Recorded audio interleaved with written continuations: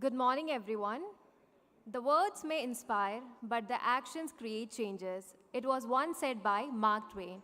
With this beautiful quote, I extend my warm welcome to one and all present here. As we are gathered here today with unity and spirit, let's all welcome this brand new day with open heart. Also, let's step into this day that offers you enlightenment, knowledge, and learning as we are going to commence the program today, which is a Cxo Meet organized by the Jharkhand State Livelihood Promotion Society for the coordination and the increase in employment opportunity. Let me brief about the Cxo Meet first. Cxo Meet is a platform that provides the industrial linkage and also ensures the improvement in the employment opportunity. So, to begin with, I'm deeply privileged to welcome the eminent dignitaries and also the esteemed panelists and other participants to this program. I request the dignitaries to take the seat on the dais.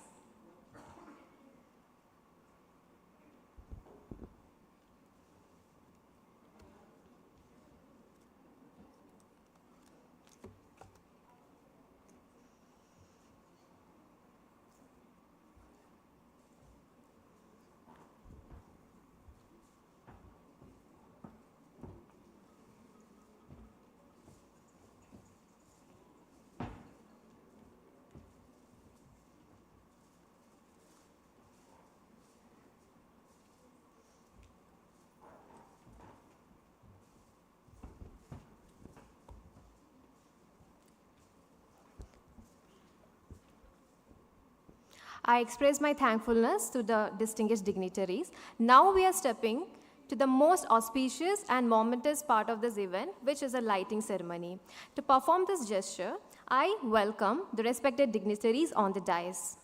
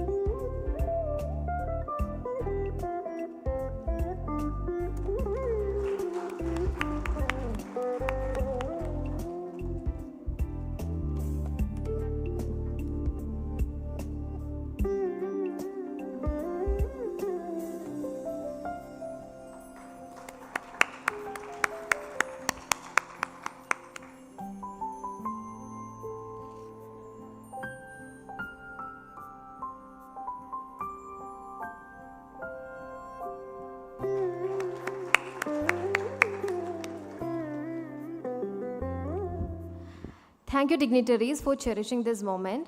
Now, to mark the respect and the gratitude for the presence, I welcome the CEO of JSLPS to felicitate the director or the rural development, the CEO, To mark the gratitude for this presence, I welcome the respected CO2 to felicitate the Secretary of Rural Development Department of Jharkhand.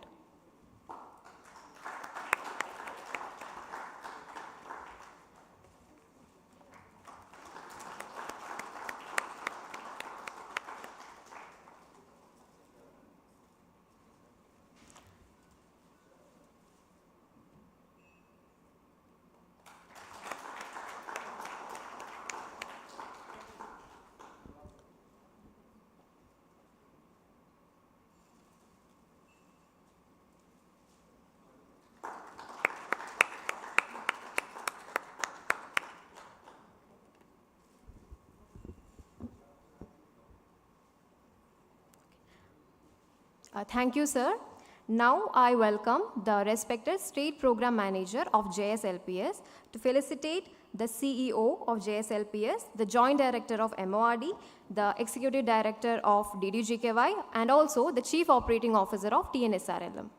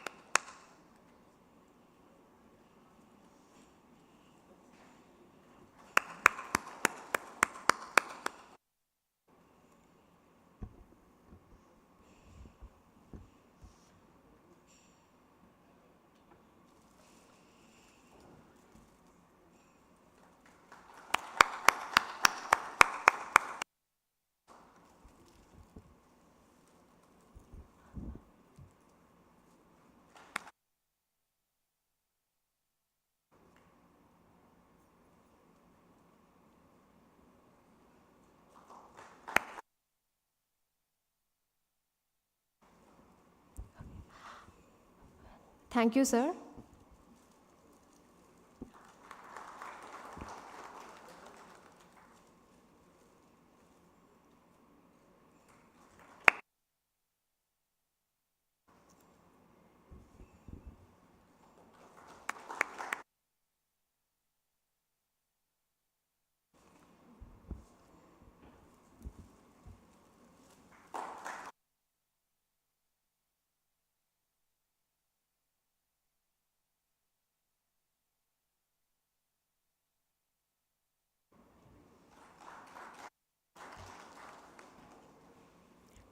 Thank you, sir, for this blissful gesture.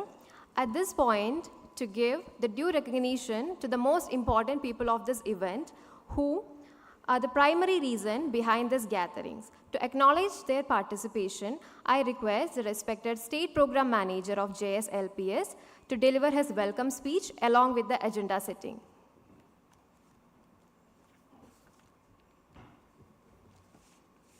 Yeah, thank you, Aparna.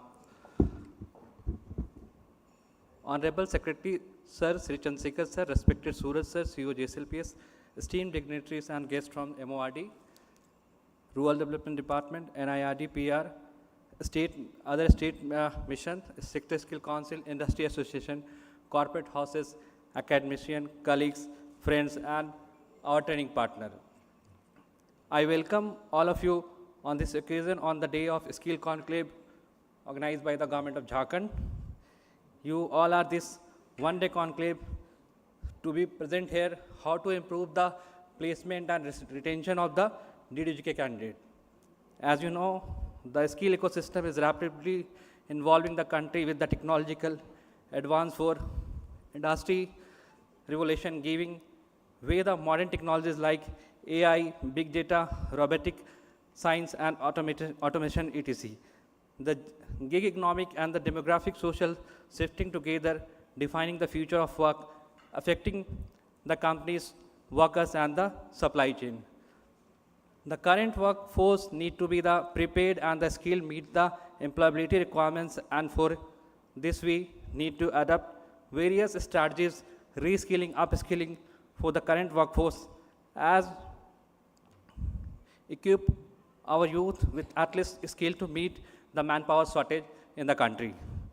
With the perspective, this one-day conclave is organized to provide the platform for the various stakeholders to understand our program and come together and discuss about the recent trend and challenges, opportunities, the best practices in the skill development sector of Jharkhand. It improves the opportunity to hear from thought leaders which can give the insight into the industry requirements and the diverse strategy and the formulate action plan for meeting the industry requirement as equipping our youth with in the demand skill. We need a collaboration between the central and state government, industries, academicians, develop policies, makers, program skill development, and ensure those skills are recognized in the job market. Today, the conclave would deliberate upon the industry requirement and the current future skill, explore the placement opportunity, retention challenges to find out the appropriate skills modules which would ensure the better livelihood for the youth of Jharkhand. This is the agenda as I had handed once again the welcome to all dignitaries in this conclave, and we decided this place because this is the major industry hub where the maximum candidates from the Jharkhand state are placed, and in future we are also looking the partnership with the different and industry association, or we are also inviting some new trades, new sectors. They can come and serve the Jharkhand and give the opportunity to the Jharkhand youth to come here and work and contribute in the economic of the Jharkhand. So thank you.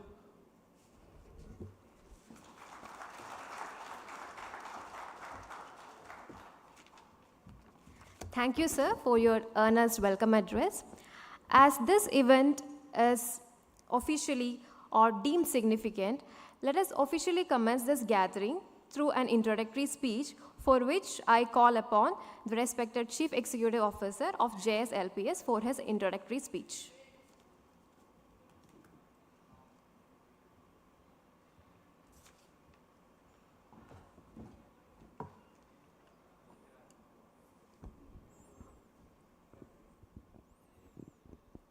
It is my pleasure to extend a warm welcome to our distinguished guest of honor today, the Secretary, Rural Development Department, Government of Jharkhand, Sri Chandrasekhar sir, esteemed dignitaries from Ministry of Rural Development, the National Institute of Rural Development and Panchayati Raj, State Rural Livelihood Missions, various sector school councils, corporate houses, academicians, project implementing agencies, esteemed colleagues, and friends from the media. I stand before you today not just as the CEO of the Jharkhand State Livelihood Promotion Society, but also as a firm believer of state's immense potential. Jharkhand has always been a land of opportunities, and our aim is to unlock the opportunities for our talented youths through skill development. The government of Jharkhand, with its focus on skill development, has been tirelessly working to empower individuals and communities. By providing our citizens with the necessary skills, we are not only uplifting their lives, but also contributing to the holistic development of the society and the economies. This is our vision, and we are working relentlessly to realize it. JSLPS has been entrusted with the critical task of implementing the DDU-GKY program as the nodal agency. In our journey, we have established various training centers across different districts of Jharkhand, offering vocational trainings in sectors such as apparel, construction, healthcare, retail, and hospitality. Our efforts has bore fruits, and we have successfully trained over 65,000 candidates, equipping them with skills that are in high demand in the job market, making them employable and fostering their self-reliance. Collaboration has been instrumental in achieving this. Our partnership with esteemed organizations like Vadvani Foundation, NIRD and PR, and PwC have created a comprehensive ecosystem that enhances training quality, ensures industry relevance, and improves employability. However, our work doesn't stop here. More than 60% of our talented candidates have found placements in diverse organizations nationwide. This remarkable achievement is a testament of dedication of our network of 292,333 SHGs, 872 JRPs, 24 DDMUs, and 92 PIAs who contribute immensely by providing quality training across 53 training centers. In light of this accomplishments, I want to extend my heartiest congratulations to all our partners, stakeholders, and the dedicated JSLPS team. Your tireless efforts have been transformed lives and communities. Looking ahead, our focus will remain firm on evolving our skill development initiatives and exploring new opportunities. Industry needs are dynamic, and we must strive to stay ahead of the curve, adapting, innovating, and updating our skill training module to align with future needs will be paramount in this process.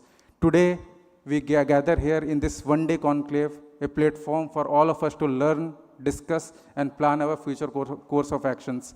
We will engage in insightful panel discussions around and the future of scaling, upskilling and reskilling strategies, industry requirements, and practical approaches to bridge the skill gap. Our goal is to ensure that the youths are never left behind, irrespective of the pace of technological advancements or changing industry trends. Our shared vision should be to turn Jharkhand into a hub of skilled and empowered youth. I want to thank you all for your presence today and for the contribution to this novel endeavor. I am excited about the possibilities that our discussions will unlock and the strategies that we will formulate. Together, we can shape a future where every individual is skilled, every talent is nurtured, and every dream is realized. Thank you once again for your unwavering support. Let's inspire and learn from each other today and create a blueprint for a skilled and empowered Jharkhand. Let's march ahead together in our mission of skilling Jharkhand. Johar, thank you. Thank you, sir, for your futuristic word. Now, stepping to the most important hour of the event, the keynote address, which determines the tone and underline the theme and mood of the event throughout. To deliver the keynote address, I welcome the respected Joint Director of MORD on the dais.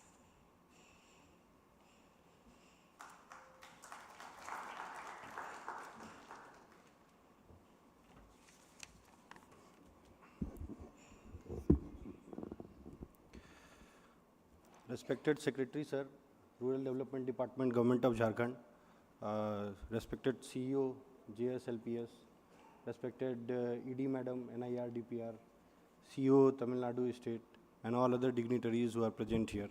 A very warm welcome and good morning to all of you. As you all are aware of, that DDU GKY program has been started in 2014 in its present version, and till date around 14.5 lakhs candidates, more than that, have been trained, and 8.7 lakhs candidates have been placed in regular employment, which is the objective of the scheme. However, over the time, Ministry has observed various changes in the scenario of market, employment, and aspirations of youth.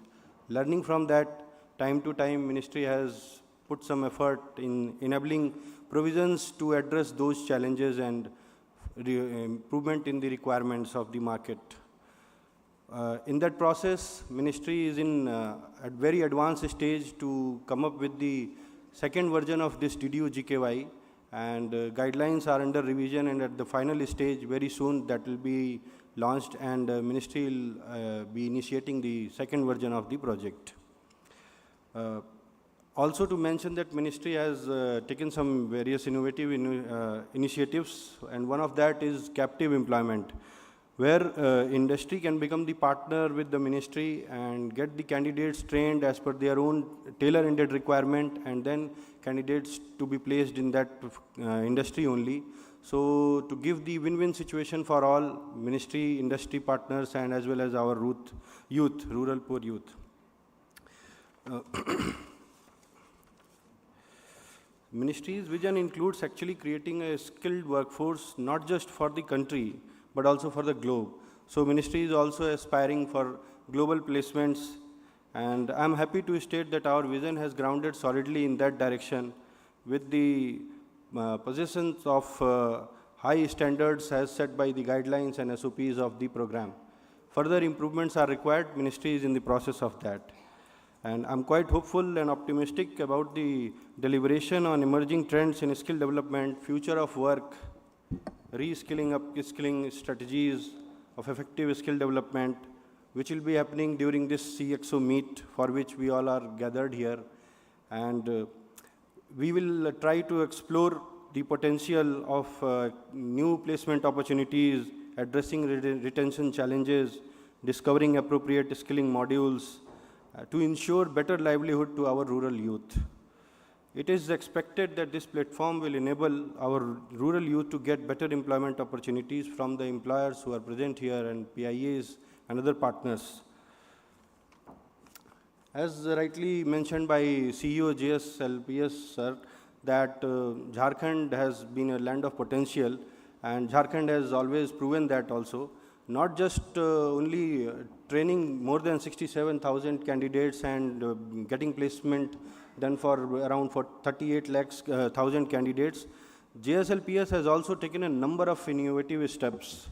And I would like to mention few of them, that that DD call center, replacement of dropout candidates, training of trainers in association with Australian Skill Development Corporation, PACE training for non-domain trainers for creating master trainers, association with Wadhwani Foundation as already mentioned by CEO Saab, and village immersion program for PIA staff, very innovative step.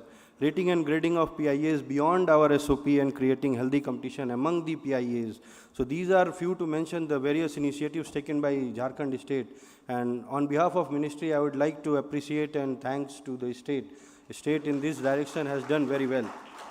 Last but not least, I would again request all of the stakeholders, partners present here to have a healthy deliberation on the objective of this event and make it a grand success. Thank you so much. Thank you.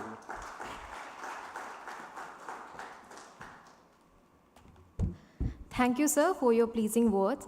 Now, to address the gathering with her warm words, I cordially welcome the Executive Director of DDU GKY Division of NIRD PR.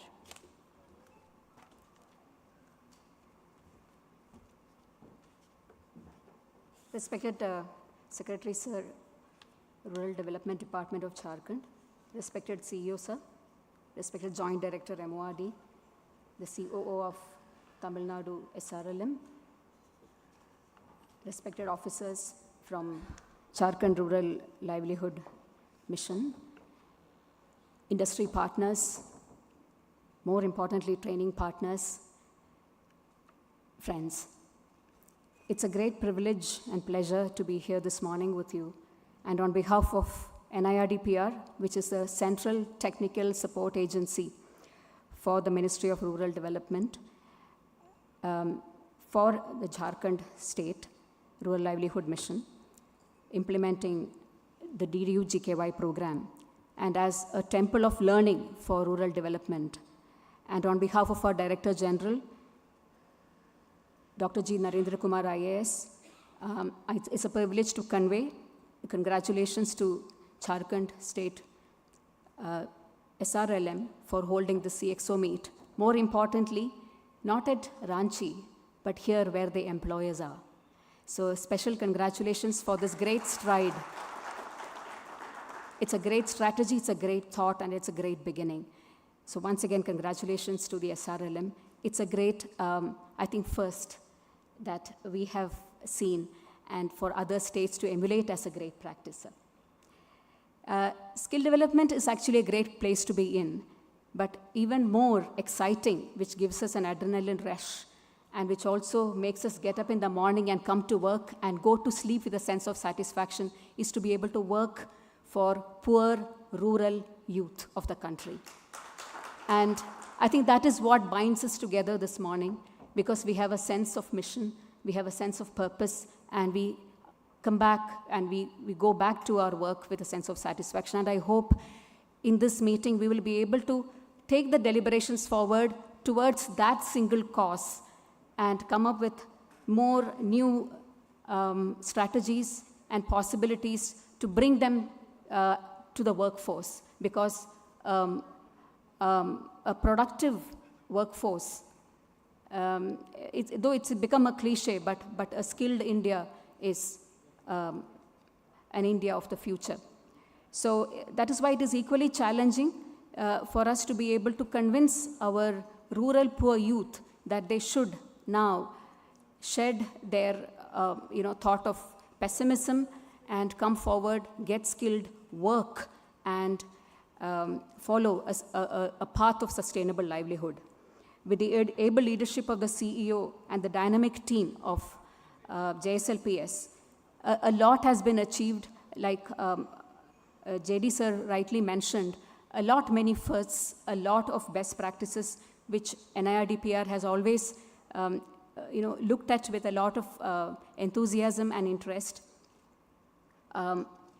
More importantly, as NIRDPR, as a representative of NIRDPR, what I wanted to appreciate about JSLPS is that JSLPS is a learning organization.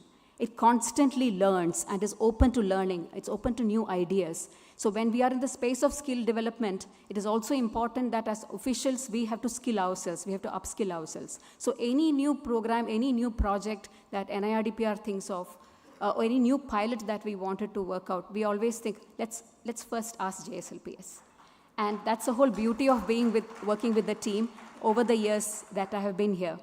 So on this note, we really congratulate the JSLPS team for their dynamism and for bringing all of us together this morning, and especially here where the jobs are. Thank you.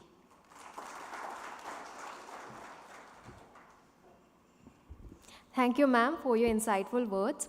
Now, to harmonize this event with the warm words, I welcome the Chief Operating Officer of TNSRLM to deliver his welcome address.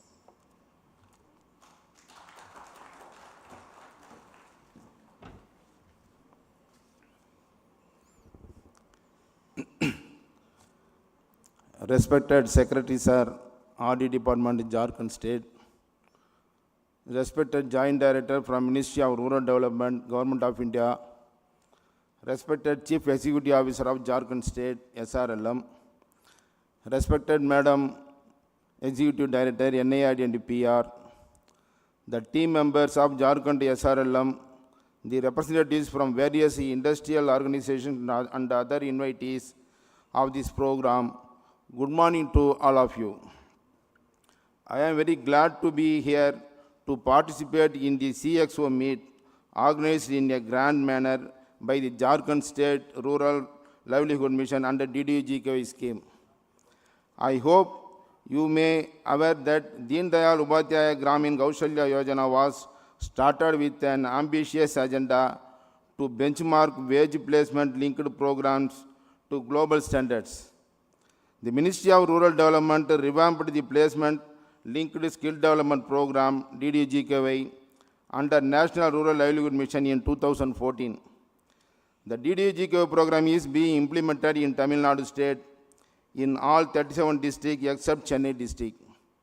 Under the flagship program of Government of India, our state has the target of 84,000 youths to be trained across the state over the period of 3 years.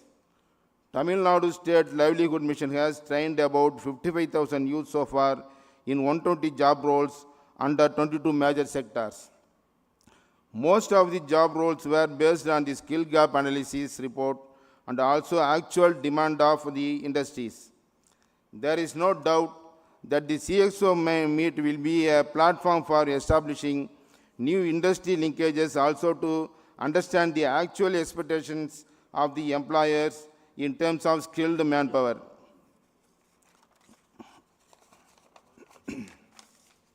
This will ensure the DDU-GKY trained candidates to get suitable employment opportunity to promote their livelihood. On commemorating the 75 years of Indian independence under Azadi Ka Amrit Utsav, Tamil Nadu State also organized a Cxo meet in April 2022, focusing with the automotive sector, wherein more than 40 leading employers and industries in the automotive sector and the allied industries, along with the experts from automotive sector skill council, also were participated. This program highlighted the emerging trend of this sector, and it was an opportunity to TNSRLM to showcase the features of the DDU-GKY training program and in what way we could assist the industries by supplying the skilled manpower. Tamil Nadu is one of the 4th largest state of India. It has diversified manufacturing sector and features among the toppers in several industries like automobiles, engineering, apparel, textiles, leather and pharmaceuticals, etc. It ranks first among the statedom in terms of the number of factories and industrial developments, especially the Coimbatore and Tirupur are the major apparel hub of the country.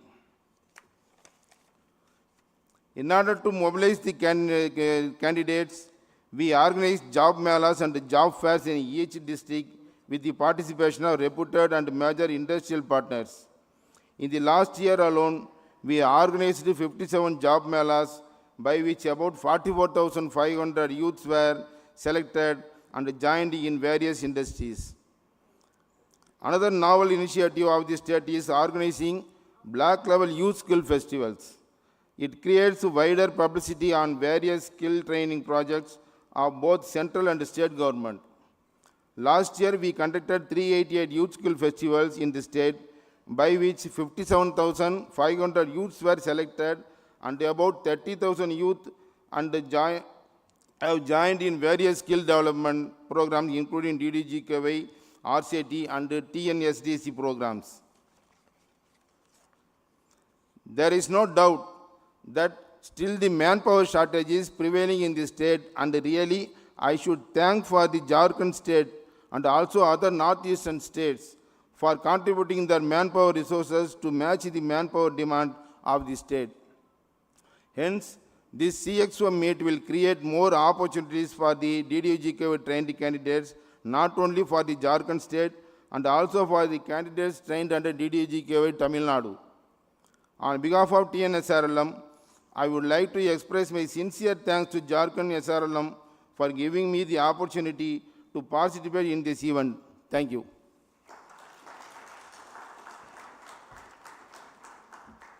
Thank you, sir, for your blissful words. Now, on behalf of JSLPS, I warmly and cordially invite the Secretary of Rural Development Department of Jharkhand to deliver his keynote address.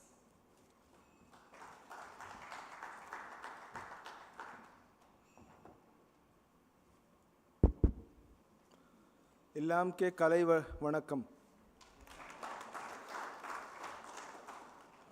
This is the skill I learned, But first of all, I welcome you all.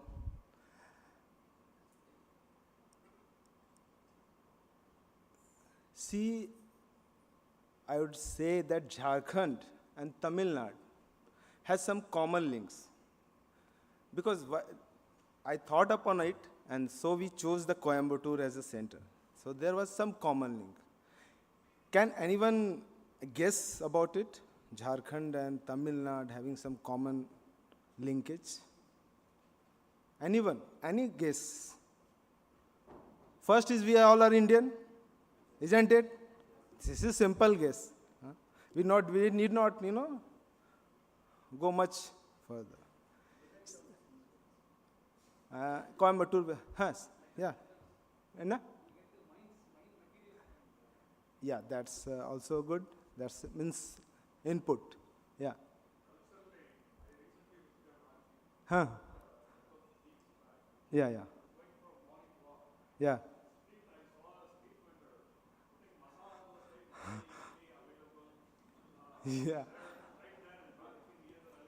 Yeah, it's very good observation. Very good observation.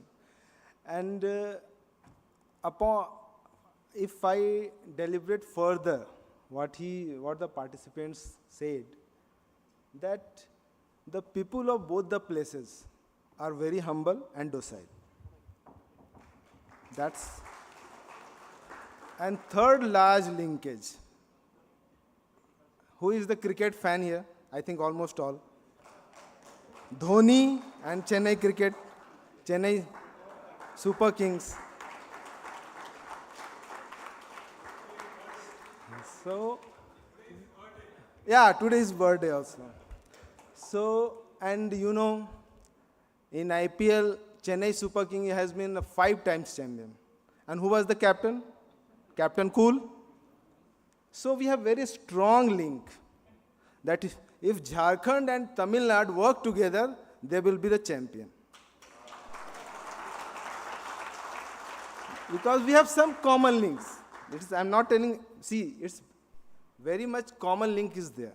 Because there is some frequency, as we know, that two people, they come together. Why they come together? Because they have some common frequency, they have some common, So today, so that was the one of the reasons that I thought that we should move to southward and come to Coimbatore or Tamil Nadu, anywhere. Okay.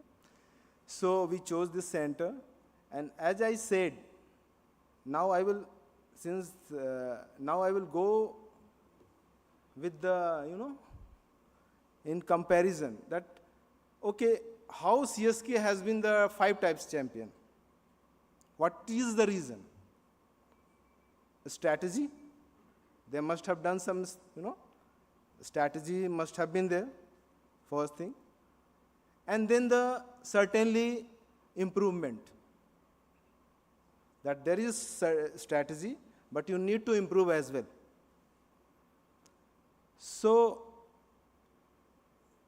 similarly, we are here to strategize today that how we can be champion, how we can serve or how can bring win-win situation for both of the states.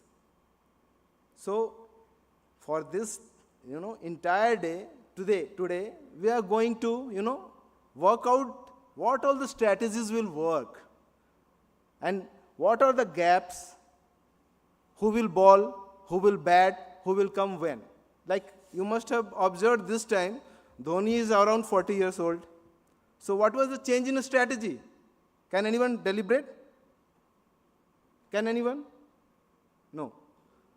He chose to come last, play 3 or 4 balls and make 12 or 16 runs. What was the average? Around 300 or 400, it was the run rate. 3 balls, 13 runs, 2 balls, 12 runs, like that.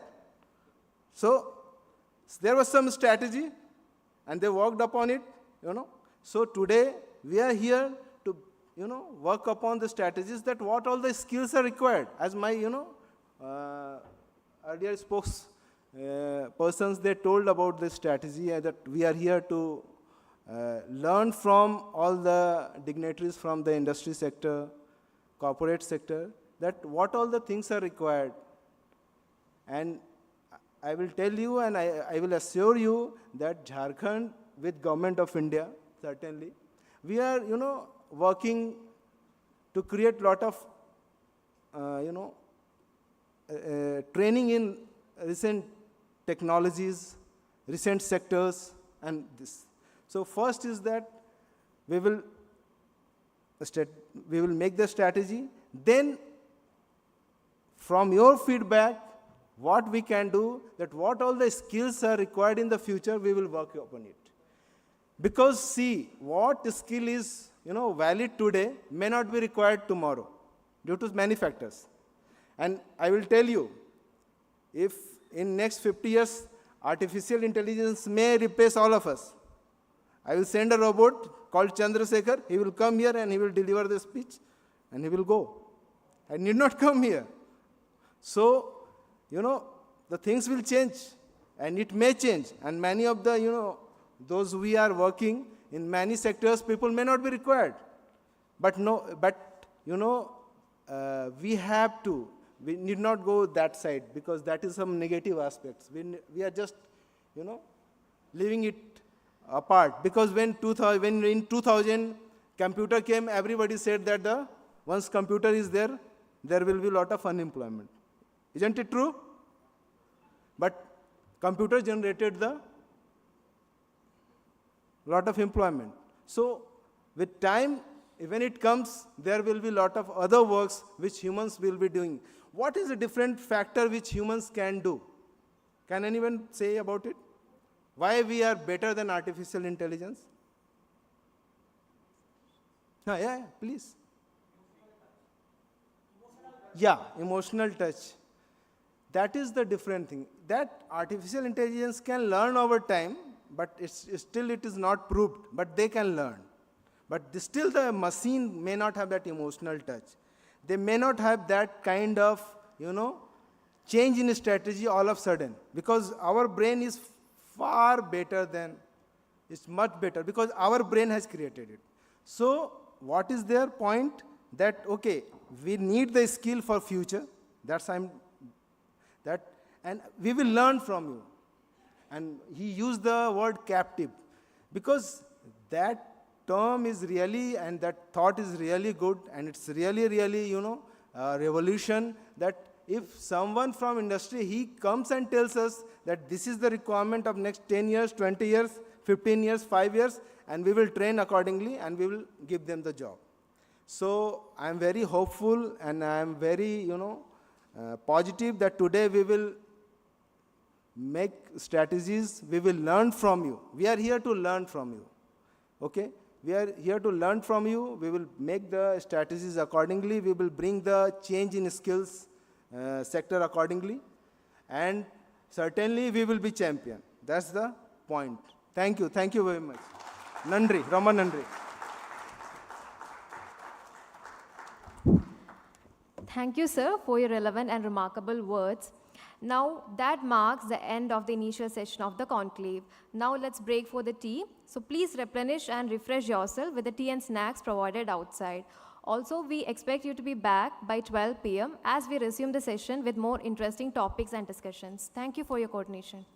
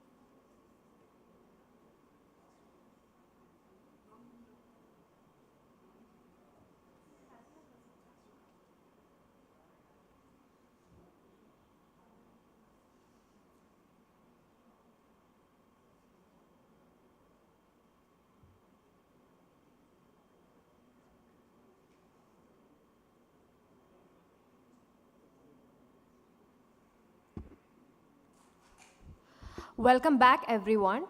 Now we are moving to the crux of the Cxo meet, which is a panel discussion. And the foremost topic of the discussion is emerging strengths in the skill development and the future of work.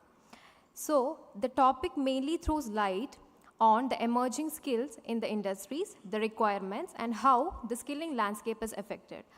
With warm reception, I welcome the moderator, Mr. Siddhartha Kankaria, the Director of PricewaterhouseCoopers Private Limited, along with the esteemed panelists, respected Kirtishri Ji IAS, DDC, Bokharo, Government of Jharkhand, respected Johnny Edward, the Director of PricewaterhouseCoopers Private Limited, respected Mallinathan Puthukudi, Head of World Skill International, and respected Abhinav Chak, the Chief Operating Officer of Wazir Advisories Private Limited, and respected S. Ganeshan, the Head of Education Initiatives, Logistics Sector Skill Council.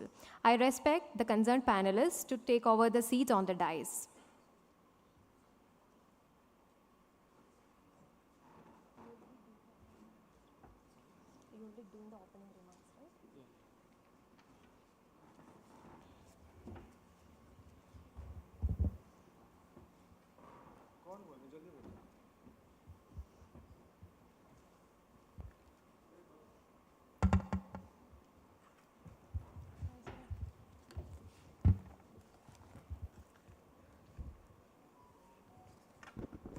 For the felicitation of our eminent dignitaries and the panelists, I welcome Mr. Sumit Kumar, the TSA of JSLPS.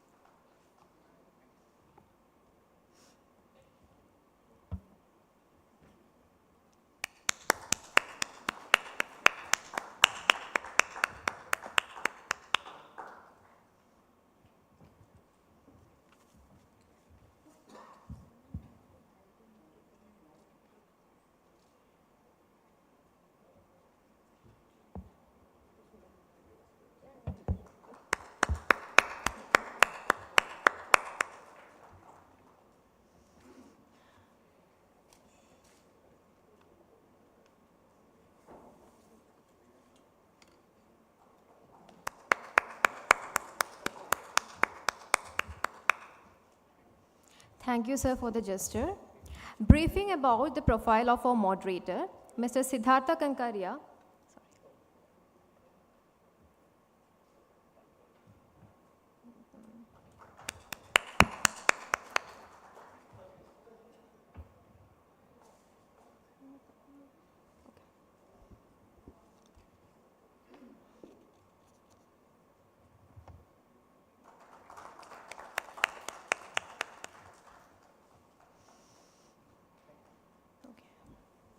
Thank you, sir, for the gesture. So now I would like to brief about the profile of our respected moderator.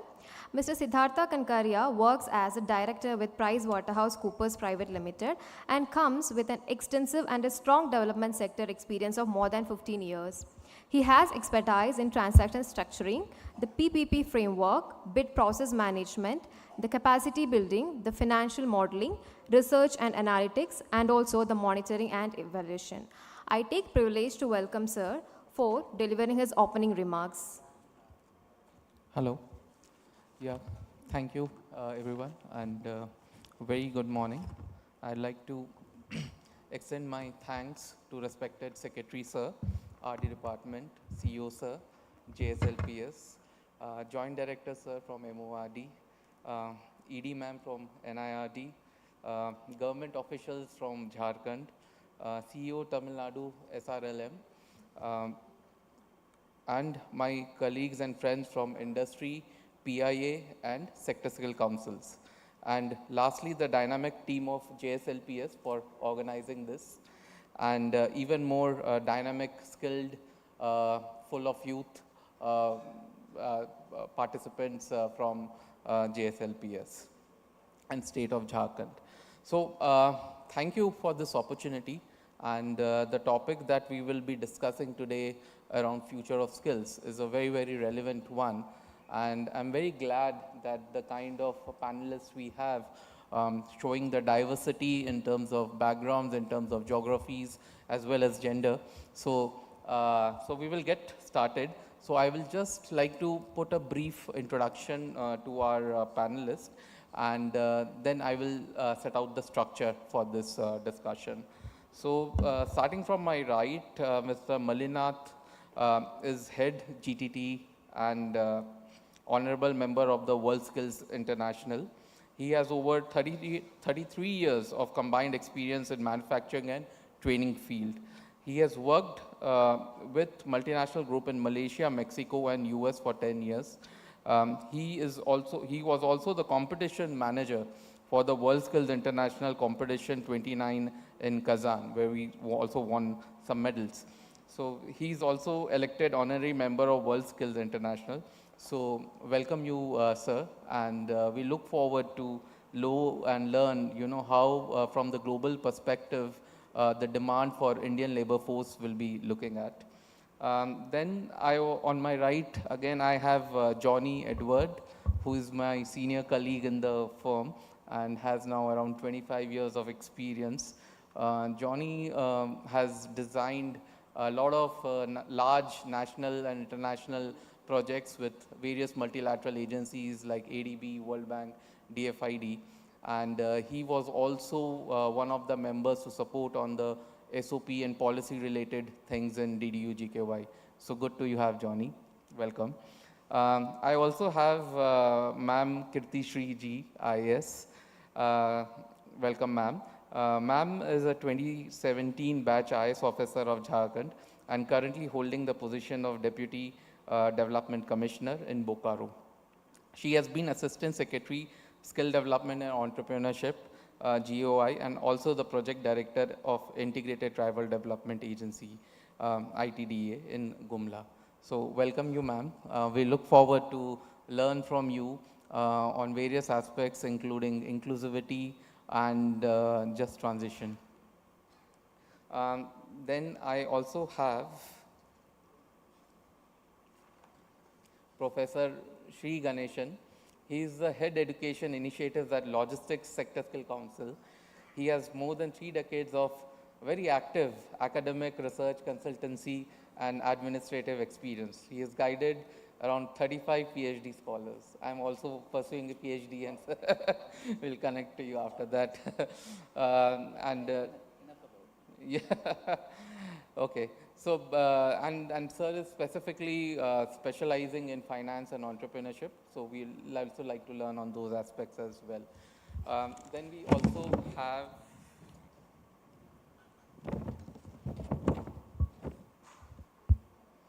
Mr. Abhinav Chugh, who works as a CEO with Wazir Advisor, advising on public and private sector clients on strategy formulation, operations management, and partnerships. He has over 10 years of experience in the area of skill development program, design, financial, and operational aspects. And he has been instrumental for various industry-linked initiatives in the skill training. So welcome you, sir. So I think we have a very diversified group coming from academics, industry, as well as government officials. So how we will structure this discussion is that for next 2 to 3 minutes, I will invite each of the panelists to talk about and give their views on the future of work and the emerging trends in the skill development. And after that, we will get on to the questions. And towards the end of the session, we will also like to invite questions from the audience. And we will try to answer them as a group of panelists over here. So now, just to kind of set the context on what this whole topic is, just want to talk about 2 instances that has happened recently. So there is a farmer in Andhra Pradesh named Srinivas Reddy P. And he's a very progressive farmer. And of late, he has deployed a labor force named Krishna in the last 6 months. And because of this, his yield has actually increased to more than 20%. There's another case where in a BPO organization, they have employed a lady called Geeta. And after that, the productivity has increased by around 25%. Now, just to come to think of it, if I tell you that Krishna, who has been deployed on the agriculture field, is not a human, but a drone. And the Geeta, who is engaged in the KPO sector or the BPO sector, is actually a virtual assistant. And because of their use, the productivity is going up and there is a massive replacement on the kind of work. So this is the world we have started to kind of begin in this new journey of technology disruption. So if we talk about future of work, there are 3 critical elements to this, which is work, the workplace, and the workers. And all these 3 elements are now changing drastically across industries, depending on the level of maturity. If we are looking at work, we are looking at a future where humans and the machines are going to work together. And both of them will leverage on each other capabilities. If we are looking at workplace, We are looking at various kind of models where flexibility is given a priority, where collaboration and inclusivity is given a priority, and there is a psychological bond that is now getting between the employers and the employees. So it's not only about the profits and the numbers, but it's also about the overall experience the employer is able to give the employee, and the skill sets that the employee is able to bring on for the organization. We are looking at a gig economy kind of a model where things are going to be much more flexible. So the whole environment of work and workers and workplace is making a dynamic shift. And this is the address, this is what we need to kind of address as we move forward.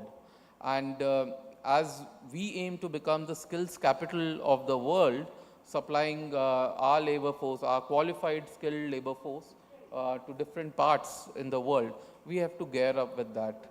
And the journey begins here with JSLPS, with other organizations which are working in the skill development and trying to gain up and get momentum to skill train the people from the very ground level. So with this, I would like to invite my other panelists to give some views on this topic. And maybe, ma'am, should we start with you? Thank you, Mr. Siddharth. First of all, I would like to extend my heartfelt thanks to Rural Development Secretary, Sir, and CEO JSLPS, and officials from Government of Tamilnadu, as well as all the stakeholders present here, to provide us a platform wherein we are here to deliberate and discuss about the skill development and the future of skill development and how can we make India world's skill capital. We are at a threshold of a transformation where the jobs that we are having today, maybe we have never imagined a decade ago. And the jobs we are having right now will be redundant, maybe most 80% of the jobs will be redundant by the end of the decade. So as rightly pointed by Mr. Siddharth, so the new technologies are emerging. The gig economy is kicking. Just 2 years ago, gig economy had only 60 lakhs workforce. Today it is having 2.35 CR workforce with close to 5% of the workforce population. Also the blockchain technology, the artificial intelligence, everything is booming in present context. So at this point, the world is becoming flexible. So maybe our approach to skill development also needs to be flexible. So we are at a cross point wherein, on the one hand, we need to unleash the growth potential of the economy and provide employment opportunities to our youth. On the other hand, we need to provide safe, cushioned workspace as well as reduce uncertainties to the extent possible. So striking a fine balance between the two is I think, the things that we would like to discuss. And maybe after this conclave, we can have feedback as well as takeaways from this conversation. I'm very enthusiastic about what we are going to learn from this conclave. Hope to have a great learning experience and share some thoughts also to learn from our panelists and other members. Thank you.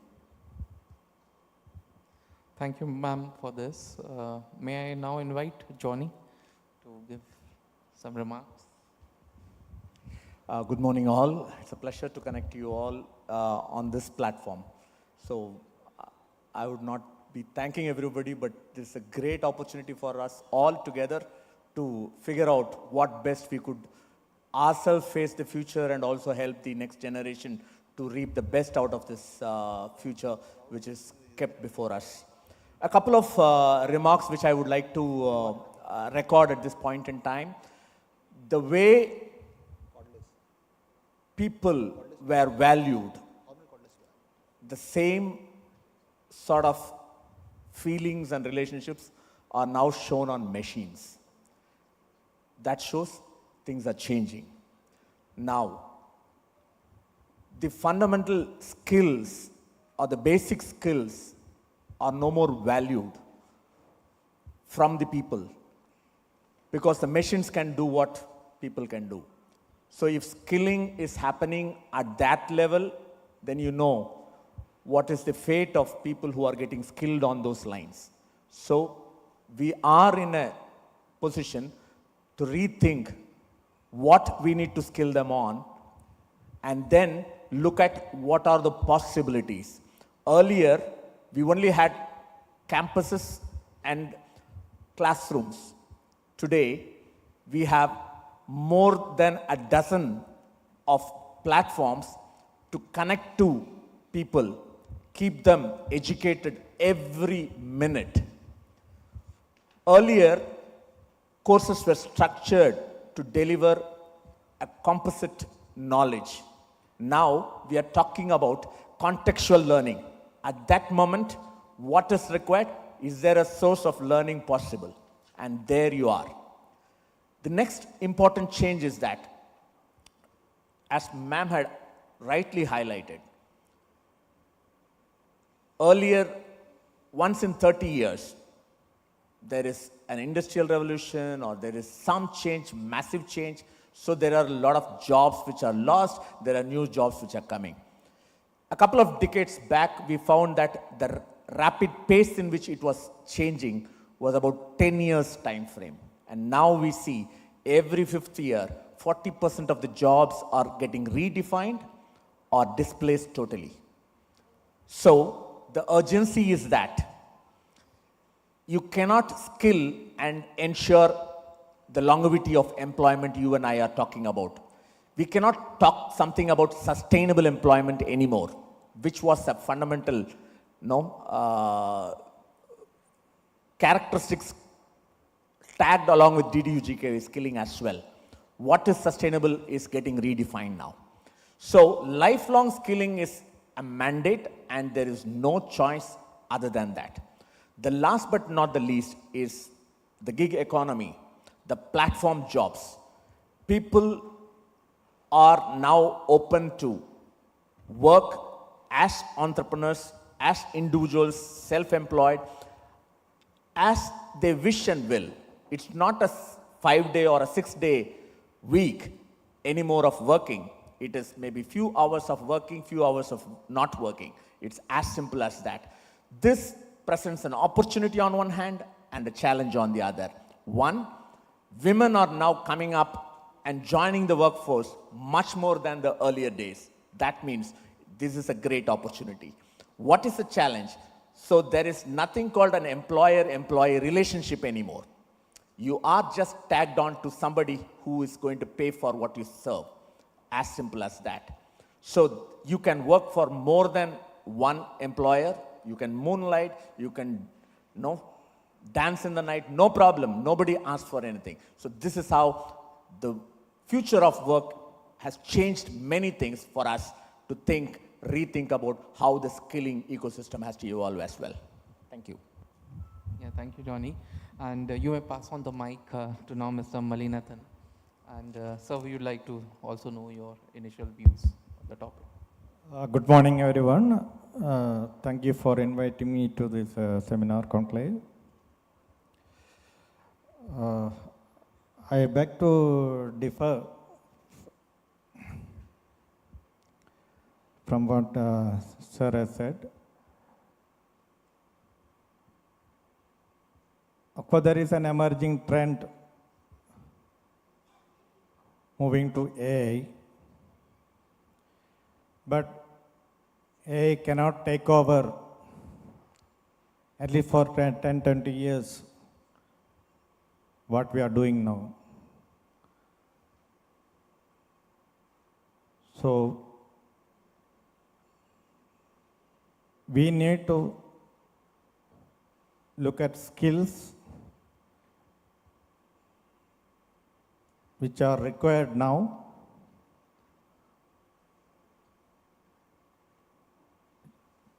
which are shortage in many industries,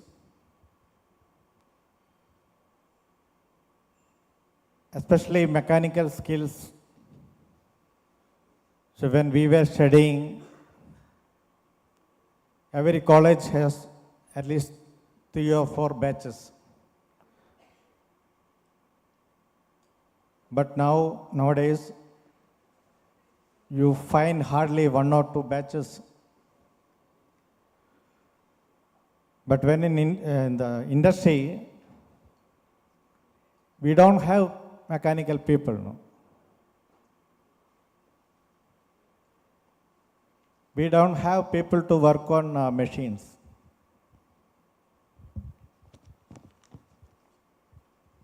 We don't have people to work even on conventional machine, even to operate CNC machines. We have programmers, manual programmers. We need manual programmers. But we have computer-aided softwares, CAM programmers, with no knowledge of operating the machines.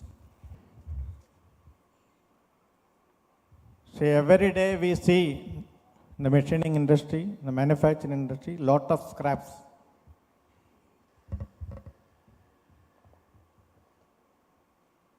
So we need to concentrate on manufacturing industry. We want people to work with their hands.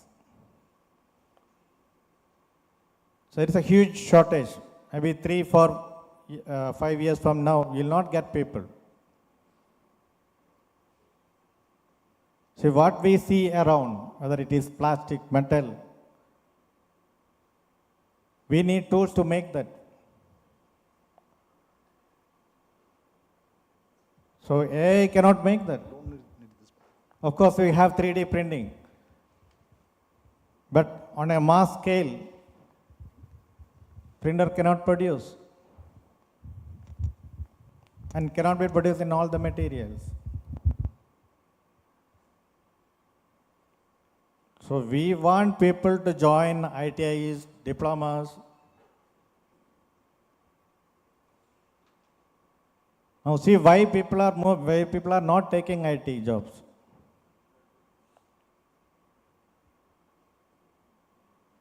Because the salary. So that industry has to think about it. People who completed the mechanical, even my own son, second son, he did mechanical, but he is doing an IT job. So after completing 4 years of mechanical engineering, he learned CAM programming, design, manufacturing, etc. after completing his course. But still he was offered only 9,500, 12,500 job in Coimbatore. 1 year he searched. Even eye contact with my contacts, I could not find him a proper job. Now he is working in an IT.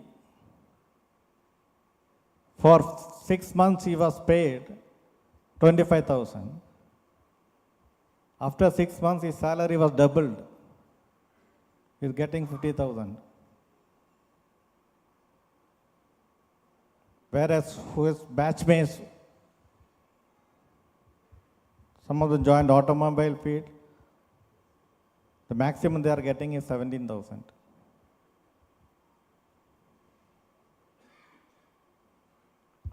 So unless the salary matches the skill level, people will not join. So there is going to be a huge gap, maybe 5 or 10 years from now. Already the developing countries are facing the same problem.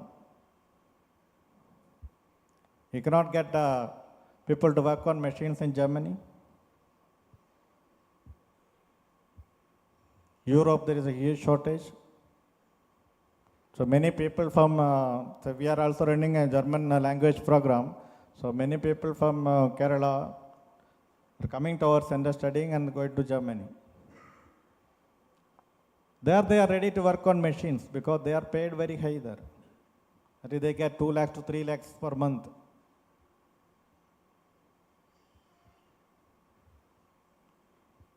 So there is a huge mismatch. So the industry can take care of that. Okay, that's what I want to say as an introductory remark. Thank you. Thank you, sir.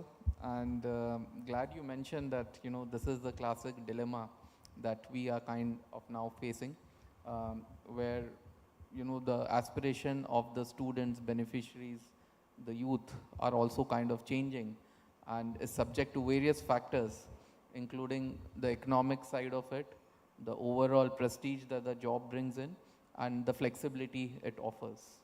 And I'm sure, this will kind of make its own balance in the course of future. Now, I would like to welcome Mr. Abhinav views on this.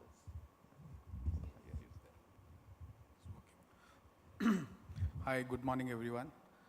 First of all, I would like to thank everyone for giving us an opportunity to present our view on this platform.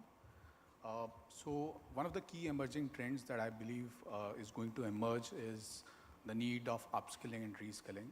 And just to kind of emphasize and just to give you an idea on the kind of emphasis that various international organizations are putting on this, I would like to quote World Economic Forum. As per one of their recent reports, what they mention is that 50% of the global workforce need to either go through an upskilling or reskilling module in order to embrace the various changes which are happening due to automation and new technology advancements which are taking place in the market. The report also highlights that unless and until the employees go through upskilling or reskilling, it would take us decades or perhaps years to adapt to the future of the work. Now we are sitting in Coimbatore, very near to Tirupur, which is a big apparel cluster, one of the largest clusters that we have across the world. And this is also the second largest employer after agriculture. So I'd like to sort of give a perspective on the way developments are taking place in textile and apparel industry specifically. So if you look at various technological advancements that are taking place due to Industry 4.0 coming into picture, what we see is that probably next 10 to 15 years, due to automation, due to all the other AI and automation coming into picture, what we believe is that maybe 50 to 80% of the job roles might not exist in next 10 to 15 years. This has also been kind of emphasized and stressed by future of jobs in apparel sector in India, and that report says the maximum impact is going to come in spreading or cutting section specifically, where there is going to be job loss to the tune of 70 to 75%, which would be followed by finishing department, wherein 45 to 50% of jobs might not exist. This would be followed by packing department, where 35 to 40% jobs might not exist. And similarly, if you look at sewing machine operator job role, which is the job role where the bulk of workforce is getting absorbed, there also will see some changes wherein 50 to 20% job loss might happen. Now, when we say job loss, this job loss might not be the job loss. There would be displacement. Some job roles would cease to exist. Some new job roles would come in. So it's very important that we also have a sort of reskilling mechanism in place, because this is going to be a continuous process. And as one of the panelists mentioned, that skilling, upskilling, reskilling is something which has to be a lifelong learning. This is something which has to be ingrained in the DNA of every single organization in order to adapt to the various changes that are happening due to automation. Further, to kind of put emphasis on when we say upskilling, reskilling, on what companies, government companies sitting over here can do. For example, when you talk about upskilling, it's basically leveling skills up, and reskilling is basically adapting yourself to the future of change of job. So when you talk about upskilling, what we can look at is like bulk of the workforce, because it's sewing machine operator. And what we know is that in India, typically garment productivity level, if we compare to our global peers, is not very high, and our factories are operating a lesser efficiency if I compare it to companies like Vietnam, China, Bangladesh, so to say. And what typically we see is our productivity levels can become higher if we upskill our workforce. Now, if you upskill our workforce, for example, an operator, a sewing machine operator who's currently working an average efficiency level of 65 to 70%, if this workforce increase their efficiency from this level to, let's say, 80 to 85%, then there are various positives that will come out from this. One, because the productivity has gone up. the operator would be able to earn well. And if the operator is able to earn well, then the stickiness or the retention of the person who is working here would definitely go well. And if, operator is earning or productivity is going up, then, obviously the factories would be able to do more work, increase their turnover, which is going to definitely help them in expanding their business. And, we have many HR managers sitting over here, HR heads sitting over here. And, we keep on getting calls from everyone that they need more manpower, more manpower. And obviously, they should be getting more manpower. But also, whatever in-house manpower is there, we should also have a suitable mechanism, suitable plan to ensure that, upskilling for them is done. Because if that happens, then obviously, the productivity levels would go up, and with the reduced workforce also, they would be able to increase the turnover or do the same turnover which they are able to do. And again, to kind of stress or emphasize on this point again, what we have seen is that if this particular module of upskilling is taken very seriously by companies, and there are many companies over here, and we keep on speaking to the managing directors and CEOs of the organization as well as HR heads. A lot of times they're not able to, basically do the order which is being given by a buyer because of shortage of manpower, and they're constantly searching for manpower. So if they're able to do that, obviously they can increase their turnover by 1.5 times to 2 times. And many companies say that they have orders, but they don't have manpower to execute those orders. So one is that this manpower requirement is still, especially in this sector, this part of the country is huge. And if we have the right number of people working with us, especially I've talked about apparel companies here, we can significantly increase the turnover of these companies. So I'll just also give an example on why we are saying so. So we're speaking to one of the CEOs of global conglomerate who has, factories here in India, in Vietnam, Bangladesh, and Sri Lanka. And the CEO mentioned that the factory in India has the highest efficiency level if they compare it to factories that they have either in Vietnam or Sri Lanka and Bangladesh. And typically what happens is that whenever we talk about efficiencies, the lowest data gets the blame, that either it is an issue of a sewing machine operator or a supervisor. And because of their inefficiency, we are not able to do the highest productivity level or the better efficiency levels. But we've seen that factory, and the CEO emphasized on this point that if my workforce is trained well, right at the bottom of the pyramid level, at operator level and the middle management level, then my work is done. So my 80% of the work here is to ensure that my team is empowered, my team knows on what they have to do. And if my team knows what they have to do, I don't have to do anything. I mean, there would be work, obviously, in terms of business development and other things, but 70 to 80% of the work that people at managing director and CEO level are doing in terms of managing micro and nano aspects of the operations, that would all be eliminated if my people are skilled. And when we are talking about upskilling, it's not just sewing machine operators. We're also talking about middle management. For example, supervisors, for example, quality controller, which is there in any garment factory in any line. If my supervisor and my quality controller, these two guys know what they have to do, then again, the senior management at the factory head level, responsibility goes down to a significant extent. So we have to also, upskill or probably reskill our supervisors, our middle management who is handling the worker on how to basically handle a worker. They must be given a lot of training, not just on the technical aspect, but also soft skills on how to handle a worker, how to ensure their easy retention into the system. Because earlier there are a lot of people who were from Tamilnadu only, but now the dynamics are changing quickly here. There are migrants which are coming from every other part of the state, whether it is Jharkhand or Odisha or Meghalaya or Chhattisgarh.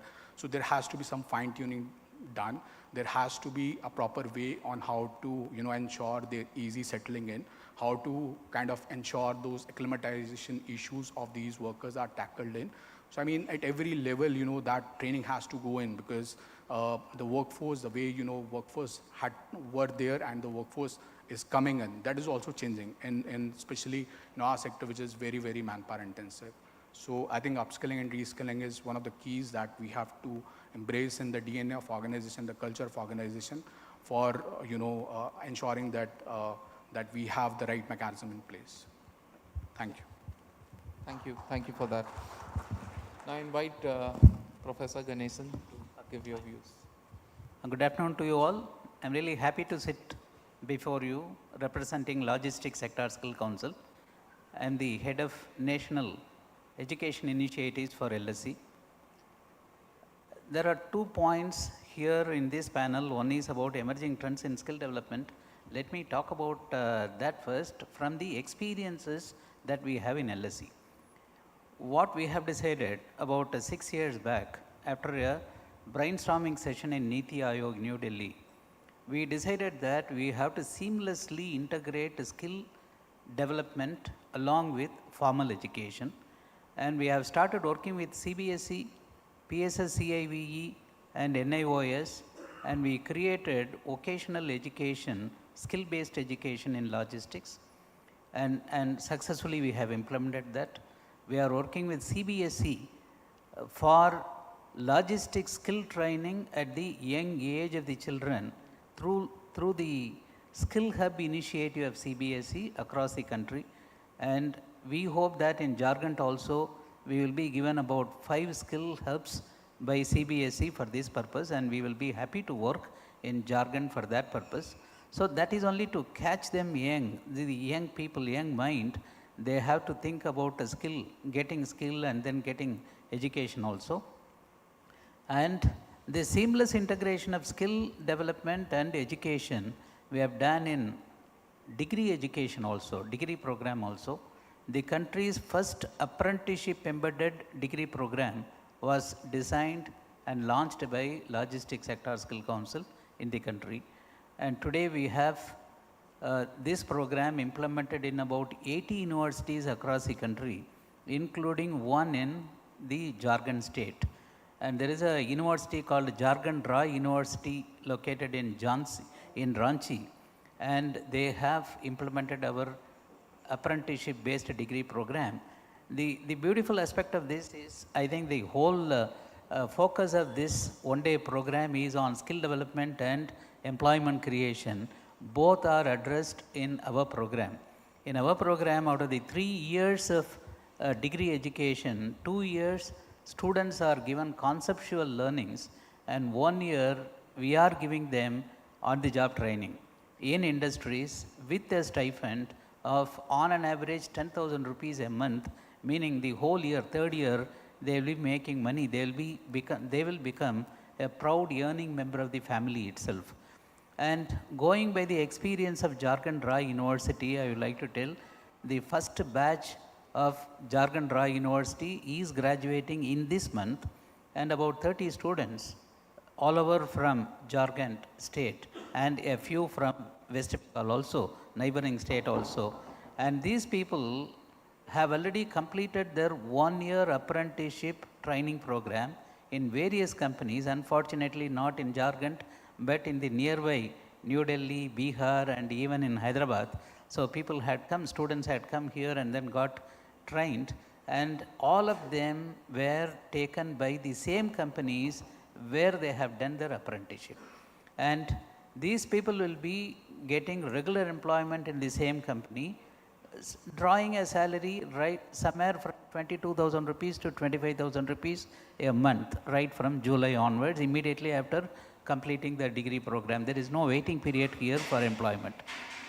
That is one. I strongly feel that only when skill development and formal education is seamlessly integrated, this can happen in the country, and we are ready to work more in Jharkhand state for this purpose. And the third is about the training programs in futuristic skill. I strongly believe that there is nothing called as lifelong skill. And whatever skill that we have today will definitely change in the most dynamic environment today. And everyone, as Abhinav said, definitely we have to catch up with the reskilling and upskilling program. And keeping that in mind, LSE had created a host of a large number of reskilling and upskilling program. And even in our qualification packs and training programs, we have shifted our focus from the very menial jobs like picking, packing, sorting, etc. And now we are concentrating on WMS, warehouse management system, transport management system, warehouse data analyst, only to develop them as optimization experts for logistics processes. And and similar programs like drone operator for over-dimensional cargo, drone operator for warehouse management. So these are all some newer job roles which we have created, and we have already started giving training programs to youth of the country on all these new programs.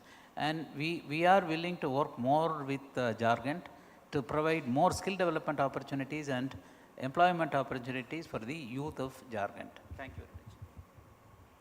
Thank you, sir.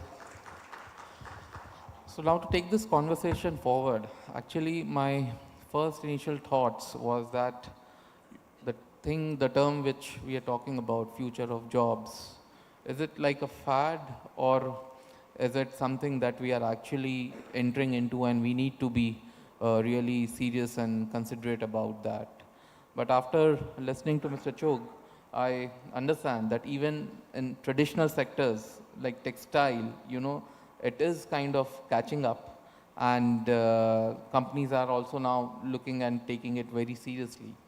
So that brings into my another question, that who takes this responsibility of reskilling and upskilling the employees? And especially the culture may be very good in MNCs, but for the blue collar workers who are supporting in the overall development of MSME sector, who takes up that responsibility of upskilling and reskilling them? And will it be industries, will it be government? And what do you think is happening in this field, and how it could be improved? So I think this has to be driven right from the top, right from the organization, let's say managing director level or the CEO level. So because if the intent is not there, then obviously we'll not be getting the results.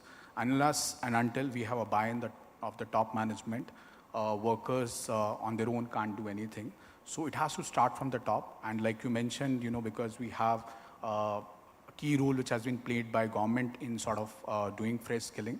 So if there is sort of, public-private partnership where, government works with, these companies, and we sort of have a program in place for upskilling and reskilling of people. For example, I'll tell you, we have been working with JSPS since last 5 years, and we have some 5 candidates who have completed 5 years here. They've also been awarded as skill icons. And, the company that we are placing in these candidates, they had a good mechanism in place because of which the retention of these candidates had come in. So now these candidates have been there since last 5 years. So if, we have a proper mechanism in place, these sewing machine operators that we have, they could be promoted to something like a supervisor level through an upskilling course. So if, there is a public-private partnership wherein the buy-in comes from the, top management, and then, something could be done with the government, then obviously it would create a win-win situation for everyone. Right, interesting. Thank you. And a lot of action then, required from all the stakeholder side. Johnny, we would like to understand that, on the global perspective, how are different governments, are viewing this, and what kind of different policies or programs, which they are looking at in the longer term? Yeah, so, okay, so adding on to what Abhinav mentioned, in my opinion, the take on who is responsible is actually a tripartite requirement. One, the employer who has already employed somebody would love to graduate into the next level of technology or a next level of an innovative product and so on and so forth, will not look for a person from outside to be skilled right from scratch. So an upskilling or a reskilling to the requirement is best suited into a person who has already been living in the context for some time. So employer becomes important, as Abhinav had mentioned. Second, government. So things are changing drastically, that definitely at some point in time, whether you take the job with the new skill or not is a question to be answered by the individual. So if without job, governments are not ready to really see its own people jobless. So that means in some countries, they've started looking at employment insurance as a support mechanism to transition or at least help the individual to catch up on some skills. So that's a very important internationally people have started looking at. So governments have to wake up to this call and say that, no, I am also partner or party to this. So I better start supporting the individual. The third important partner is the individual himself. So unless and until the individual decides to skill or reskill himself or herself, which is currently not the culture in India, that's what is a bigger challenge we have, because there is an inborn appetite to keep a lifelong skilling as an thought process in the mind. So which probably have to be within each individual so that he or she is able to continue employment in the same sector or the similar sector or a place where her skills could be transferred. So examples from across, so a tripartite mechanism is operating in Singapore where governments are mandating the corporates to Dutch in money so that skilling by the government through the government schemes are actually reaching the needy. So the individuals as well, if they are actually participating in any of these skilling programs, so they are then eligible for that support mechanism from the government. So there is a motivation factor for all the three parties to come together and start working towards that. Mr. John has suggested very important 3-level skilling. One is at the individual level, other is at the government level, and other is at the industry level. So maybe what I would propose and suggest would be like we have any physical possession like land. So we have a proof of it. We have a land document for it. So, but skill is not considered as an asset. We have not evolved to such an extent. Maybe we can deploy blockchain technology, and why can't we have a skill profiling of each individual? For example, he's working in Coimbatore today. Tomorrow he'll travel to Dubai, and he will come back to Pune and come back to Ranchi. So can we trace all the experiences and track it and have it at a single platform, digital platform, through which the individual can also get benefit from it, and also the industries will also get a profiling of the people available, maybe. Sure, very interesting points. And certainly, ma'am, I mean, that's the direction we need to kind of go in this digital world. And another question I wanted to ask, ma'am, like you have been part of managing the societies with predominance of tribal people. You have managed sections where BPL category has been predominant. So when we are looking at this whole new world of emerging technology, skills, etc., how do we think we can kind of bring them on mainstreaming it? So what can be done to have that inclusivity in this whole momentum of growth? See, when it comes to the women participation, maybe we can have categorization, say rural, women from the rural area and women from urban area. And in each category, maybe we can again divide it into two parts. Say, for example, women in where purely they want to do a job. So their training will be purely oriented towards skill development. So as suggested by our panelists already, maybe we should go for more of outcome-based skill training and connecting the industry and the skill training together. Also, very limited studies are available with respect to what are the skill gaps when it comes to women. Of course, the JSLPS Jharkhand has taken a remarkable initiative of doing a skill gap analysis in each district.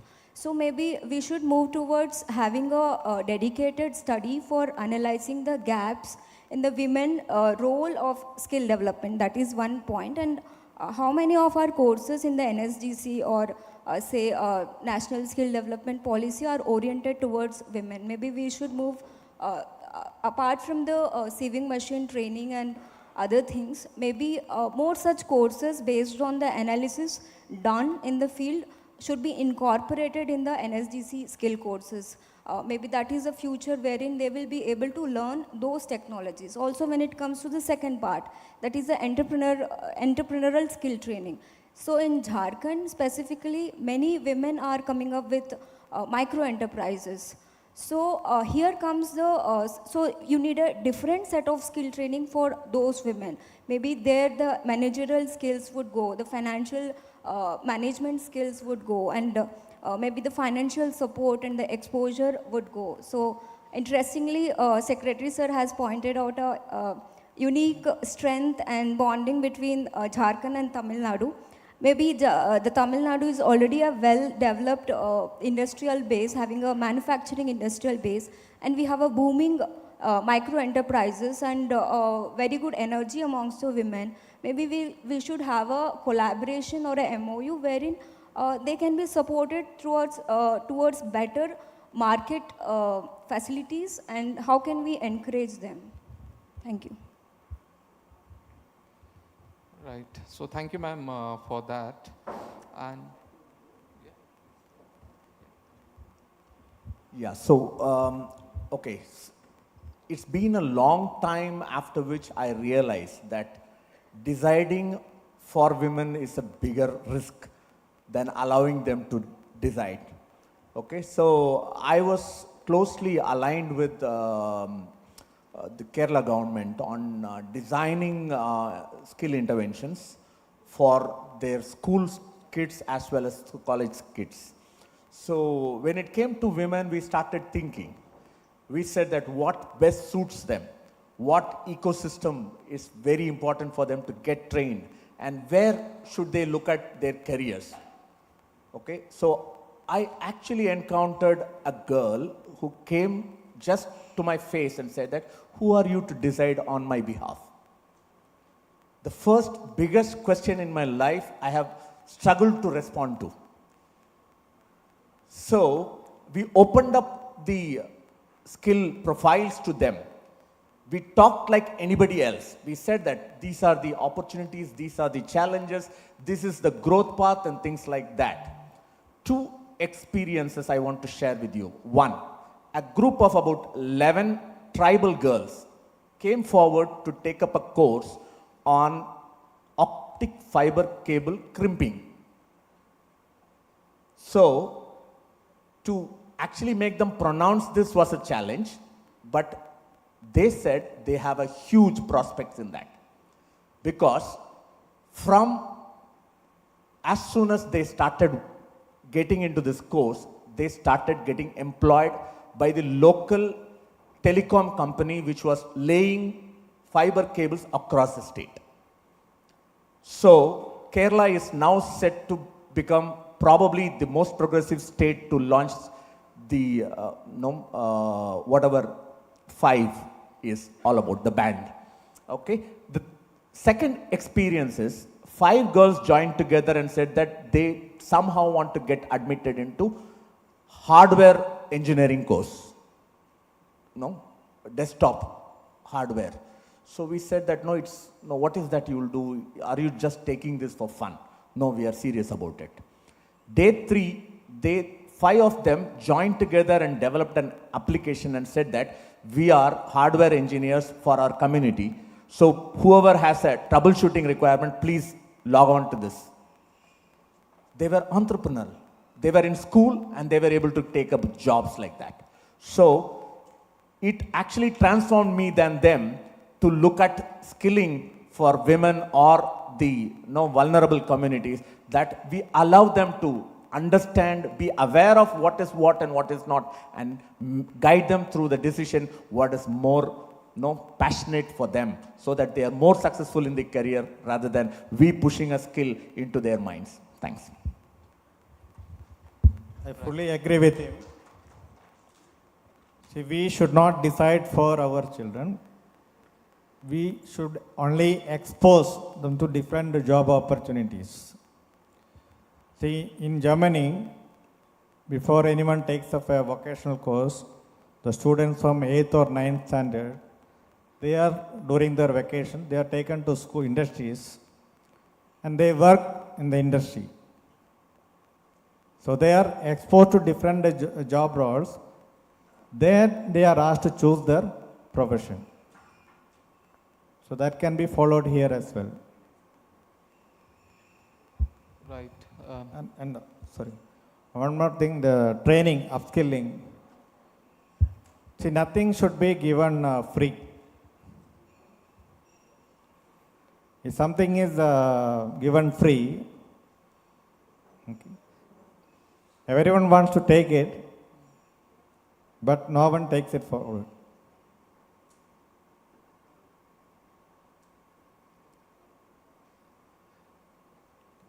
And government cannot fully involve in upskilling. Probably they can take only the theoretical part. But actually the practical skill that has to be learned in the industry itself. And the training should not be given to everyone. It should be given only to the needy and only to the passionate ones. Otherwise, whatever invest, it will be wasted. Right. So we are running out of time.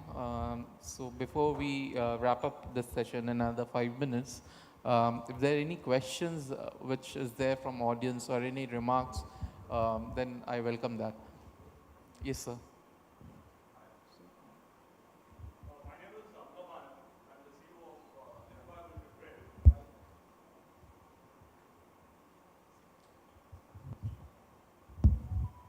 My name is Samla Vanan. I'm the CEO of Employability Bridge. We are primarily into recruiting, onboarding about 500 to 600 diploma ITI holders for automotive manufacturing companies pan-India. So we've been doing a lot of recruitment from Jharkhand also. Every year, a lot of the Jharkhand women diploma polytechnic candidates place across different places. One of the points I want to mention is it is not all doomsday that all the AI and everything comes. It is not like there will be still people needs to work on the hand on servicing, working in a hotel, working on the manufacturing industry, both locally as well as in overseas. Currently, we are looking, there is a requirement for an overseas car manufacturing plant where they need about 1,000 production operators, diploma and ITI. So they don't, there's like all Europe, Japan, all the population are becoming older, and so they need blue collar, gray collar workers, which only human being can do. So there'll be always a demand. So the only thing is like we need to kind of some of the upskilling and other things that if we focus on that. So India will become the world, skill capital of the world. So we have the youngest population. It's a double-edged sword. Unless otherwise you need to provide opportunities for them both within India, across the globe. Otherwise, all the automation, everything's like, what will the kids do? So that's one thing I just want to share my thought. Thank you. Thank you, sir. Anybody else?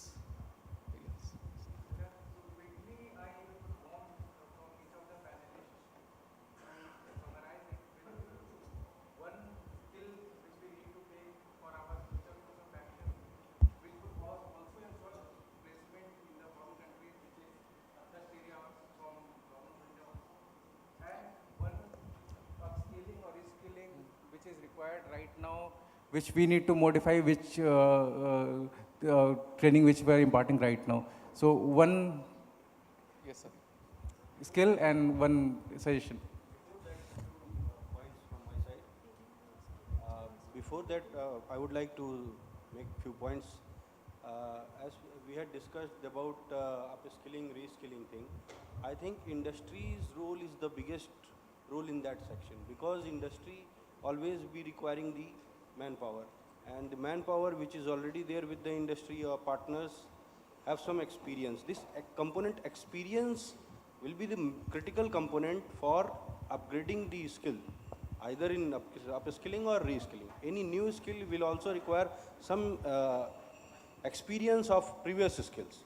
Without that, we cannot move in a better manner for that upgradation of a skill or reskilling. So industry's role will be very critical, and of course government have to play its role, and individuals in endeavor should be there. Otherwise, obviously it will not work, but in the role of industry will be very significant. First thing. Second thing, as Kirti madam has suggested that profiling thing, we should be thinking of that. So it will be enabling the industry to catch the uh, as per their requirement, the better candidate for themselves only, and that's it. These two things I would like to. I would also like to add upon that. In general diploma course, if you do a 2 years course, you generally get a degree. So if a guy who is working in industry for 2 or 3 years, he doesn't have any formal degree associated with it. So if we can track, just like the Kriti said, every guy who is working in a specific industry and gaining all the experience and using the blockchain technology, we can provide them a certificate that he has got equivalent diploma degree because he has 2 years experience. That is going to be very, very beneficial for the candidates and also for the industries. So Kirti and other colleagues, I would like to write a policy paper on that. So if any would want to, write it with me, so that's most welcome. So Kriti, you raised this point, so let's write a policy paper on this and send it to GOI for... yeah.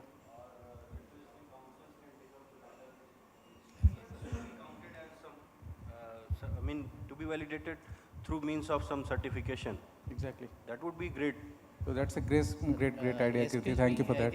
I think NCBT has already worked on this, and then now we have a policy document by which the experiences that a person is having on a particular domain will be recognized, and they will be conferred with an academic credit based on a particular formula. And this academic credit can be surrendered to another educational institution for undergoing another program or upskilling program or higher education program. So this is already there, and this is also notified in the Gazette of India. That's wonderful. Thanks for the information. Thank you.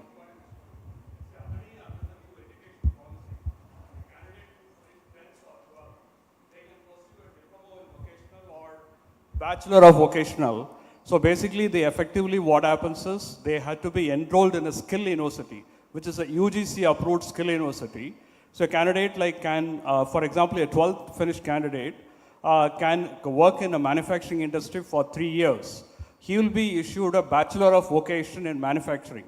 If he works in, for example, in apparel industry, he will be, which is a UGC approved one. This comes under the educational, new education policy. So this is just started about 1 year back. A lot of the industries have started adopting this. So I just thought. You are right, sir, but there is only one correction. There is no need for them to join in a skill university.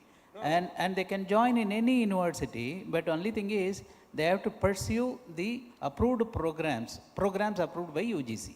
This is already there, sir. No. So this what I am talking about is, so for example, a 12th finished candidate, so he goes, gets a job in a automotive manufacturing industry. So he will be working full-time under the automotive manufacturing in the shop floor. Okay, so he will also be parallelly enrolled in a skill university, which is basically the evaluation for him. The evaluation is 70%, 80%, 60% is based on his work and everything, and only remaining 30% is on the assessment test that he has to take in.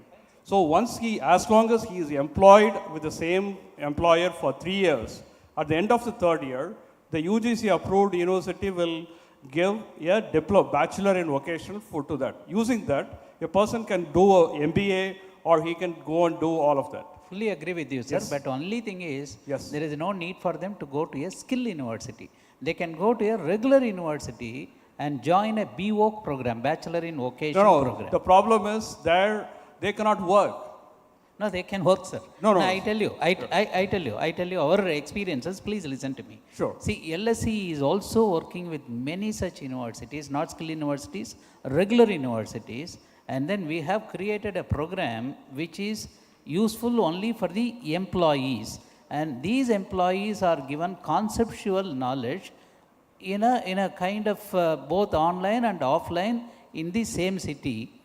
And they learn all the conceptual knowledge from LSE, and then they get academic credit for that also.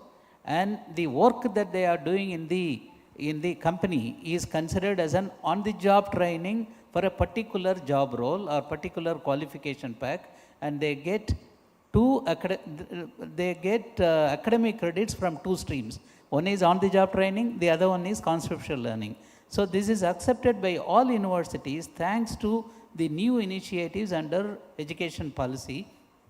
One is the academic bank of credit system.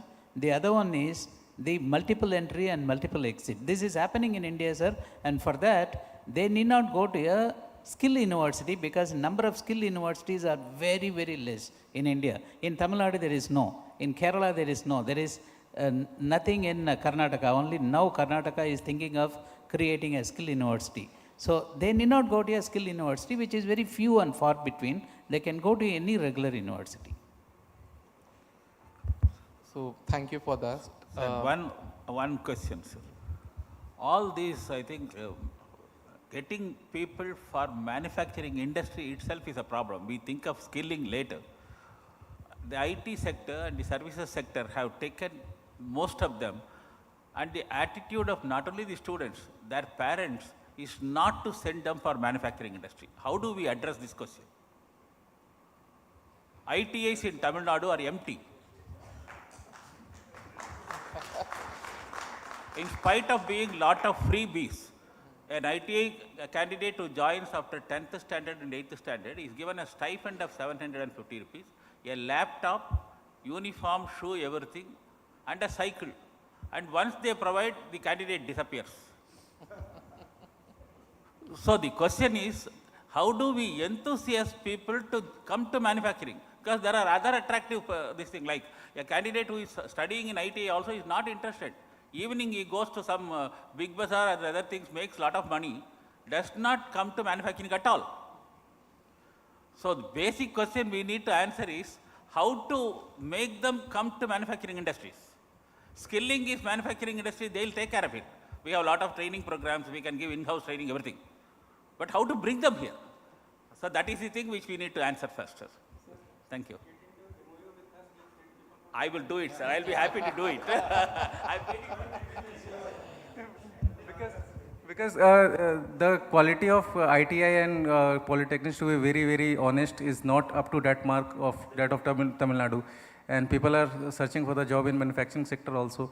So if Tamil Nadu is not getting people from here because income level are truly high, so we from Jharkhand government will be very happy to send our interested candidates, and with the kind of incentives you are talking about, there will be people interested in coming and pursuing a degree and diploma over here. Thank you. So I'll just like to summarize, and it's been such a productive discussion and a lot of outcomes also. So few things I think that has come up now is one is that, you know, the dynamics are changing. The requirements of industry in terms of skills are continuously changing and very rapidly changing. So it's not a fad, and we need to kind of get ready onto that. Second is that it will require engagement of all the stakeholders. Be it industry, be it government, be it the training partners, or even the youth. So all of them have to kind of align and contribute to get up on this journey. Another thing is that there needs to be flexibility in terms of policies so that, you know, the government can come in together.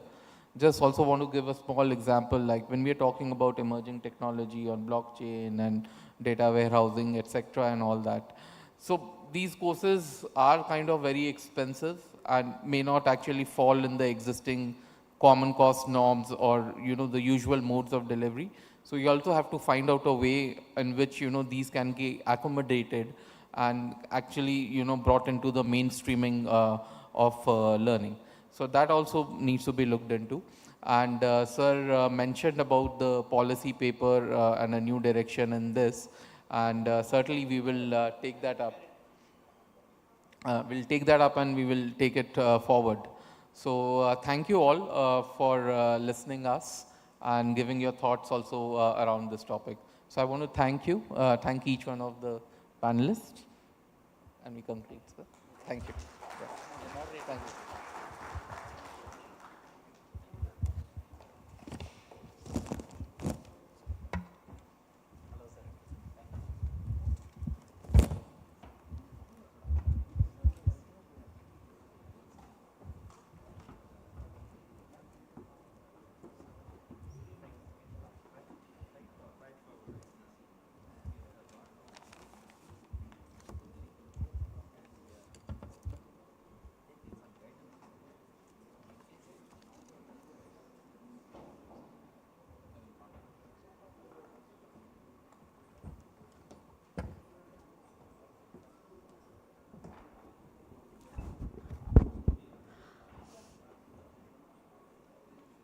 So now I heartily thanks our esteemed panel members for sharing their thoughts and insights on the previous discussion.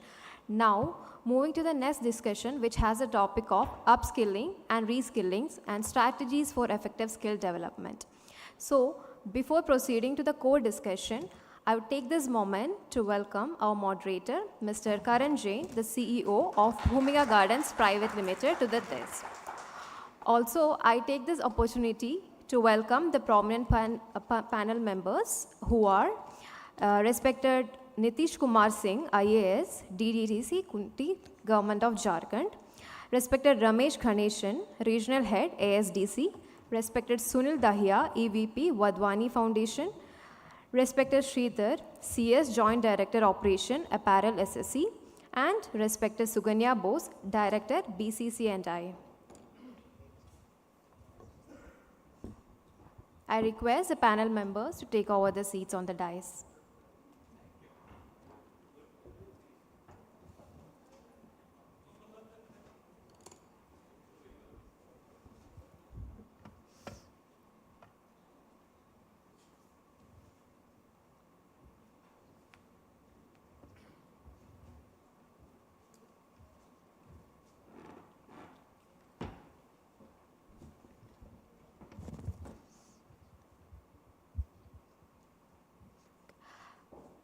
Good afternoon, everyone. Thank you so much for having us over here. Secretary Sir, CEO Sir, Joint Director of MORD. To mark the respect through the felicitation, I welcome Mr. Amit Lakra, the Program Manager of JSLPS.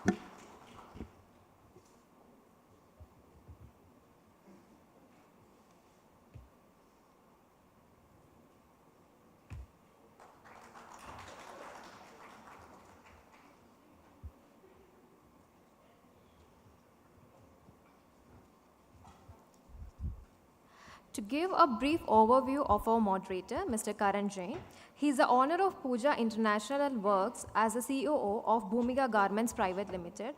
Also, he has over 10 years of experience in the garment export industry and skill development sector. He has rich expertise in developing and optimizing the manufacturing systems and processes focused on increasing efficiency and productivity of the workforce. I request Sir to proceed with the discussion. Thank you so much. Thank you, JSLPS, for hosting this lovely event and having us over here.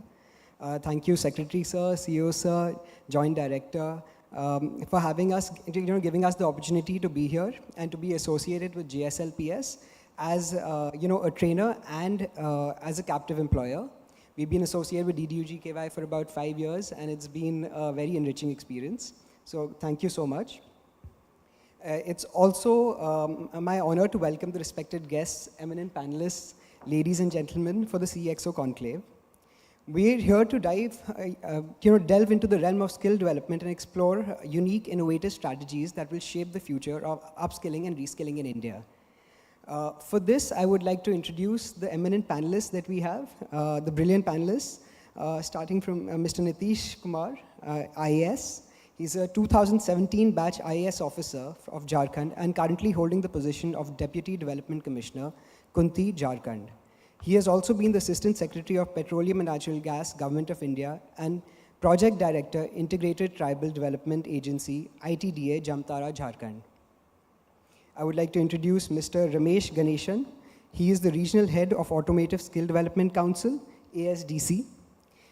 He has over 3 decades of experience in various domains, 15 years in business development and the remaining years in the experience in operations.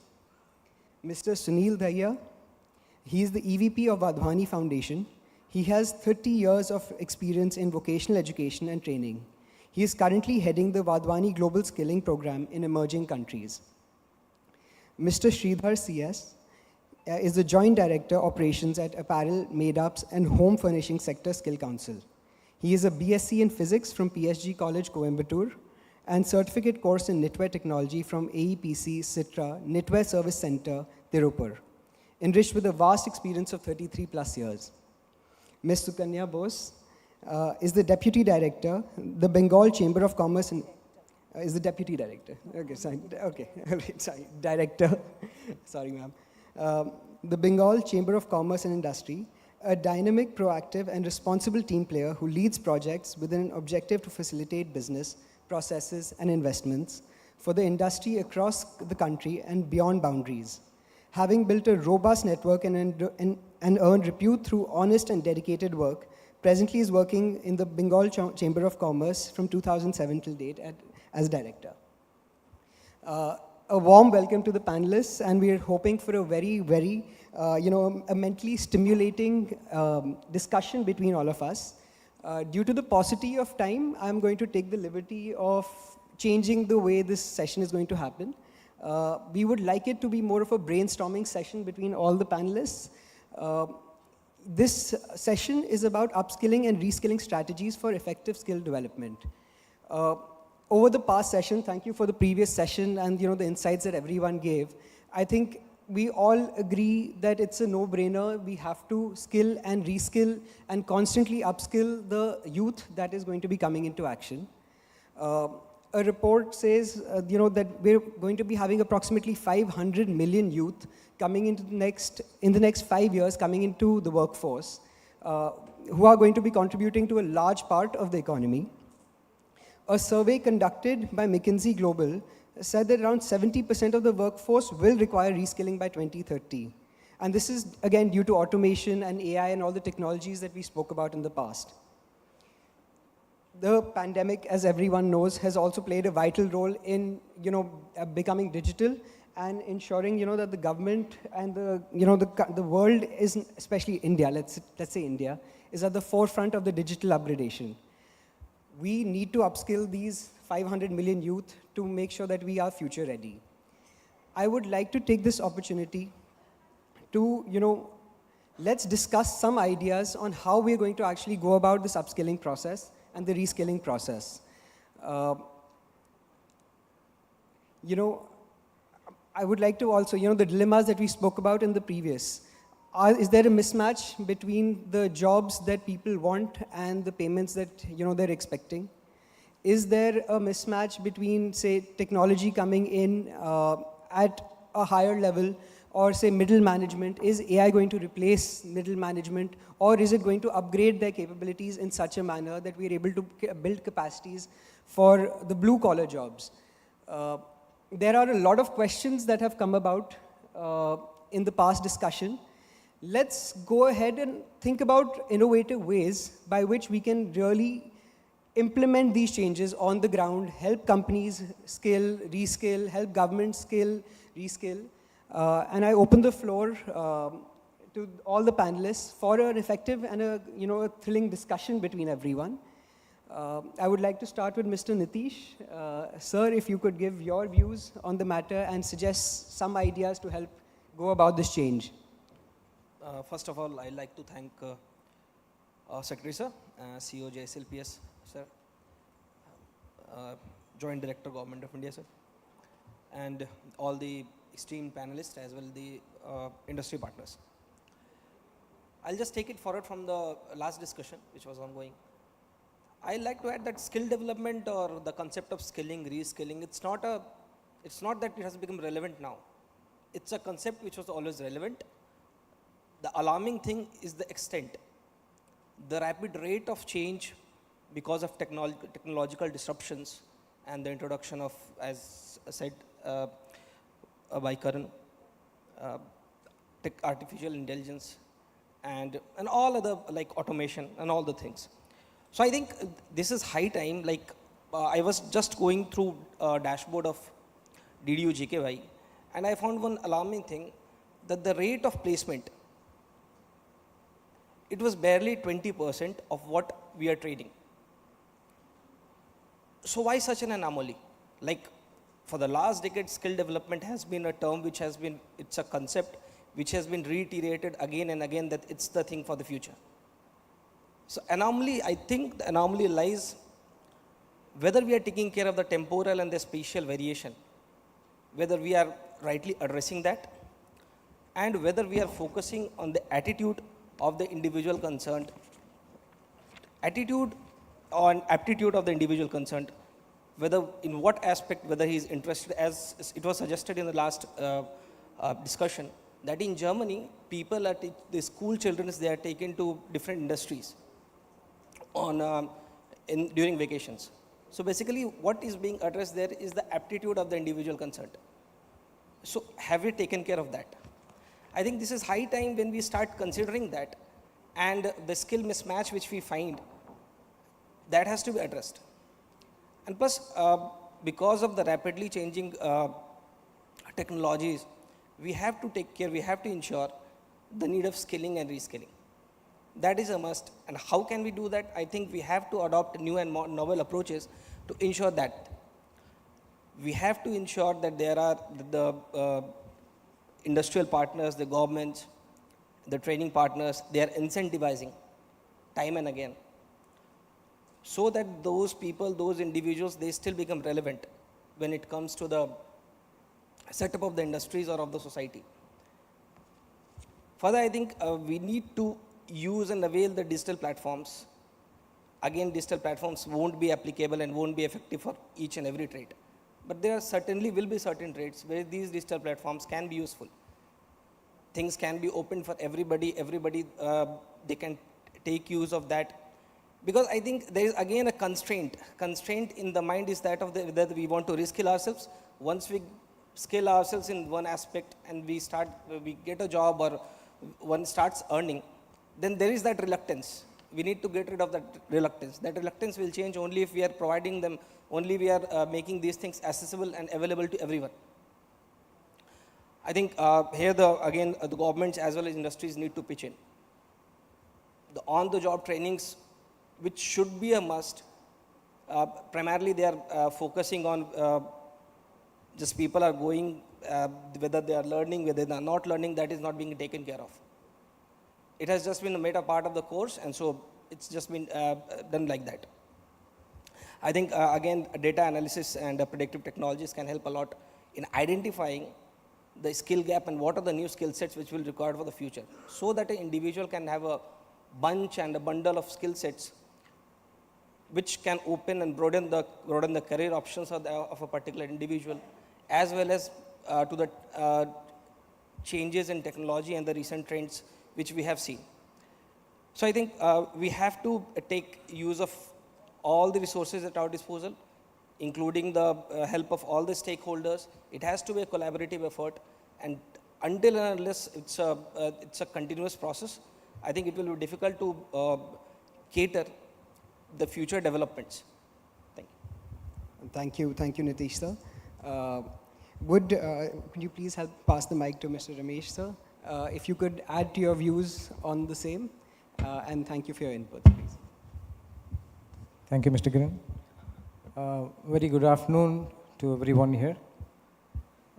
Special thanks to JSLPS for inviting us for this forum, and it's an immense pleasure. I represent Automotive Sector Skill Development Council. Now, this is the panel on the automation and AI implementation tools. So, due to time constraint, I would like to go out on a broader perspective with the basic headings. The idea of getting into automation and artificial intelligence is to have increased efficiency and productivity. Actually, we have a notion that the AI is going to replace human. It is not true, actually. We're just going to refine it. Always there is a demand for blue-collar resources in the country, especially into manufacturing and automotive. The implementation of automation and AI is to refine the process, like advanced data analysis, especially into automotive, into sales and service. There are a lot of data required. So using these kind of tools will definitely give a better customer satisfaction by using the appropriate data and retrieving at the given point of time.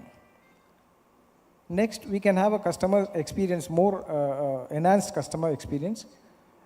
Using the AI tools have potential to revolutionize the virtual assistance and personalized recommendation systems to improve the customer interaction, provide efficient after-sale service, especially into automotive. Then we also have job opportunities and career growth with the implementation of automation and AI technologies. And I would also like to give some inputs on the various venues where people can make use of this automation and AIs. So they can also use the online courses and certifications available in the various sector skill portals, especially automotive. We have free courses offered by various industries. And we can have internal training programs conducted by the establishments or the industry partners, and also take part in the National Apprenticeship Promotion Scheme, which is a very good platform for the youth to get an on-the-job training opportunity with a stipend given to them. And they can go for an extent of 2 years in the on-the-job training and can be absorbed by the establishment itself. Then they can also have a self-learning system which can enhance their learnings and have better opportunity in the industry and the market. This is from my side. Thank you. Thank you, sir. Thank you for highlighting that AI is coming in. And surprisingly, a few weeks ago, Sam Altman, the CEO of OpenAI, actually happened to say that India is the highest adopter for OpenAI tools. Even he was confused as to who is the end user and why are they using it so easily and effortlessly. He gave an example of a farmer who was actually learning how to do his farming, asking ChatGPT. And this was earlier in January when ChatGPT had just launched. The advantage that AI can work in all languages, whether you mix it up with Hindi, English, Punjabi, Marathi, and all in the same sentence, it'll understand you and be able to give you an error-free response, so to speak. So that is why we talk about middle management productivity improving, because they are not making the same errors that they would earlier when they were working independently. So if we can actually train people definitely on AI, it could be a big game changer for the middle management, and of course, as you said, the blue-collar jobs are going to increase in this aspect. I would like Mr. Sunil Dahiya to build up on this conversation. Sure. Thank you. First of all, I must thank all of you for giving us this opportunity to put across our views on this point. What we can bring on the table is some good practices in many countries in this area, and I like to go one step forward. For example, multi-skilling, reskilling, upskilling is there. So there's no point in saying whether yes or no. Now the next question happens: if I'm an engineering student, what does multi-skilling mean to me? If I'm working in a company and I'm a programmer, what is multi-skilling for me? And if I'm a tea garden picker, what is multi-skilling for me? Now, if we start answering this aspect forward, then there lies the answers of upskilling, reskilling, and multi-skilling. So I'll give you an example. Has the time come that all the programs which are producing programmers should now emphasize on prompt engineering? Because if prompt engineering is taught with cybersecurity, with coding, with AI, with ML, we are answering the opportunities for future. I'm sure all of you know prompt engineering is the next highest paid job in the IT. The whole objective is, and how is it different? Machines can do what you tell them to do, that's fine. But who will connect which one to be picked up and which one to be plugged and played? So creative thinking for an engineer is so important now than in past. I'll give you the other example. Take an example like green sector. So today we can talk about solar, we can talk about wind, environmental. Now the point is, has the time come that if you are going to step into the green sector, you better be expert of both wind as well as solar. Maybe the earlier time was solar can get you through maybe 30 years, but it may not get you through now, 30 years. So the whole aspect is, this is another example. Now the third one, let's say data analytics. Now this is going to touch every role, whether it is apparel, whether it is retail, fashion, get on to any industry you talk about, IT, ITS, healthcare, data analytics is going to be there. I was talking to, in fact, these are the discussions with ministries, where it's now time that AI as an expertise should come right at the ministry level and state level to utilize and see what new jobs will get created and how do we utilize it and inform the youth and the working population that move in this area. This is the future, at least for the next 6 years, 5 years. It may not be, as all of us say, every 10 years it's going to change. But what is it for the next 5 years or next 3 years? If you can start defining that aspect, things will open up. I'll tell you an interesting example from China, another interesting example from Mexico. If you look at the basic model in China is that the curriculum designing, and I think Sir was talking about how do we come up with new versions and the new versions of, let's say, even DDU GKY, and we go forward. So if you look at China model, first 30% of the content is defined by the district, next 30% by state, and only the last 30% by the country. So what does it do? A person in Manchester of South here would be learning automobile in a very different way versus a tourism guy in Shimla. So now the whole aspect is what this promotes is not only skill development, but also micro entrepreneurship, self-employment, and entrepreneurship. And in fact, the countries which have gone ahead, in really striving forward, are answering it together, either this part or this part. And just before, just before I close, another piece for all the employees who are working in an organization. What is important today? I think, Sir told very clearly about, one part of AI is increase your efficiency. Maybe we are sending better emails today because of ChatGPT. Fair enough. No big deal. It's better. Second one, we are making better presentations. Okay, fine. That's okay.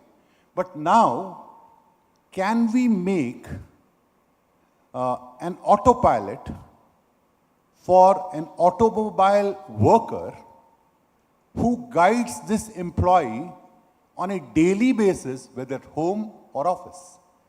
That's the next challenge.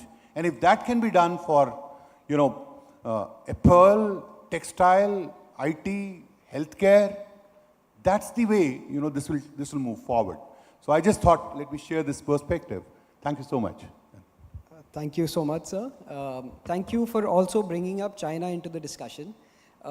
China +1 was a big policy that came up, say, about 2 years ago. Every single, buyer across the world was looking at adding more countries into their matrix because of the disruptions that were happening. India, unfortunately, was the one that benefited the least out of this. I'm saying it more from a perspective of apparels and textiles. Countries like Bangladesh, Vietnam, Myanmar, all these countries have grown at double-digit speeds, whereas India has more or less stayed stable. There is definitely a movement of jobs that is moving out of China. They are picking up higher value-added jobs. So there is creating an opportunity for the rest of the world to pick up that, the blue-collar jobs or the garmenting businesses. But at the same time, we need to upgrade the productivity of our employees. Why has Bangladesh and, say, Vietnam and all been able to achieve this aspect of the business? I request Mr. Sridhar, sir, if you could also, guide on this, because you have immense experience in this sector. I would, pick your brain on this matter, please. Thank you, Karan. So, namaskar to everyone. So, I'm from Apparel Sector Skill Council. So, I think I'm more responsible to speak about this upskilling and reskilling. Both are synonymous terms. But upskilling is imparting new technology, and reskilling is imparting new process. So that is the basic difference in focus and scope. So let me not waste time in speaking about the necessaries and what are the opportunities available. Let me stick to the topic of strategies for effective skill development in upskilling and reskilling. So here, the strategy is, we have a very good solution given by the government. The government has given a very good scheme called RPL. This RPL is the answer for the speakers of the past session also. In past panel, the reskilling and upskilling were discussed a lot, and this is the greatest solution, RPL. It's a very successful scheme, and in this RPL scheme,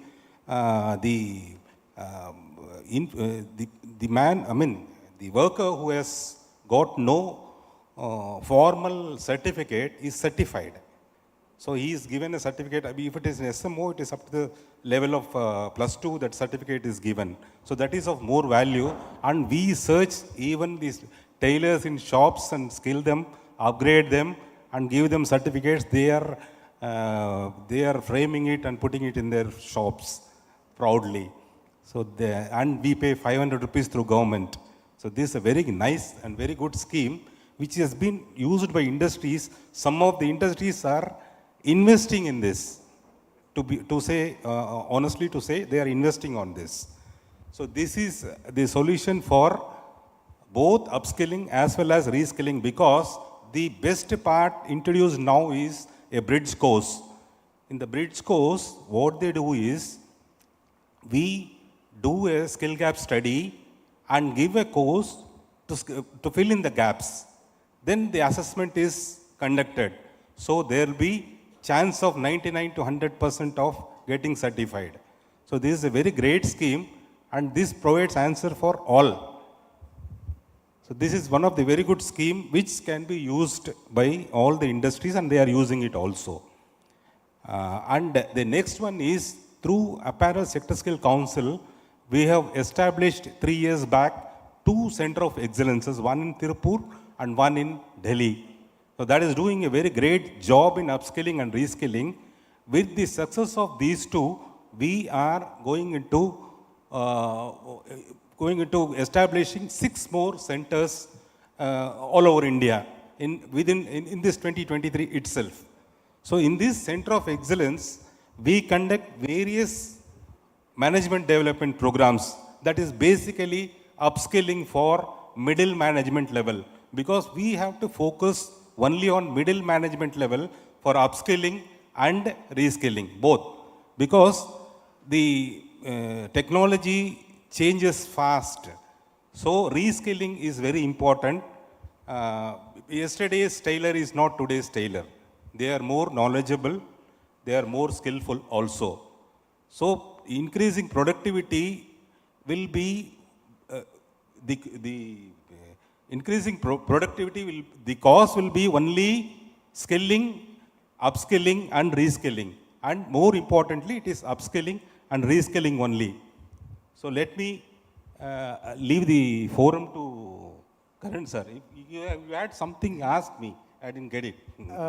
Sir, I would like to agree to a point, that we also run a garment manufacturing unit, and major chunk of the inefficiency does come from the middle management, as you rightly said. The tailors and the workers are actually some of the most efficient people in the world. But however, they don't have lack of guidance and the correct guidance from the middle management to, they're not able to extract this out of the workforce. So that is what I was coming to, China plus one. Why have we not been able to capture it is very well said. The management is not in tune with the management that exists in China and Vietnam. Their efficiency levels are much higher. It's not so much so the workforce, but it's actually the middle management, as you rightly said. I would like to ask a question to Sukanya ma'am, please. How can the public and private sectors collaborate to create a comprehensive culture where, skill development is a non-stop process? It should meet the diverse needs of all the industries. As we've discussed in the previous also, how do we keep it as a continuous process? You have immense experience in business processes.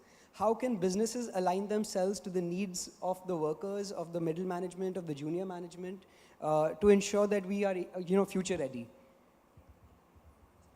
Thank you. Respected panelists, my dignitaries here. I represent a Chamber of Commerce, and getting a question like this really gives me an opportunity to answer back. We are talking about reskilling, upskilling. We know this is dynamic and this has been continuing since ages. There's nothing new. We are putting in more words. We are putting in more terms into it. As a Chamber of Commerce, our main focus is to upgrade or work on the business growth. And when your question comes up, the answer which we feel is starting social dialogue. See, here when we are talking about reskilling, skilling, we are talking about human beings. Whether it is AI, whether it is blockchain, who is operating it? Human mind. So unless and until we start social dialogues, the connectivity comes in. Social dialogue means dialogues between employers, employees, unions, government body, policymakers. Because unless and until the people who are involved in financial growth or who are working, they feel attached to that particular job or to the particular sector they're working, they won't have the interest of reskilling or upgrading. They will feel कि ठीक है यहाँ पे तो कर रहे हैं ठीक है नहीं हो रहा है तो दूसरे जगह चले जाएंगे because when we talk about blue collar jobs there are ample opportunities. There are ample opportunities in India. So social dialogue is something and soft skill development is something we really need to work on, whether it is a private sector, whether it is a government sector. We are all working with human beings. So that human connect needs to be developed. So I would like to answer your question with that. Thank you so much. That answered it really well. I would now open the floor for a discussion amongst each other as well. I think we have approximately 10 minutes left. So I'd like to take this opportunity to pick your brain further. Can financial assistance be a part of this when we talk about directly to the, we have, of course, laid out a lot of programs, DDUGK by being one of the premier ones. But do you also think that financial assistance directly to the, the individual, would it help in leveraging upskilling and reskilling also in India? And I would like anybody to answer this question, please. Yes, certainly. As I said, in RPL, we are paying out 500 to each of the candidates. That is required. Then only you can attract people. And the industries are investing on that, because the RPL, it's for, say, 12 hours. So they are leaving their production and giving the candidates for RPL. So that is also there. So there is a cost involved in anything and everything. And the bridge course, sometimes it's run up to 60 hours also. That is also there. Because that skill gap has to be studied. That is the basic importance of that reskilling and upskilling. So point that you also raised that, we need to create an enthusiasm for the individuals to start learning again. I think that would be the base for upskilling and reskilling. How can we actually go about achieving this, creating this enthusiasm in a practical manner? Yes, we understand the need for it, but say as a business owner, I would also love to understand what are the things that I can do to actually make the workers enthusiastic to learn further. I'm open to suggestions, and I'm sure that all the employers sitting here would also, they all agree that we need to get a culture of learning and development, but it's much harder said than done. Could you please suggest some ways that we can go about as employers to bring this culture within our organization? Connection, developing that connect. Unless and until your employee is connected to your organization, that person will never come up with ideas. Accountability will be missing. So, as I said, the social dialogues need to be started. As an employer, you need to talk to your employee and get a suggestion from them. And if you really utilize their potentiality, you will see that difference are coming in. There are many MSMEs in India who treat their employers as partners of their business. Like the way in today's world, HR is being treated as the business partner of a particular organization, which was missing few years back. HR was only treated as admin people, but now things have changed. So with this mentality, if we treat our employers as our partners, we will see the difference. Thank you. I'd like to add to it. Like, strictly speaking, in terms from the eyes of an administrator, it has always been said that administration works with the policy of carrot and stick. Though that's not the perception which we want to have, but that's technically what perception is there. Though it has changed a lot in the recent few decades, I'll say. So when we say carrot and stick, I again want to reiterate that by carrot what we mean that what is the interest of the employee or the person concerned. Why would he want to upskill or reskill himself or herself? I think one is that one is important. The other one is again the stick. The stick is how to bring about a behavioral change in that individual. The individual, again, behavioral change can't be brought by force. It has to be, he or she has to be consulted or better informed about what advantages he or she will get after getting that. So I think again, it has to be a two-pronged strategy. And I think that can help a lot in getting an individual enthusiastic in upskilling and reskilling himself. Would anybody like to add to this further? I just wanted to add the other dimension to this. There's a win-win for both employer and employee. So if the employer really invests and truly invests in identifying what's needed and then applying what they're trained on, enthusiasm just continues. But the matter becomes a problem when it is 5 years in the similar role and no growth and no new learning. And one fine day said, oh, this job is no more required. So if it is moving in that direction, it's a different story. But if it is right investment for the employer, now take an example of Tesla in US.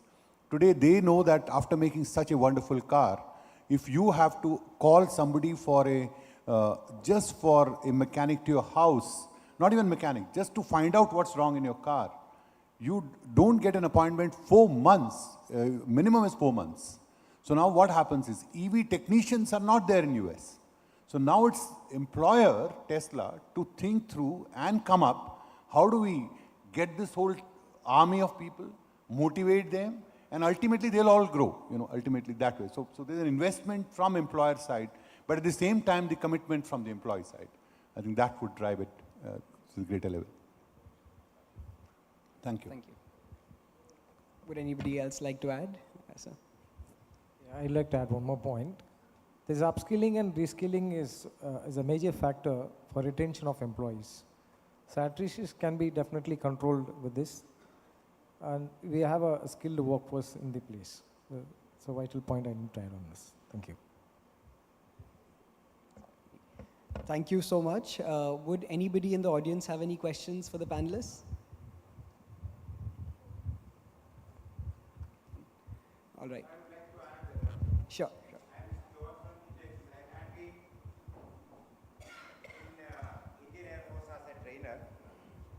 For 20 years, I was training trainer in Indian Air Force, and we used to get candidates from remote villages,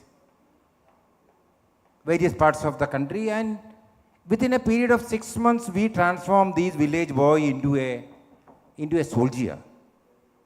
And you must have seen during the Kargil war and all, these soldiers have with lot of with purpose and determination they fought. And once trained, once a soldier, he is a soldier always. Throughout his life, he is a soldier. Now, what is the significance I will tell you here. Recently, I visited some 6 training centers. So see, we have got a lot of schemes, that skilling scheme, this scheme, policies, procedures. Wonderful, strong. But who is doing it? See, this scheme has to be transported to the trainee. So the transporting mechanism, the way is very weak. The trainers, I was trained for 1 year. And we were filled with the techniques, determination, purpose. How to train these employees. That's why after 6 months they go straight to the border and they are ready to die. These candidates, employees lack determination. Why? The trainers, you require strong training for these trainers. I went to 6 training centers and I will tell you my experience. One training center, the employees were very enthusiastic, they were eager. And the trainers were rather enthusiastic. Rest all 5 training centers, I saw the trainees are sitting, 90 days khatam karna hai. The trainers are also telling, sir, 90 days ka training khatam karna hai. फिर इनको एक training centre में भेजना है. और एक new trend जो चल रहा है सर, और वो ट्रेनिंग पर जो एम्प्लॉयर से पैसा लेना है, मैक्सिमम पैसा. ठीक है, this is their whole purpose. 90 days का सिलेबस खत्म करना है. So then where is the skilling will come? These trainers should have a purpose. They should have a determination. They should have that aspiration that these trainees should reach the place. They should reach the placement centers and they should stay there. They should contribute something to the nation. This is lacking. Somehow that placement 3 months have to be completed. That is the purpose of the PIA. Rather, see, these employees, those candidates who are going to they should contribute something to the nation. Then only the DDUG purpose will serve. Otherwise, it won't serve the purpose. So you have to address this. The trainers have to be trained. They should have the charisma. They should have the purpose. They should have the determination. They should have the aspiration. Then, see, I had been a trainer for 20 years. And whatever aspiration in me, I transformed to the trainees. That's why they are fighting in the border. They will not leave the border. They will not leave even at the face of death. They will not leave. But these candidates will leave after 3 months, within 3 months, 4 months, their dropout is very high. Why? There is no determination, there is no purpose. So this should be addressed. Thank you, sir.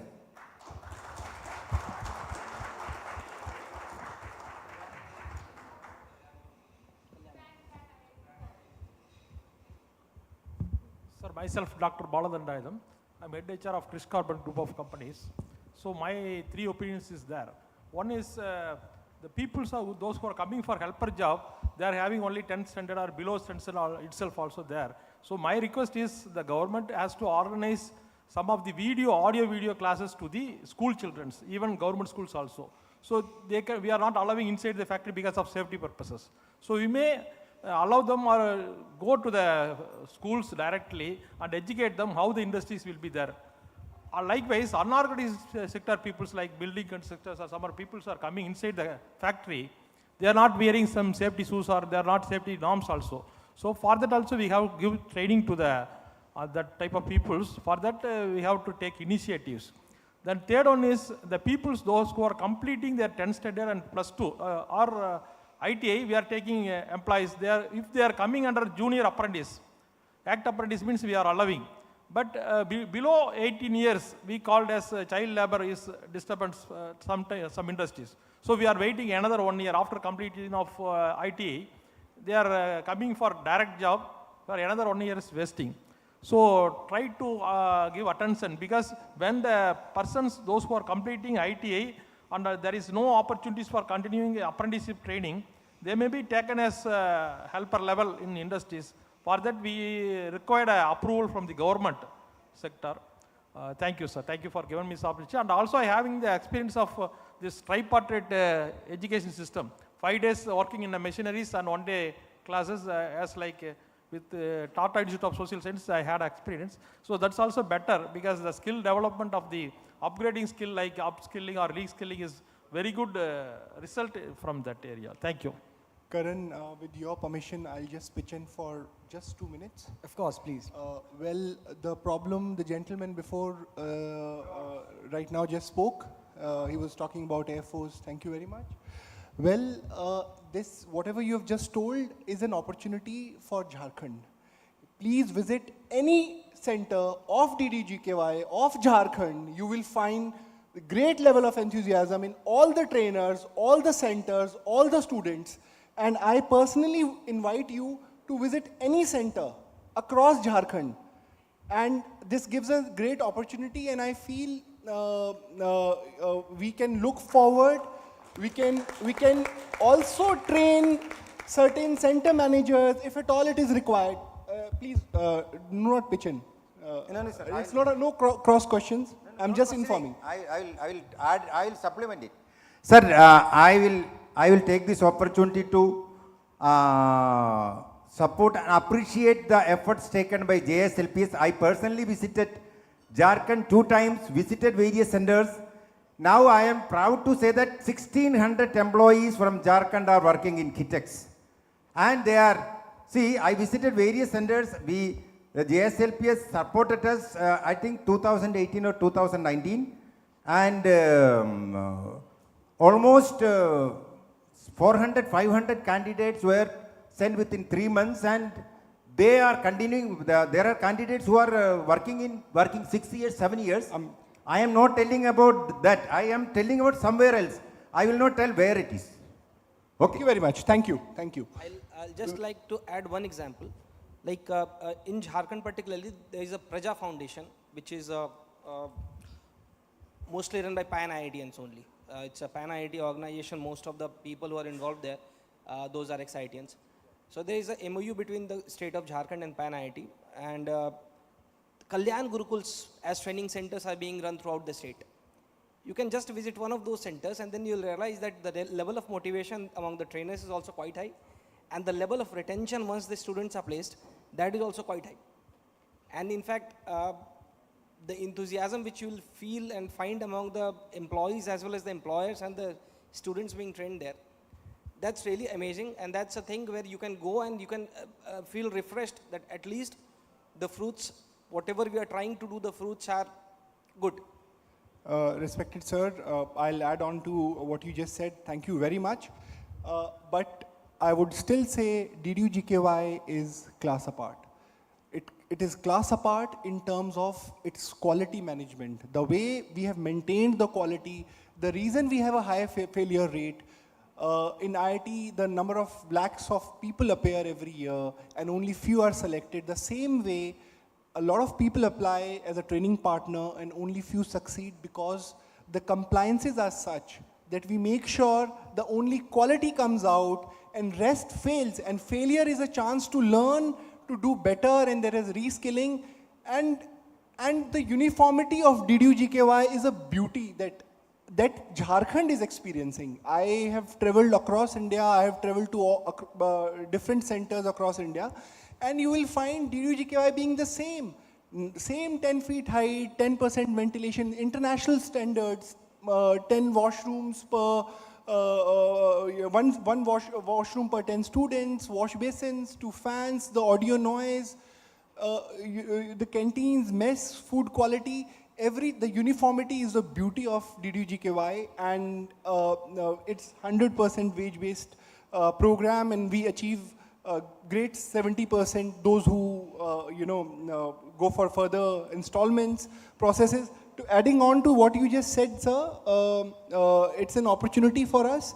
There are young officers, there are human resources team, and it's a Jharkhand Cxo meet. We would like to talk so that people don't get an impression about the DDU-GKY Jharkhand.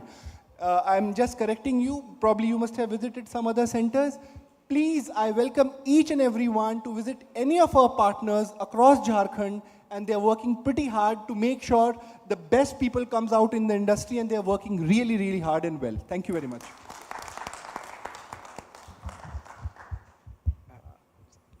I'd like to add on a point. Somebody was asking a question on the age factor in deploying the people. As far as apprenticeship is concerned, anybody who's below 18 is not a constraint as per the Apprenticeship Act of 1961.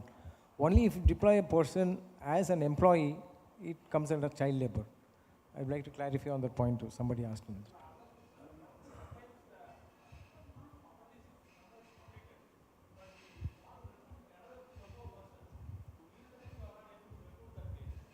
Can you come again, sir? I couldn't hear from you. Sir, for example, IT Act apprentice, we have only limited seat, like 10 seats means. After completion of 10 persons recruiting, again we need 2 or 3 persons from that same level, but we are not able to recruit because of that apprentice. Deployment criteria is 15% on the total strength of the establishment. If we want to recruit them directly, means we are not able to take. Or you want to redeploy them in the same job role? Yes, the direct role, right, helpers, company apprentice act like. Okay, okay. So you can change the scheme. From there you can put it under the NAP scheme also. There are about 5 schemes under the same apprentice. Changing like that now, but we want relaxation in future. Okay. As you said, is okay, but in future we want like that. Understood. I would now like to conclude this because I think the lunch is also ready and I don't want to keep everyone waiting. We have a few more panels after this and we're going to have a fruitful discussion, I'm sure. Thank you so much to the panelists, the brilliant panelists who've had a very nice brainstorming session. A round of applause. Thank you so much.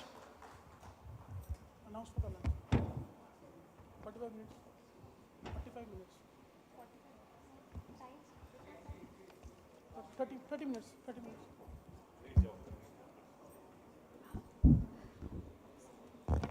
So I express thankfulness to the sirs and madam here. In fact, it was a healthy and impactful discussion and might be an eye-opener for some of us. So now let's break for the lunch. So enjoy the delicacies that are made exclusive for you. Also, we request you to be back by 2:45 since we have 2 more panel discussions, subsequent sessions lined up for today. Thank you in advance.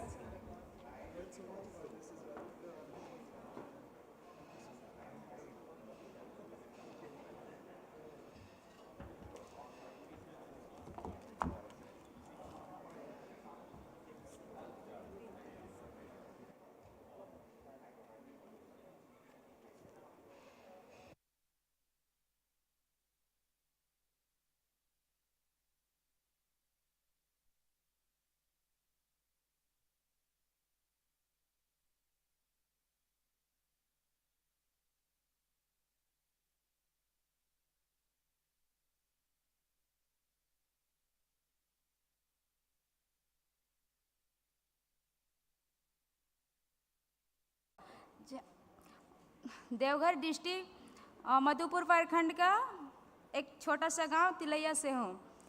मेरा family बहुत गरीब परिवार का है हम लोग। तो हम लोग फैमिली में 5 मेंबर हैं। 5 मेंबर में मतलब मेरे 2 बहन हैं, मैं एक छोटी हूँ। घर में कोई कमाने वाला मेरा नहीं था, इसलिए मेरे पापा ने एक किसान है, तो हमको फिर 10th तक पढ़ाई किए। इसके बाद कोई पढ़ने का कोई व्यवस्था ही नहीं था मेरे पास, वैसा मेरा पापा उतना कमाते ही नहीं थे। तो इसके बाद फिर हमको एक दीदी हमको मिली, तो वो हमको बताई है कि कोई सिलाई सेंटर है, तुम वहाँ पे काम करेगी। तो फिर हम बोले हाँ आप ज्वाइनिंग करा दीजिए, हम काम करेंगे। फिर वो हमको मास इन्फोटेक सोसाइटी धनबाद में ला के हमको ज्वाइनिंग कराई। फिर वहाँ 3 महीना तक हम ट्रेनिंग किए। 3 महीना ट्रेनिंग करने के बाद फिर हम आए, हमको जॉब के लिए यहाँ तमिलनाडु भेजा गया। फिर तमिलनाडु आने के बाद हम यहाँ आए, 1 महीना तक काम किया। 1 महीना में मेरा 4,500 सैलरी मिला। 4,500 सैलरी मिला तो फिर हमारे सेंटर से पीपीएस दिया गया 1,000। 1,000 मतलब प्रति माह दिया गया 6 माह तक। तो उसी से इसका दूसरा मंथ काम किए। वहाँ फिर हमको मिला 7,500। 7,500 मिलने के बाद फिर मैं थोड़ा पैसा अपने रखते थे या घर को भेजते थे, पापा को अपना मदद करते थे। इसके बाद धीरे धीरे कुछ दिन 4-5 महीना के बाद काम किया। इसके बाद पापा मेरा डेथ कर गए। डेथ करने के बाद मेरा कोई कमाने वाला घर में नहीं था। तो इसके बाद फिर हम यहाँ से आर्म स्टॉक में हम 5 साल काम किए। 5 साल के काम करने के बाद फिर अभी मेरा ऐसा स्थिति है, अपना भाई के लिए हम ऑटो खरीद दिए और अभी घर बना रहे हैं। अभी का मेरा सैलरी है 18,000। हमारे आर्म स्ट्रॉन्ग कंपनी में बहुत सारा हमको फ़ायदा मिला है, क्योंकि हम यहाँ पे 18 महीना तक काम किया। फर्स्ट तो 20,000 मिला, फिर हमको बोनस मिला 18,000। ऐसे करते करते मेरा 2 बार 20,000 करके अच्छाई बोनस मिला। हमारे कंपनी वाले हमको बहुत मदद किया, मतलब इतना कि हम अभी बहुत ऊपर उठ गए। अभी हम पहले मेरा मिट्टी का घर था, अभी मेरा ढलाई का हो गया। हम सर लोग से यही, झारखंड से मेरे जितने भी सर आए हुए हैं, हम सबसे रिक्वेस्ट करते हैं सर हमारा झारखंड में कुछ ऐसा काम दिया जाए जो कि हम वहाँ पे 18,000 का महीना का काम कर सकते हैं।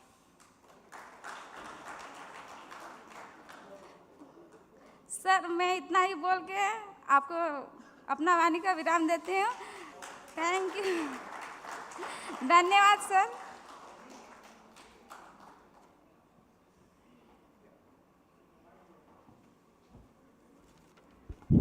Thank you, Munni Kumari, for your enlightening words. Very happy to hear from her. Now we go ahead with the distribution of the certificates. So, Sectors are COs, JD and all DDCs. Sorry? All DDC. Also all DDC. I didn't understand. All DDC. So now we'll go ahead with the awarding of certificate to recognize the excellence of the DDGKY candidates who are trained by our PIA partners and also who have completed more than 1 year in their job field. So I request the candidates to come over the stage as their names are being called. And to award the certificates, I request the respected Secretary, Rural Development Department of Jharkhand to come over the stage along with the DDCs. So let me welcome the first candidate, Ms. Rima Kumari, who's trained under the project partner, Mass Infotech Society.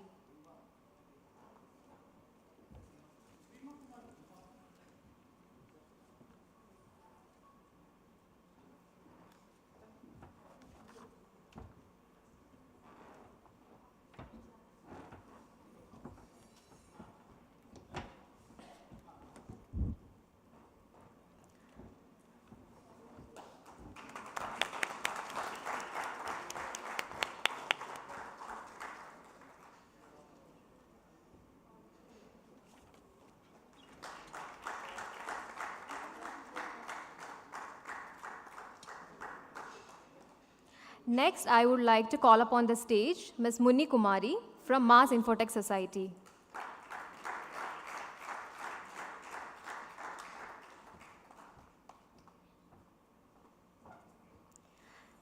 Nisha Kumari from Mars Infotech Society.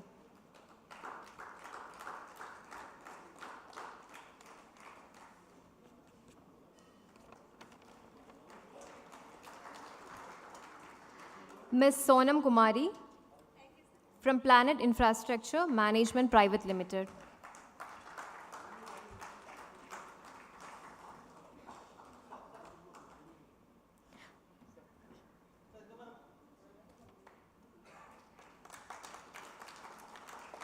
Ms. Alka Kumari from Wazir Advisors Private Limited.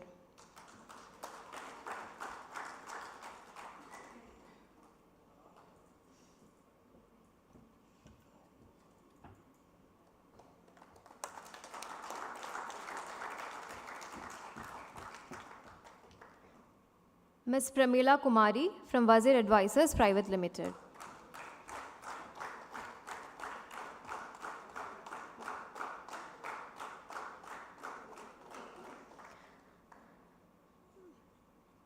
Ms. Urmila Topo from Wazir Advisories Private Limited.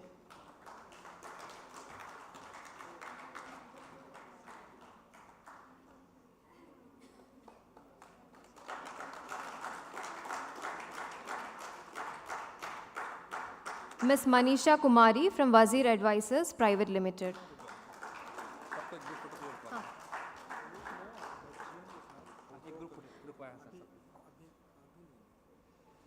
Ms. Chandani Kumari from Wazir Advisors Private Limited.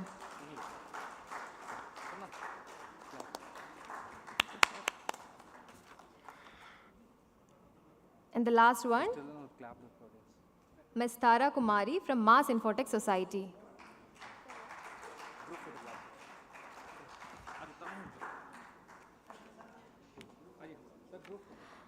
We also proceed for a group photo along with the candidates.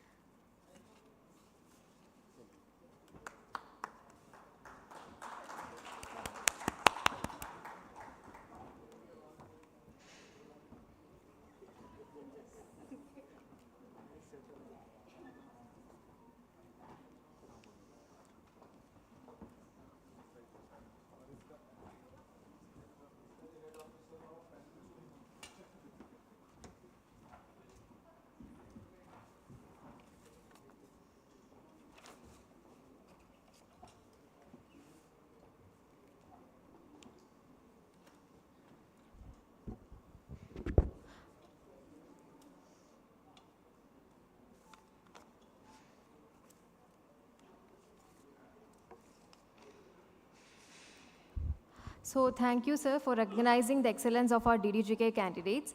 Next, we are moving with the third panel discussion on the topic of role of government in promoting skill development and workforce readiness.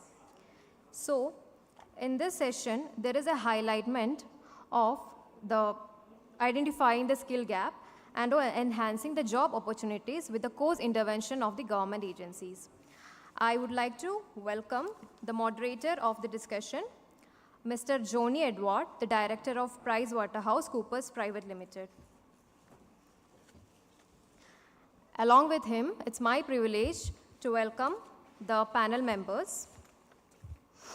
Ms. Prerna Dikshit Madam, IAS. She is a 2017 batch IAS officer of Jharkhand and currently holding the position of Deputy Development Commissioner, Jharkhand. She has been Assistant Secretary Telecommunication, Government of India and Director, District Rural Development Agency, Thumka, Jharkhand. I would also welcome respected Shashi Prakash Singh, IAS. He is also a 2017 batch IAS officer of Jharkhand and currently holding the position of Deputy Development Commissioner, Dhanbad, Jharkhand. He has been Assistant Secretary, Development of Northeastern Region, Government of India and Director, District Rural Development Agency, Jharkhand. I would like to call the Executive Director of DDGKY, NIRD and PR, Dr. Sandhya Gopakumaran. She is the Director of Training and Division, Skilling Rural India with DDGKY at National Institute of Rural Development. She oversees the training design, the development of the learning modules and management of training operations. And I take the privilege to welcome respected Rao Venkata, who is an advisor at Textile Sector Sales Council. He has 30+ years experience as faculty in the university and director in the Research Association. And last, I would like to welcome respected Milton Ambrose Jones, who is the Managing Director of Cotton Blossom. He is Director with Tirupur Exporters Source Consortium Private Limited. He is currently associated with 5 companies and is Director with Pallavada Technical Textiles Park Limited, Tirupur Exporters Source Consortium Private Limited. Last but not the least, I would give a brief description about our moderator's role. Our moderator, Mr. Joni Edward, he works as a director with PricewaterhouseCoopers Private Limited and comes with an extensive and strong development sector experience of more than 25 years. He has expertise in education, project capacity building, financial modeling, research and analytics, also performance improvement, monitoring and evaluation. So to felicitate our respected members, panel members, I would like to welcome the State Program Manager, Mr. Hasnain Marshi of JSLPS.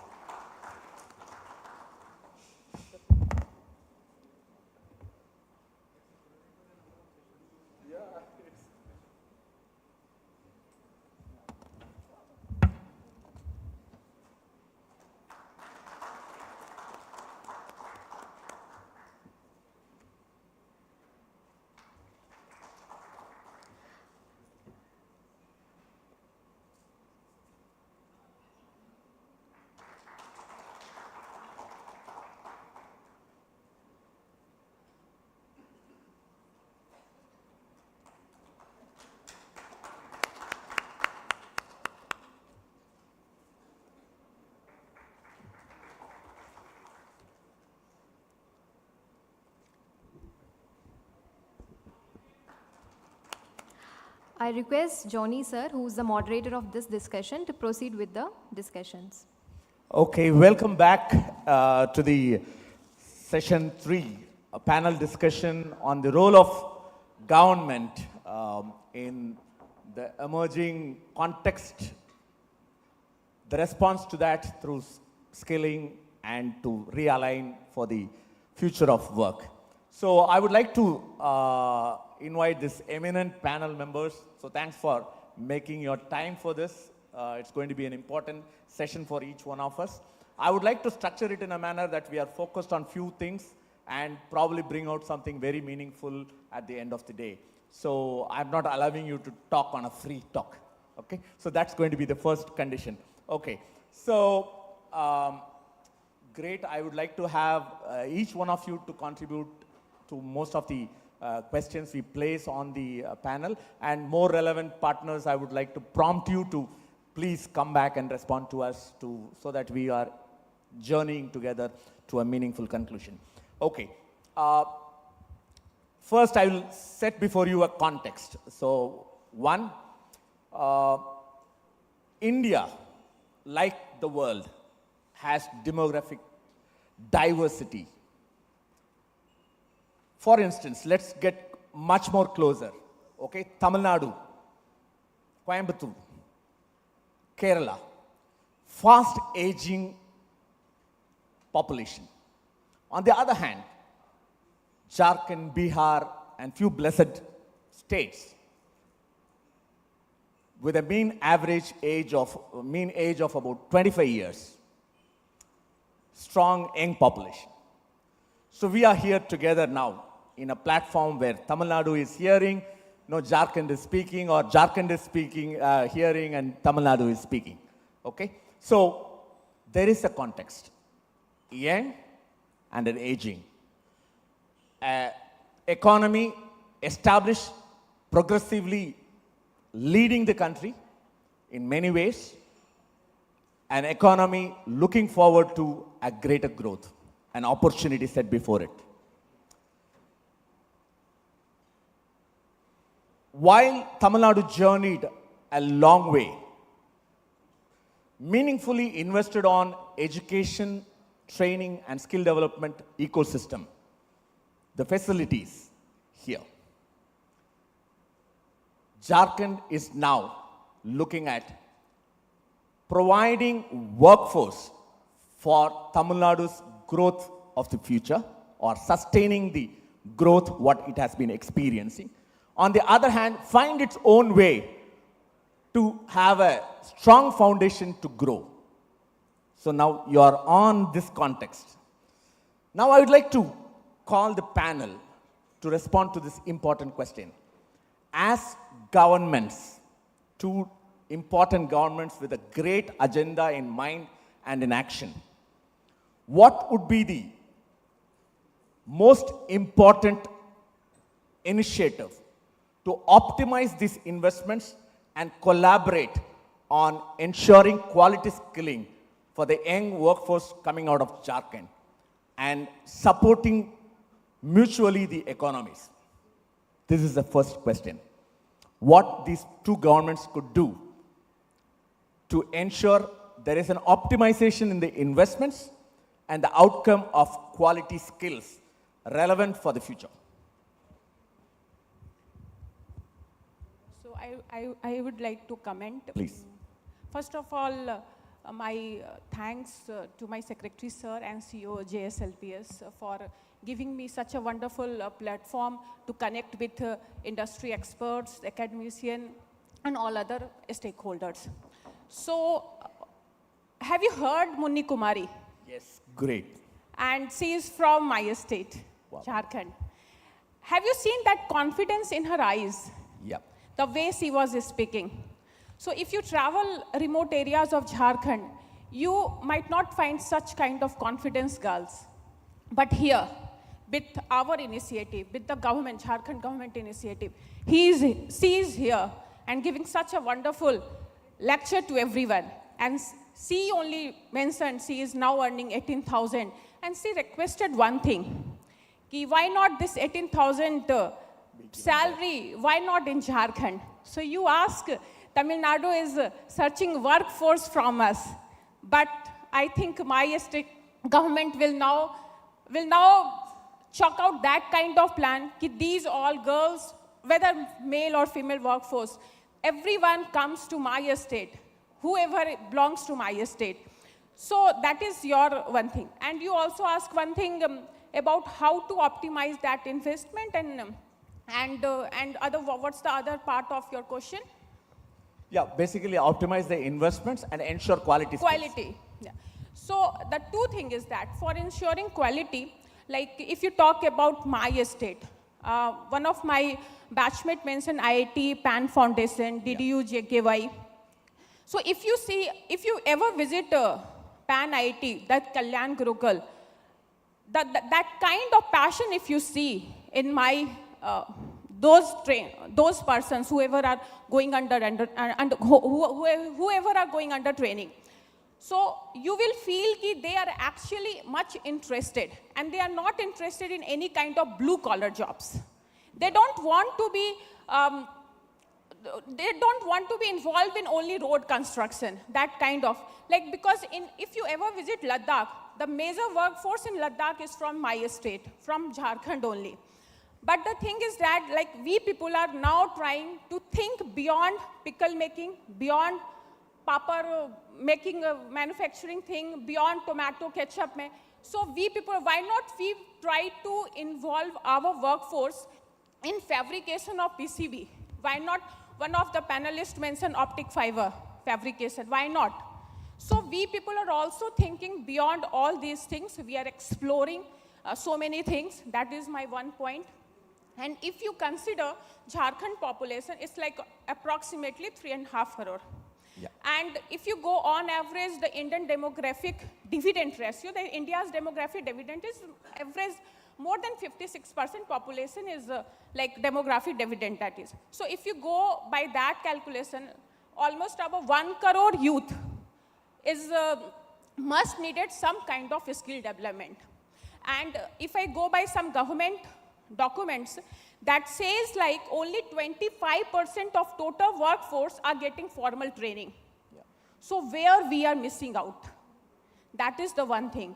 So as we all people are together in this August gathering, so you told ki, at the end of the day, these kind of discussion must give some kind of meaningful discussion. It should be a meaningful discussion.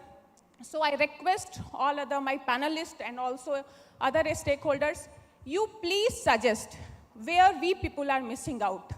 Like one thing is also I want to mention, like for my Kasturba Vidyalaya, in Jharkhand we have a Kasturba Vidyalaya. So I am telling you a story about my district only. So what happened, we published for a vacancy for accountant, female accountant. You know what happened? Whoever applied for that female accountant, not even a single female accountant qualified that criteria. That means somehow we are also missing out. How come in that whole population, not even a single person qualified that post? So it means that somehow we are missing on skill development, which I think my all person will discuss this thing. And one more thing, like our governor visited my district only. So we have one product that is known as Kajri cotton. We gave only that brand. And so many our artisans, especially Adivasi, that tribal artisans, that whole group is run by tribal only. So when he saw that cotton sari, he told, it's a good, but I think you must visit Tamilnadu. And he asked, why not you people tag with some textile group of Tamil Nadu and give some kind of skill development to these ladies. Because these ladies are also making good cotton sarees, but not to that standard, which will finally give some kind of good market value to them. So that is my point. I think now we'll forward further. Yeah. Please, sir. At the very outset, I would like to thank our Secretary, sir, and CEO, sir, for giving us an opportunity to be part of this very innovative concept. To your question, I would beg to disagree. When you say that Jharkhand and Tamil Nadu, Kerala, having different age group and things like that, when it comes to market, and when we talk about globalization, when we talk about workers from one country traveling irrespective of their passports to the other, in that context, we cannot talk and discuss about such kind of a things wherein one state and the going into the other state and the age profiling of the things. My concept is the people should have an equal opportunity for upskilling, and the best jobs should go to the best hands. Now the point is, what is the government doing about it? So when we look into the new education policy, we find that the latest one that is unveiled in 2020, we have a separate concept of vocational training and how it is getting integrated and mainstreamed into the education policy. Earlier, vocational training was something that was a kind of a lateral concept, wherein it would be a bit disgraceful to say that vocational training was considered as a lateral exit for the students. But now, when we have seen the past 2 sessions wherein we talked about Germany model and things like that, I think that definitely we have integrated those ideas wherein the concept says that 50% of the workforce, we are planning to get them exposed to the vocational training by 2025. So that in itself speaks a lot. Now, when it comes to the people of Jharkhand and Bihar and whatever states that you said, we are very lucky, in fact, that we have got a rich demographic dividend which is going to write the economic history in the coming times. Matlab, the economic growth, the largest, fastest growing economy that India is, and in the coming times, the world has a lot of expectations. So these states are definitely going to make a lot of contribution into it. Here that we are sitting here, we are trying to find if the whole country is to progress. So if one aspect, one area of the country, if it has got some positives, and the other areas which has its other positives, but both of them they can collaborate, we are sitting here for that collaboration, in fact. So my point is that definitely, there was a time wherein like the employees used to be seen a separate thing, the employers used to be seen as a separate thing, and the academics used to be seen differently. But now, I firmly believe that all the three has to look into the market. Yeah. What is the need of the market? And all three have to look in the same direction. And what is the need and demand of the market? They have to work towards it so that there is unition and the dreams of people like Munni Kumari that was being talked about.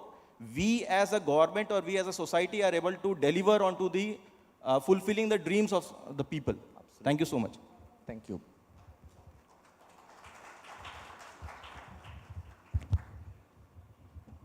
I think it's better to use the word maximize instead of optimize. Optimize, okay.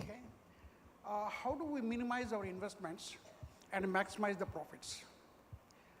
Secretary Saab, I think it's a very rare occasion for us to place before you our experiences with, not only with your scheme, but also with all the schemes which are run both by state and central governments.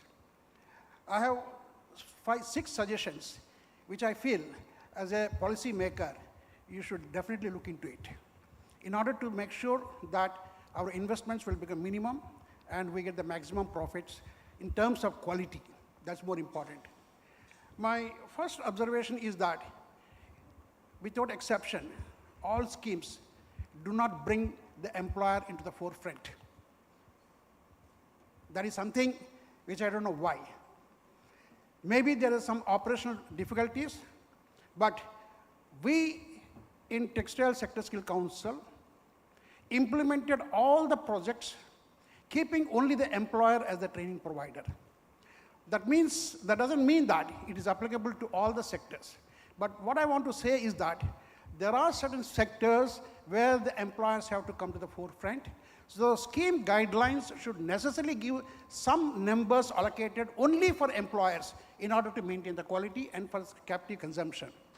So I'm happy that in the inaugural speech, there was a mention saying that you're going to have something on captive consumptions, in which case, my sincere advice is the sector skill councils should become into the picture.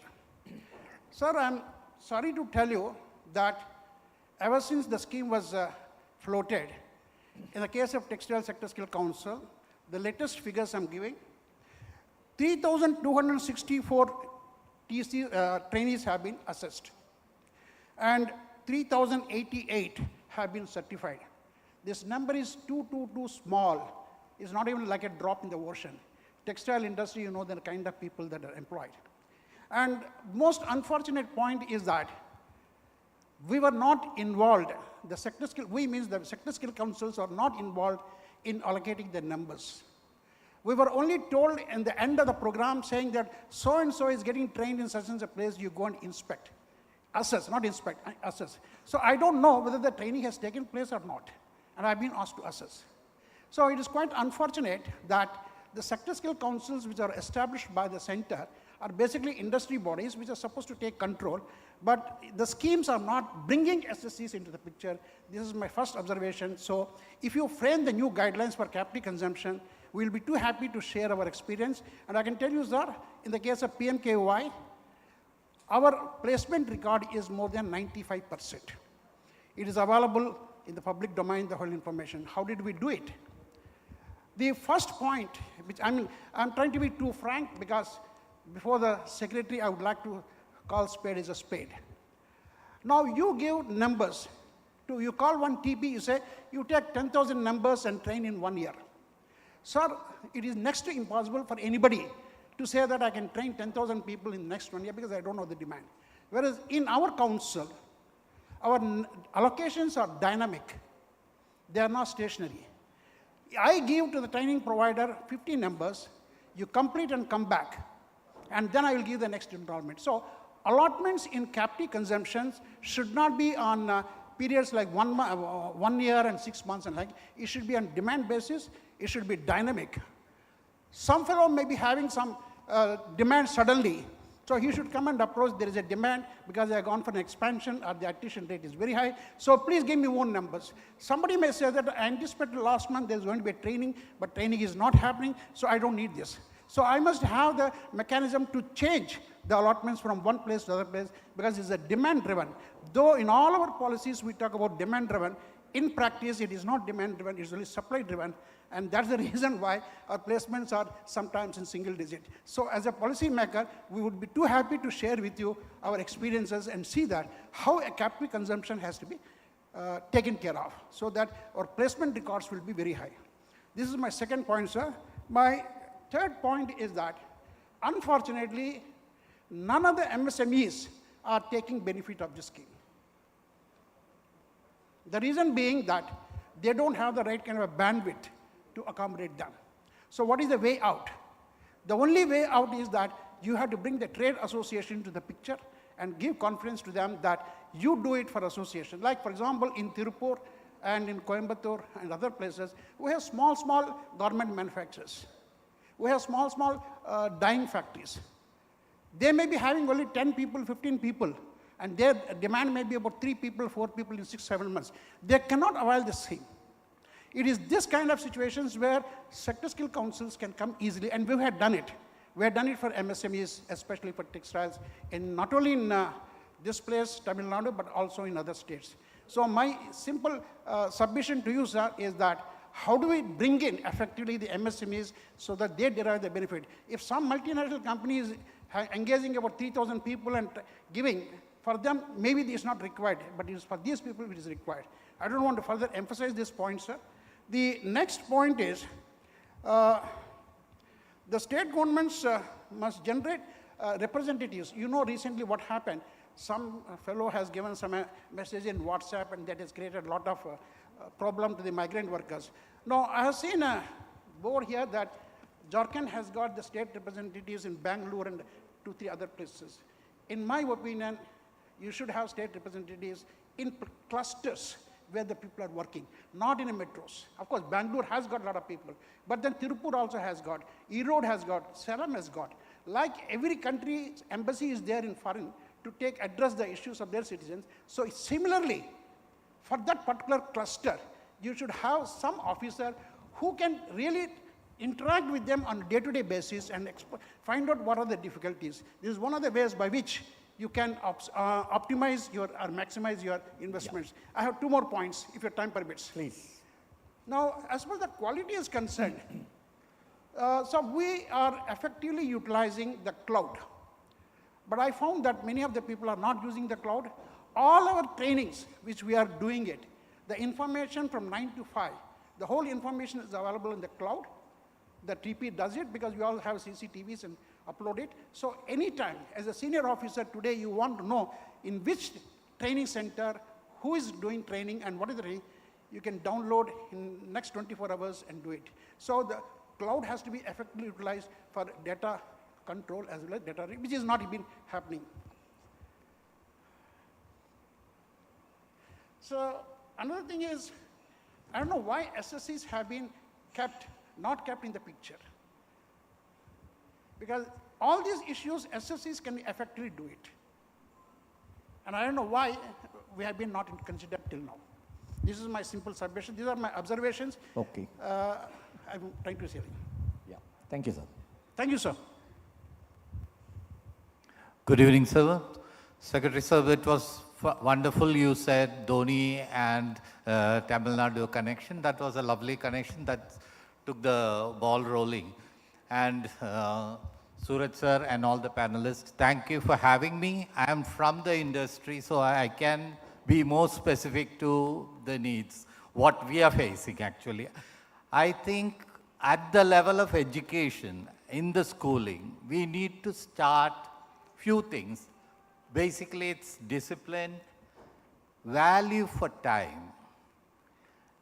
This is something we are missing. If we are able to bring these cultures at the level of school, you find the people that coming into skilling, everything becomes easier. Because we cannot tell our people to go around, bring people and within 2 months make them ready for the industry. This culture has to start from school. And if we are able to do it, fantastic.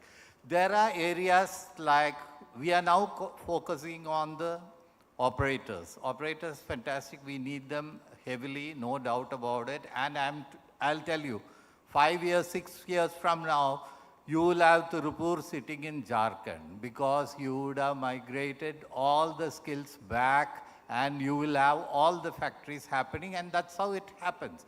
Because here the industry is moving into another level. We need to go to a level where we have the people. And that's the time these people will become the supervisors, all the quality managers and things like that. And you will not have a problem that time recruiting because people are getting their job at their village level. And do not focus again on Ranchi because Ranchi will become again another big city. Go to the smaller town.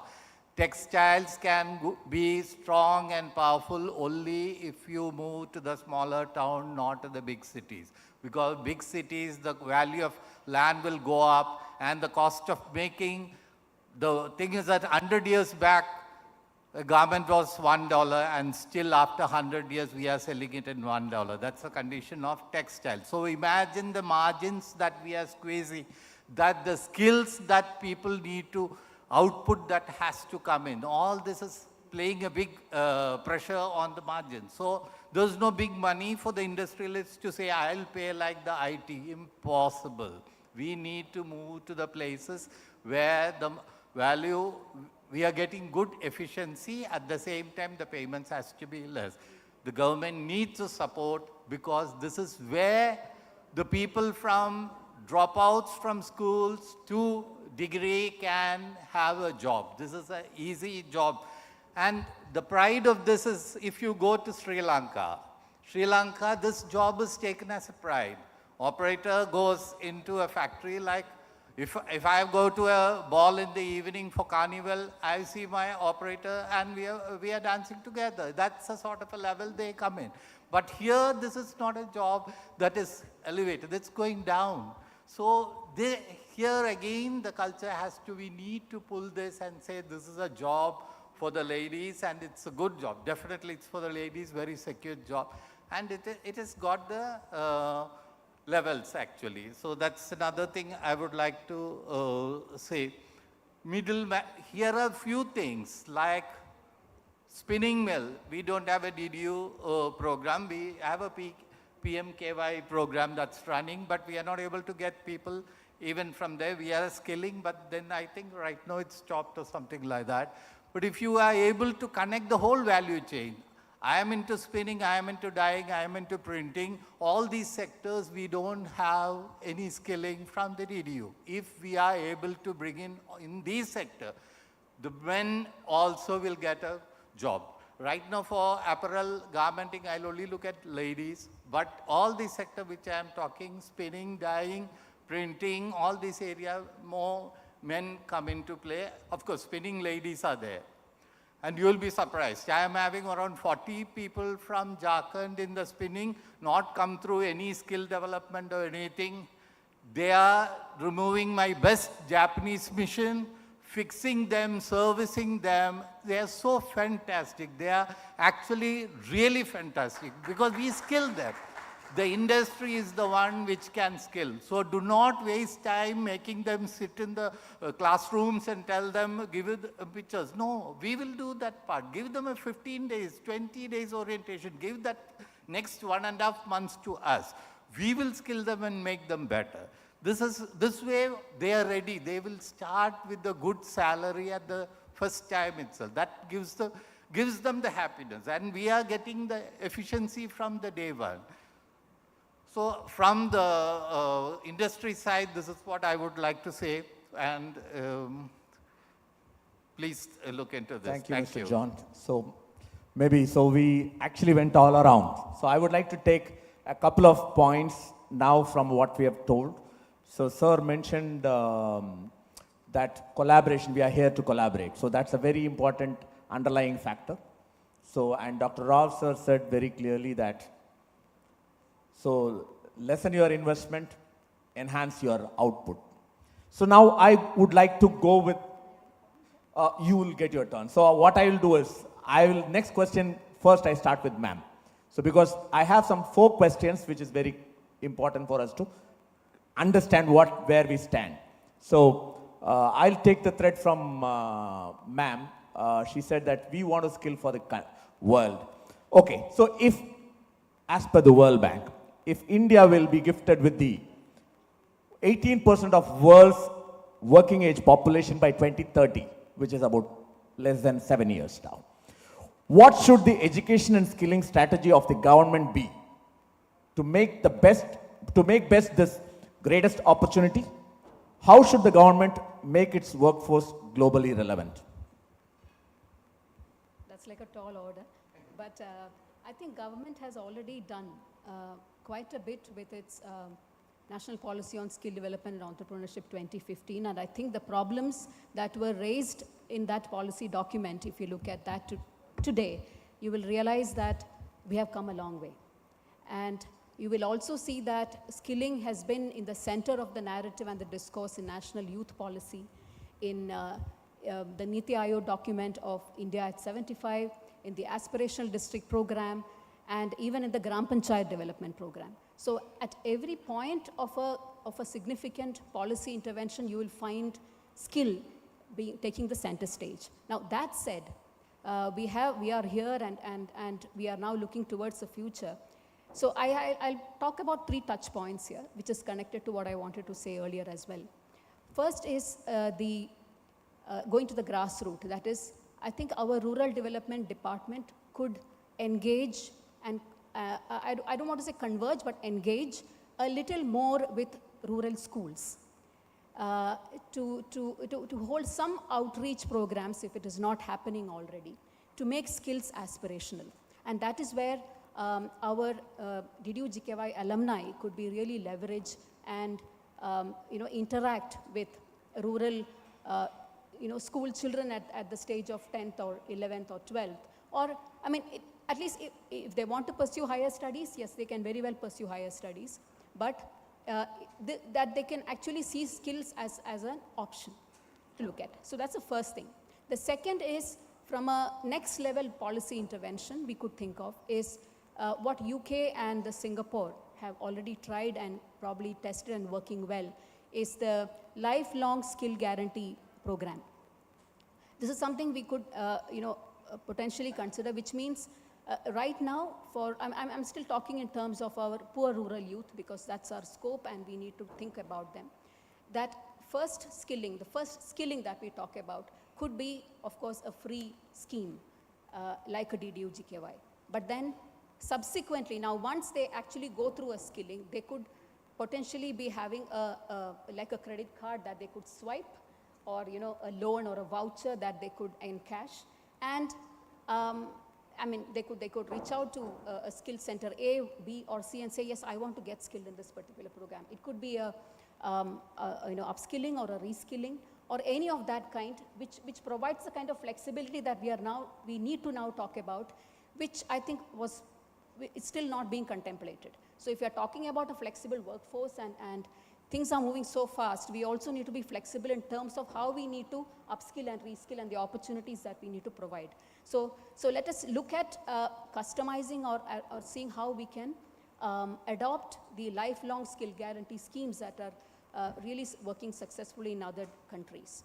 The third point I wanted to speak about, and that's the last point here, is about the migration support centers that like for example, we have Jharkhand children coming here, and certainly there would be a migration support center set up, and that could potentially become a skill hub as well. And that is where we could have industry partnership to make them more globally relevant, to be able to maybe go abroad and maybe Jordan and join a skilled textile park there in Jordan and being able to work there. So there could be skill cafes in migration support centers with the partnership of the industry. So this is where I think industry and our government as well as the skill development training providers could converge in a context like in a migration context. So these are 3 touch points. Thank you. Thank you very much. Sir was about to prompt his response, but I want to just give another spin to this actual question. So we said that we will provide people for the globe. So now where there is a need for skilled workforce is predominantly the developed nations. Are we skilling to that level is another question we might have to have at the back of the mind. So sir, if you want to still, yeah, please go ahead. I would like to add that skill development is never a new concept. Traditionally also, when I was once going through the autobiography of Benjamin Franklin, we can see that at one point of time, he also had to go some internship in some printing press. So traditionally also this concept was definitely there, and it was so in our country as well. But since last decade, when we see, and like your question was how the government is responding to the World Bank's study about the demographic dividend and the workforce. So I would like to say that already we are seeing that there is corporatization of the skill development. When we look up to the National Skill Development Council, and when we look at the sector skill councils that has been formed by the government, and all these sector councils are led by the industry leaders who very well they understand the pulse of their own industry and how it is to be regulated, what skill set is required, what should be the minimum criteria for the skill for the people, what number of hours needed for the students to attend the classes, what kind of tools they need to be trained upon. So definitely the government is very much sensitive to the skill requirement and skilling its population to meet the not just the needs of the nation, but as well as to the needs of the world economy as well.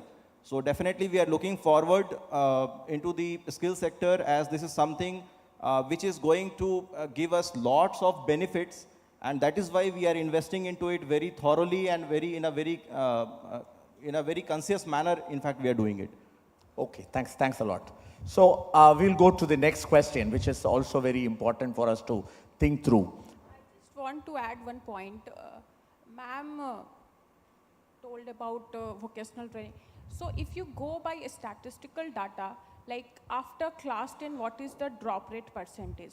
It is like 20%. If after class 8, it is approximately 12%, and after 9th also approximately 10%. That is the dropout percentage. So when you have a very high dropout percentage, you need to work out. So it's a very easy, like on policy paper, if you see any policy framework, even PMK, Kausal Vikas Yojana, everything is there. RPL is there, vocational training is there, special projects is there, everything is mentioned. But somehow, we are missing somewhere. So you ask us, are we ready for the developed economy, where artificial intelligence is taking the field? Are we ready for that? So when our students, I don't think so. Sometimes, like if you go by the government schools education level, somehow we miss that point.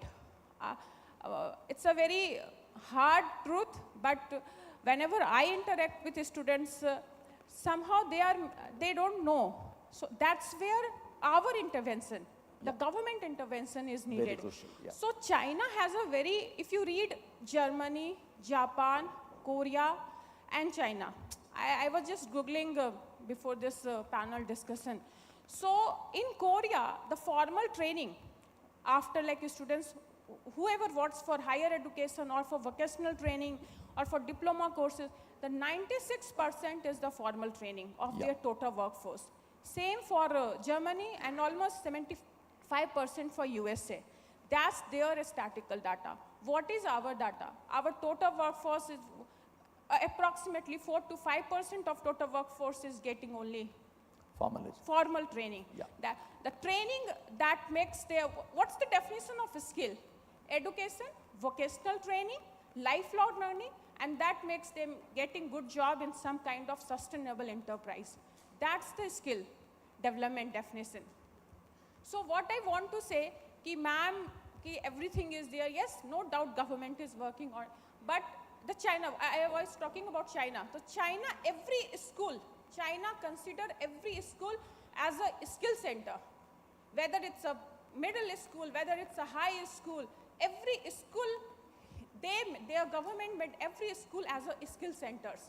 And that time only, when they asked children, they asked students, do you want to opt for higher education, like you want to become doctors, or you want to have only an operator, you only want to become fabricator? So they have this strategy. So I think whatever we have a policy framework, it must be implemented at ground level. That policy paralysis, we always study this thing. So it's always there. It's true for everywhere, across India this is true. So my point is that this one thing we must consider, like every school, every industry should tie up with our schools, to our remote areas school, not only to capital city. That's my one point. And I also like to, you added, Mr. Milton, one point, like I was, I have interaction with HCL and all. So we my government has a MOU with HCL.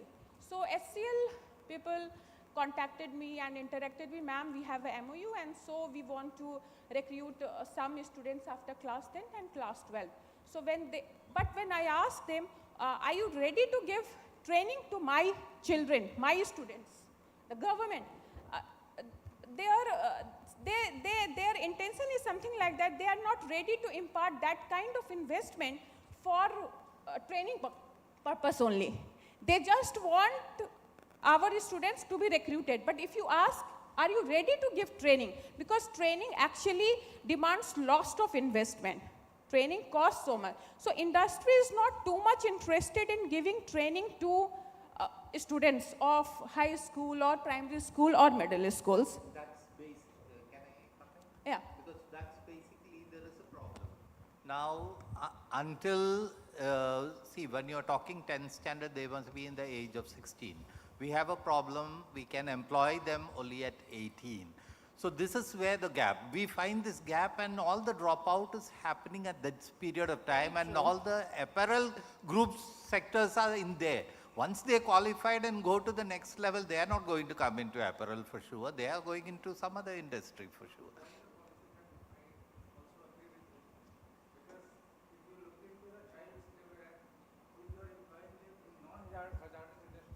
It's perfectly fine if they are over 14 years of age. But in our policy formulation, which we did for DDU-GKY or for other skillings, we kept the age as 18. So that's a policy gap which we have also pointed out, and it's duly noted, and we'll take it up and we'll ensure that this, for non-hazardous industries like apparel, it should be mitigated. Perfect. So, that will be very good, because again, what happens, even the buyers, when the buyers come in, and if I say in compliance, these are apprentices, they don't allow you at all to keep apprentices in garments. They want from the day one, they have to be employed. Now, we get into a loop. That's where the problem is. Thank you. Yeah, thank you. So we are skipping all the questions and going to the last round. This is, I want to call this as rapid response round. So I hope we all understand that, okay? I don't want long statements, 2 statements or maximum 3 statements, okay? I have about 5 pointers to that. 1, universalization of skilling. Anyone who picks up the mic can talk. Big no. No. Big no. Definitely not. Unnecessarily, it will increase more of competition rather than benefiting somebody. It is going to do more of harm. Anybody?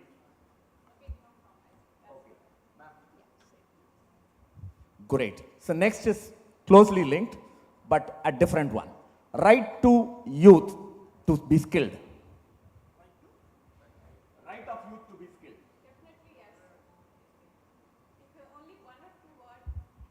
If it's just a rapid fire, so definitely yes. Yes, they have a right. Yes, right to education, right to skilling. And that's the lifelong skill guarantee scheme I talked As I had already pointed out earlier as well, that it is everybody's right for an equal opportunity.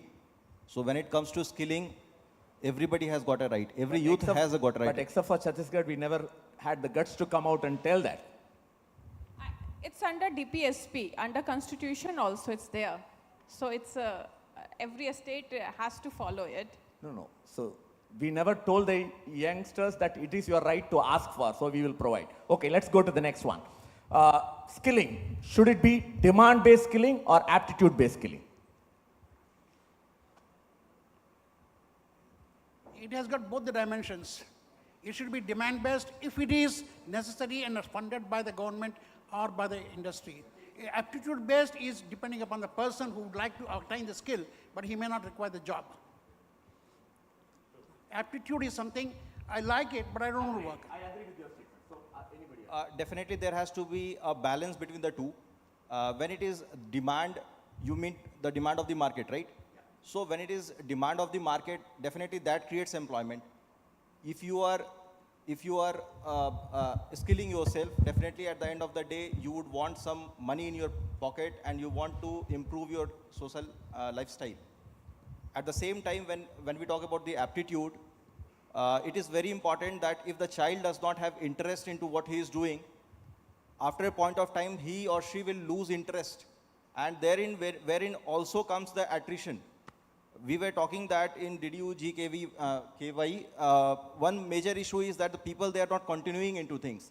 Simply, we cannot say that the child, like with due respect, I say that some people had the opinion that people are not getting proper understanding of the market, understanding of their job. But that might not be the case in all the cases. If the aptitude of the child is also not matching with what he or she is doing, in that case also such kind of issues can arise, which we have to respect that. Map aptitude to the demand. Okay, so I agree with all of you. But are we really doing it? The question we need to think through. Okay, the next question is, should the government incentivize skilling and upskilling, or should the government look at unemployment insurance? In my opinion, it should be supported only by the government, by the industry, and government can act as a catalyst. It should be totally, it is a responsibility of the industry to do it. But then government can incentivize to a certain extent. Because today in skilling, what is happening is people are getting trained because he is getting 45 rupees or 43 rupees per hour. That's a fact, as I see. Incentivize, not much favor of unemployment himself. I would say that governance is a very complex game. When we see from the point of administrators, we really get to know what the real world is. Definitely we need to incentivize, but at the same time we cannot ignore that there is always some gap between if somebody is skilled and somebody is placed. So what about the unemployment, the phase in which somebody is unemployed? We cannot leave them to their own fate. We need to come up with some support mechanism. So here also I would like to take a balanced view. Yeah, so balanced view is right, but the thing is we need to really act on it. Many a times we are not able to assure the skilled people that you will have a job. Because a lot of parents come to us, ask us the question, no, I'm ready to give them up to your training. Today, I lose 50 rupees. Maybe next 3 months, I decide to. But at the end of that 3 months, will you assure her a job? I don't have an answer. So, on the other hand, governments have started supporting unemployment through an insurance program. So, when people trigger their skilling initiatives during that time, so then their aptitude is aligned to what they are going to skill at. So, government supports them. So, this is what is happening in many developing and developed countries. Okay, the last question. Again, lifelong upskilling. Is it the mandate of the government or the industry? It is the mandate of the individual if he wants to earn. It is the mandate of the individual. If you want to be in the race, you have to. You all agree? Provide the space for them. Okay. So, I take this opportunity to thank the esteemed panelists who have contributed into a lot of delightful insights and no answers now. There are all questions in your mind which have to germinate into meaningful solutions. So I would like to invite each one of you to start thinking on these lines. Are we applying these rules in what we are giving now? If not, what more? All the very best. Thank you very much.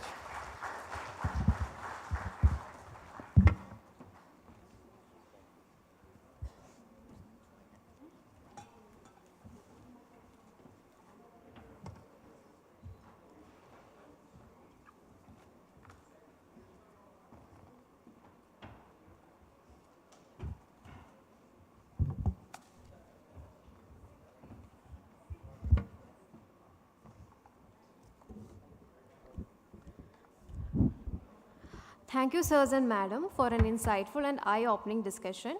Now we are moving to the vital session, which is awarding of certificates and mementos for the best employers that have got a commendable number of DDGKY candidates placed at their centers. For presenting the mementos and certificate, let me cordially invite the respected Secretary of Rural Development, Department of Jharkhand.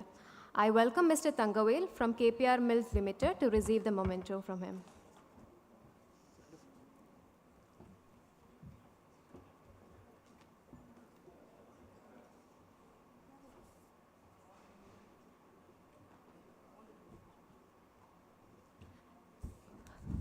Along with sir, I also welcome the respected CEO of JSLPS, the Joint Director of Skills, Ministry of Rural Development, the respected DDC of Hazaribagh, respected DDC of Khuti, and respected DDC of Ghumla.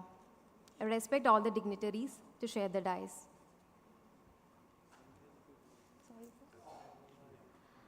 Also, I would like to request Sandhya Madam to come over the stage.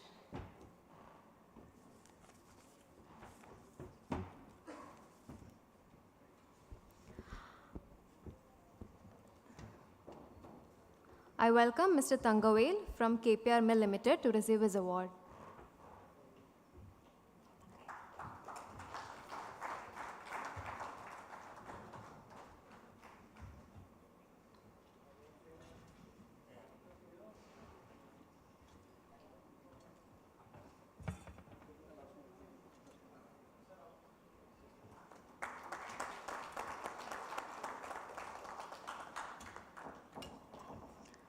I welcome Mr. Aman Peshwari from Bhumika Garments, and the memento will be awarded by the CEO of JSLPS.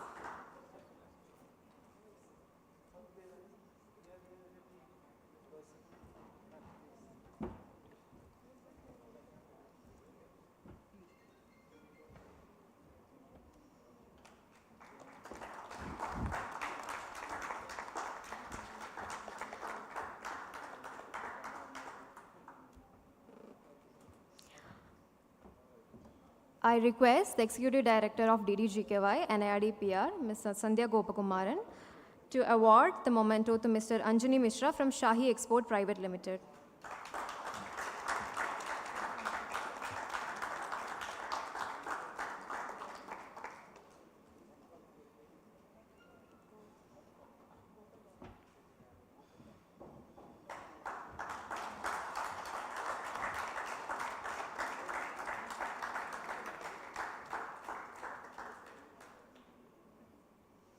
Now I respectfully welcome the respected DDC of Hazaribagh to present the memento to Mr. Mallikarjun from Gokaldas Export.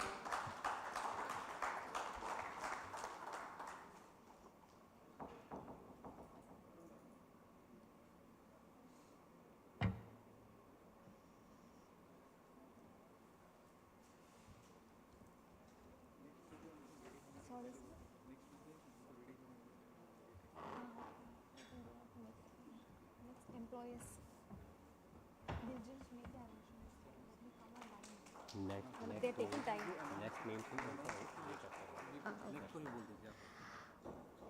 I would like to request Mr. V. Kannan from JJ Mills to receive the award from the respected DDC of Khuti.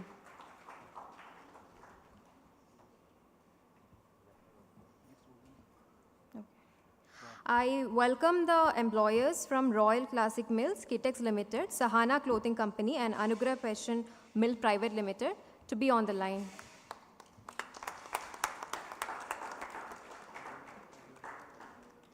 Mr. Mahindran P. from Royal Classic Mills, and I request the respected DDC of Khuti to award the mementos and certificates.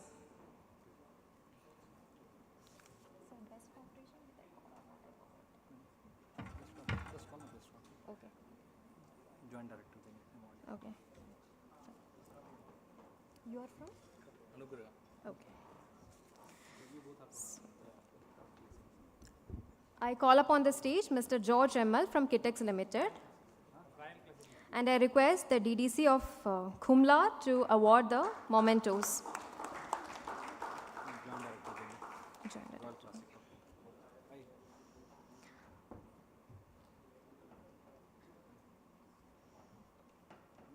Next, I would call upon the stage Mr. Senthil Kumar from Sahana Clothing Company, and I would like to request the Joint Director of Ministry of Rural Development to award the mementos.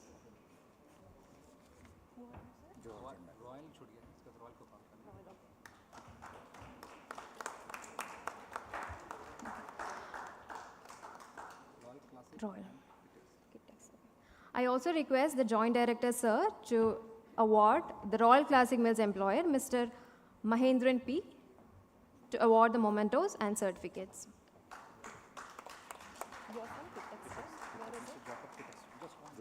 Okay. I request the Joint Director, sir, to also award the employer, the Kitex Limited.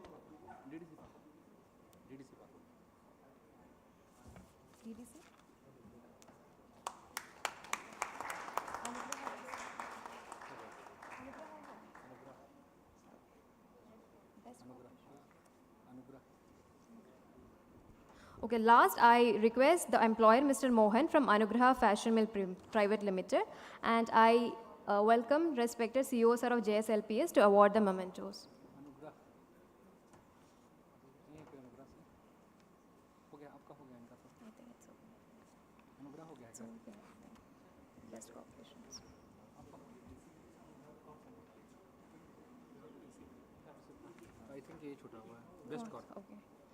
So the last I'll call upon the employer of Best Corporation Private Limited to receive the mementos and certificate from our respected CEO of JSLPS.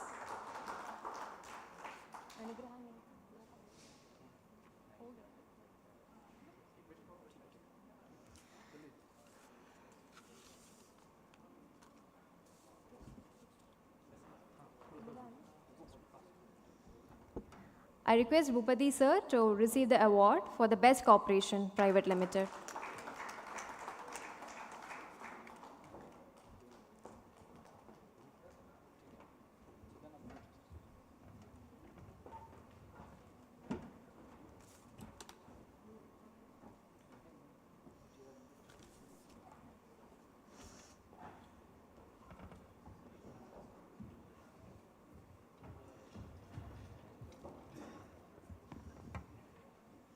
Thank you, sirs, for taking out time to award the best employers.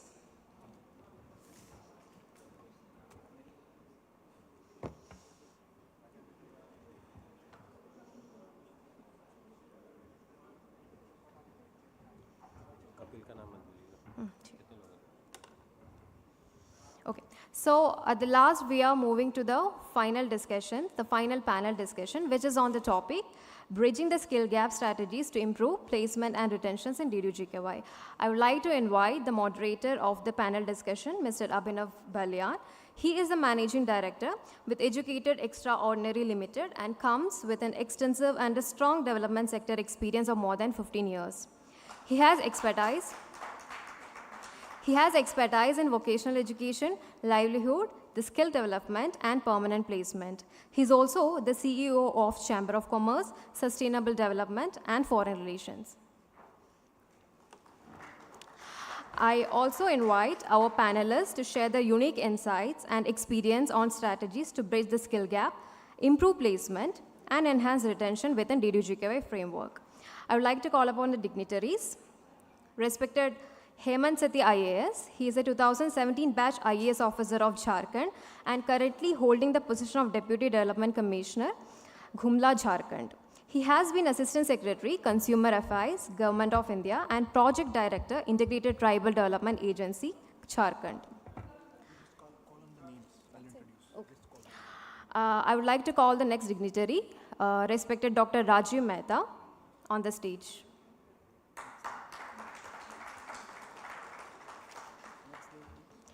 Respected Ambalavan Ramachandran, who is a co-founder and CEO at Employability Bridge. I also welcome respected Sri Anjani Mishra, National Skill Head at Shahi Exports.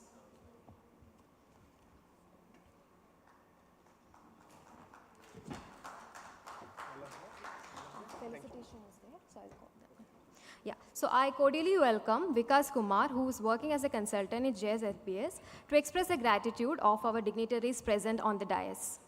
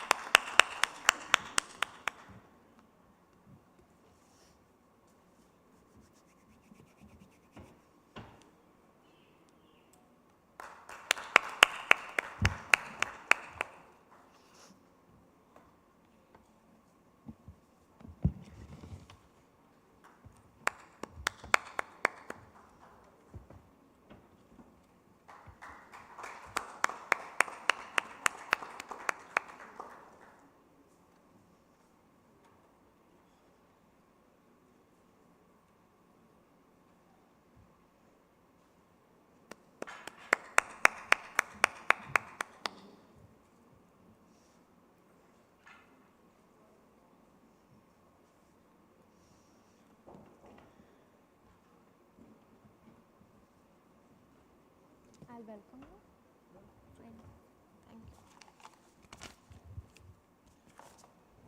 you. Good evening, everyone. I have to do a little justice on the time that has been consumed by earlier sessions, which were very productive, but we'll keep it short, crisp, to make sure that we conclude on time and as per it was planned initially by GSLPS. So I represent DDU-GKY, not the organization that is written out here. I have been trained, groomed by GSLPS in the last half a decade in Jharkhand, and we've been working extensively in all the districts. I have my colleagues out here. Mr. Anjani Mishra, he's from Shahi Exports, one of the biggest employer of DDU-GKY candidates. He's here. Mr. Dr. Rajiv Mehta is here. He is working in different states, one of the premier project implementing agencies of the country. We have respected Mr. Sati. He's DDC at Gumla. And we have gentleman, Mr. Ramchandran. He's here. So he represents Employability Bridge. Is a consultancy company which works between the students, candidates, and the industry. So before we move forward, I'm supposed to give welcome remarks, but I rather use it to speak about the scheme and how we work. And since the topic is the strategies to improve placements, retention of our candidates. So how do we get our candidates? My trainers, when I say my DDGKY trainers across the country, and specifically this is Cxo Jharkhand trainers, they work overnight, they travel, my trainers, DDGKY trainers, female trainers at times sleeps on railway platforms to catch a train to visit a different district. My trainers with my center manager travels 500 kilometers in a day for one candidate. My trainers at times check elephant dung while going to a village, whether this is hot dung or a cold dung, in case the elephants are nearby. So this is the kind of a circumstances we work in. One of the most supportive agencies across the country, which works in one of the most difficult terrains, has made inroads to the population which has never been touched. We train female students who have never exchanged currency in their life. When we are talking about AI, when we are talking about geospatial things, automations, we should also talk about students who have never gone to the schools. How to bring them to the main employability fold, how to bring them to the main respectful wage workers. So this is how we've been working, and considering all these aspects, we are going to hold this session right now. I come from Lohardaga, where to train students, to give them an environment where they feel that, okay, we are going to the industry, but before the industry, we are going to be at a place which is our place. So that is why skill development is important. That is why direct uprooting, I should not use uprooting, or direct transfer of a candidate from a village to the industry should not happen. They should learn financial skills. They should learn how to sit for 8 hours in a classroom, which they never sat in their classroom before. They should learn certain financial exercises. They should learn how to share a hostel. They should learn a few things. That is why skill development is most important.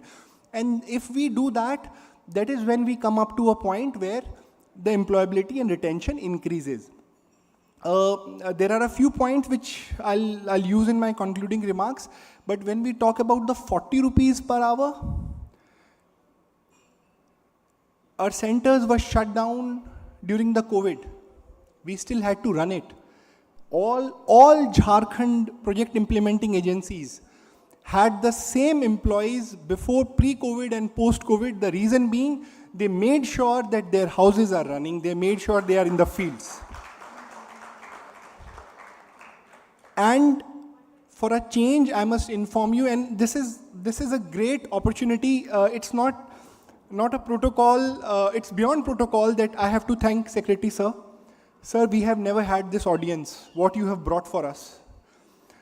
Respected Sir, with your leadership, with your vision, definitely my CEO, I don't call him CEO JSLPS, my CEO has made inroads in JSLPS.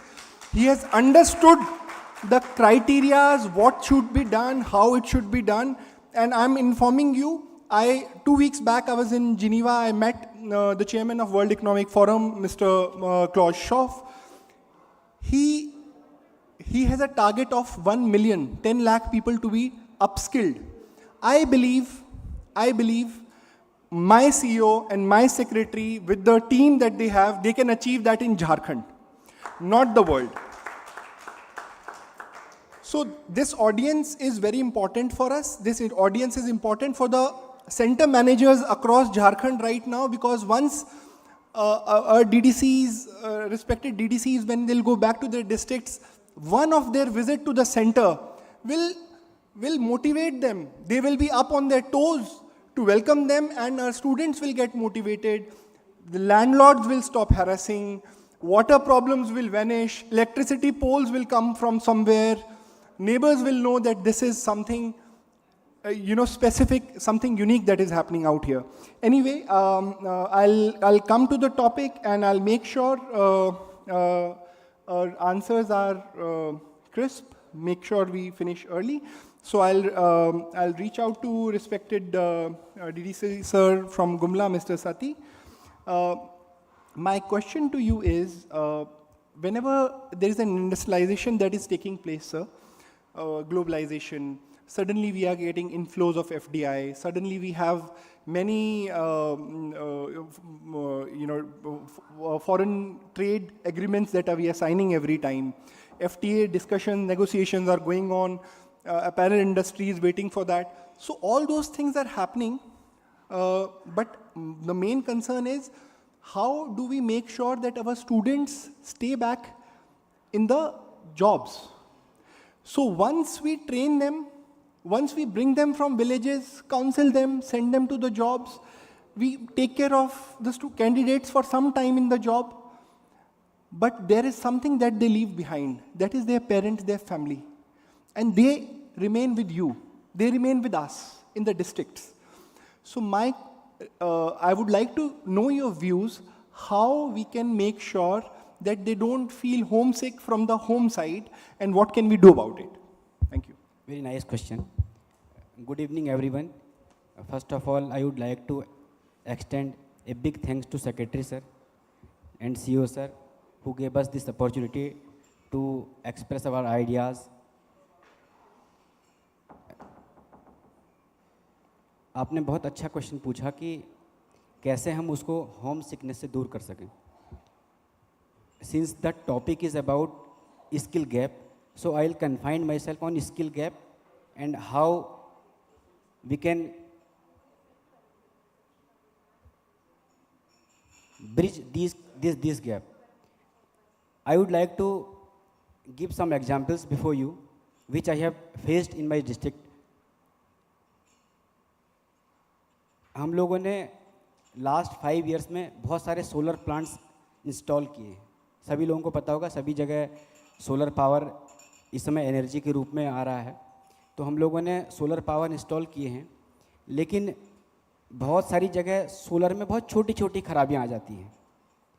बहुत छोटी छोटी खराबियां आने के कारण क्या होता है, हम लोग टेक्नीशियंस को ढूंढने लगते हैं और कई महीनों तक, कई दिनों तक हमको टेक्नीशियंस ही नहीं मिलते हैं. That is called skill gap.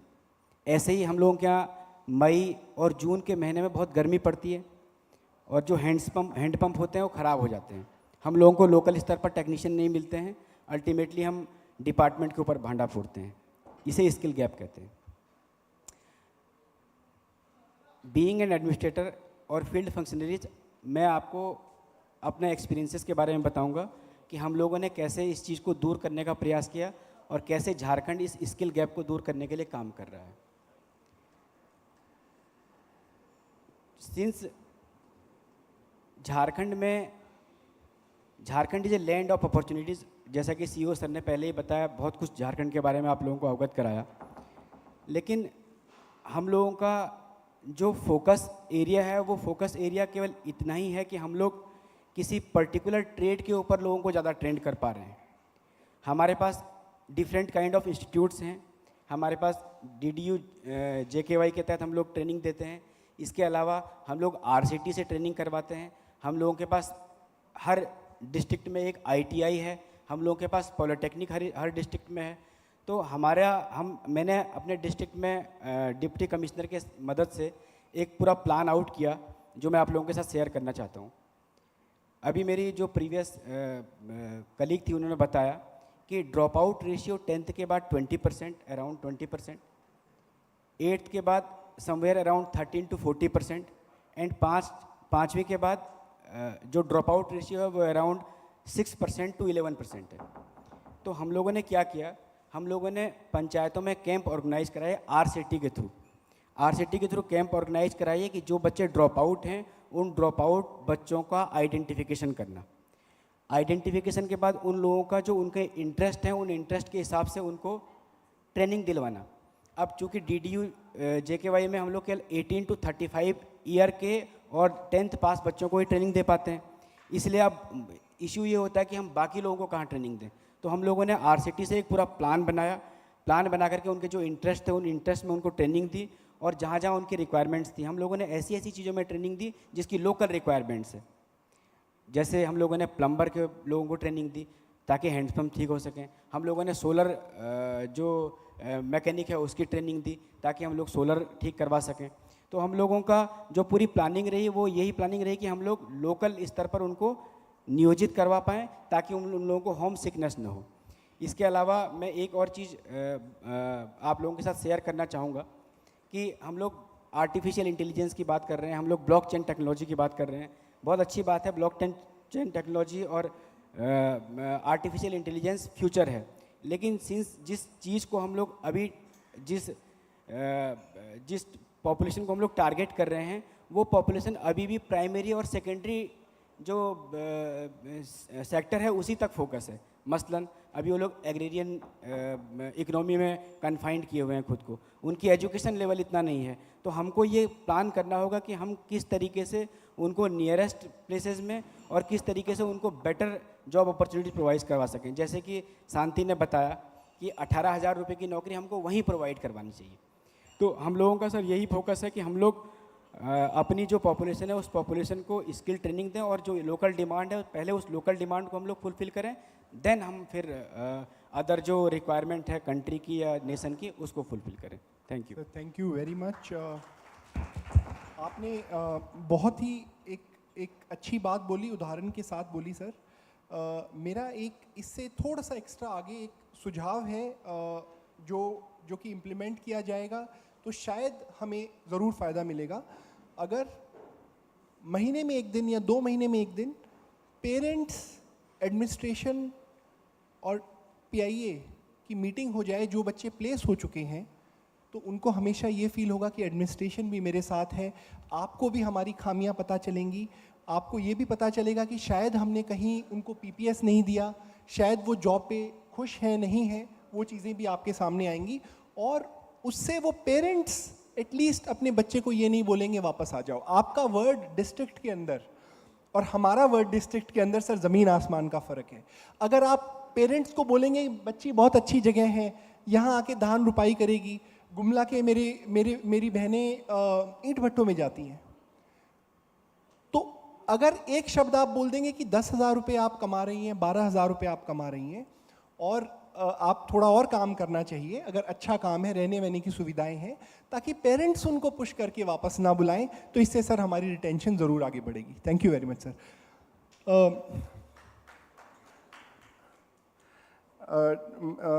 Doctor Mehta, placements remains the core of DDU-GKY, right? We believe we are nothing without the placements. From day one, when we start our counseling at the village level, it is about the placements. What are we going to get you? What kind of a future can you expect? Why should you come to us? Why DDU-GKY is good? Absolutely right? I have a specific question. You do your own efforts finding out the jobs. What role has JSLPS played in getting better opportunities for your students?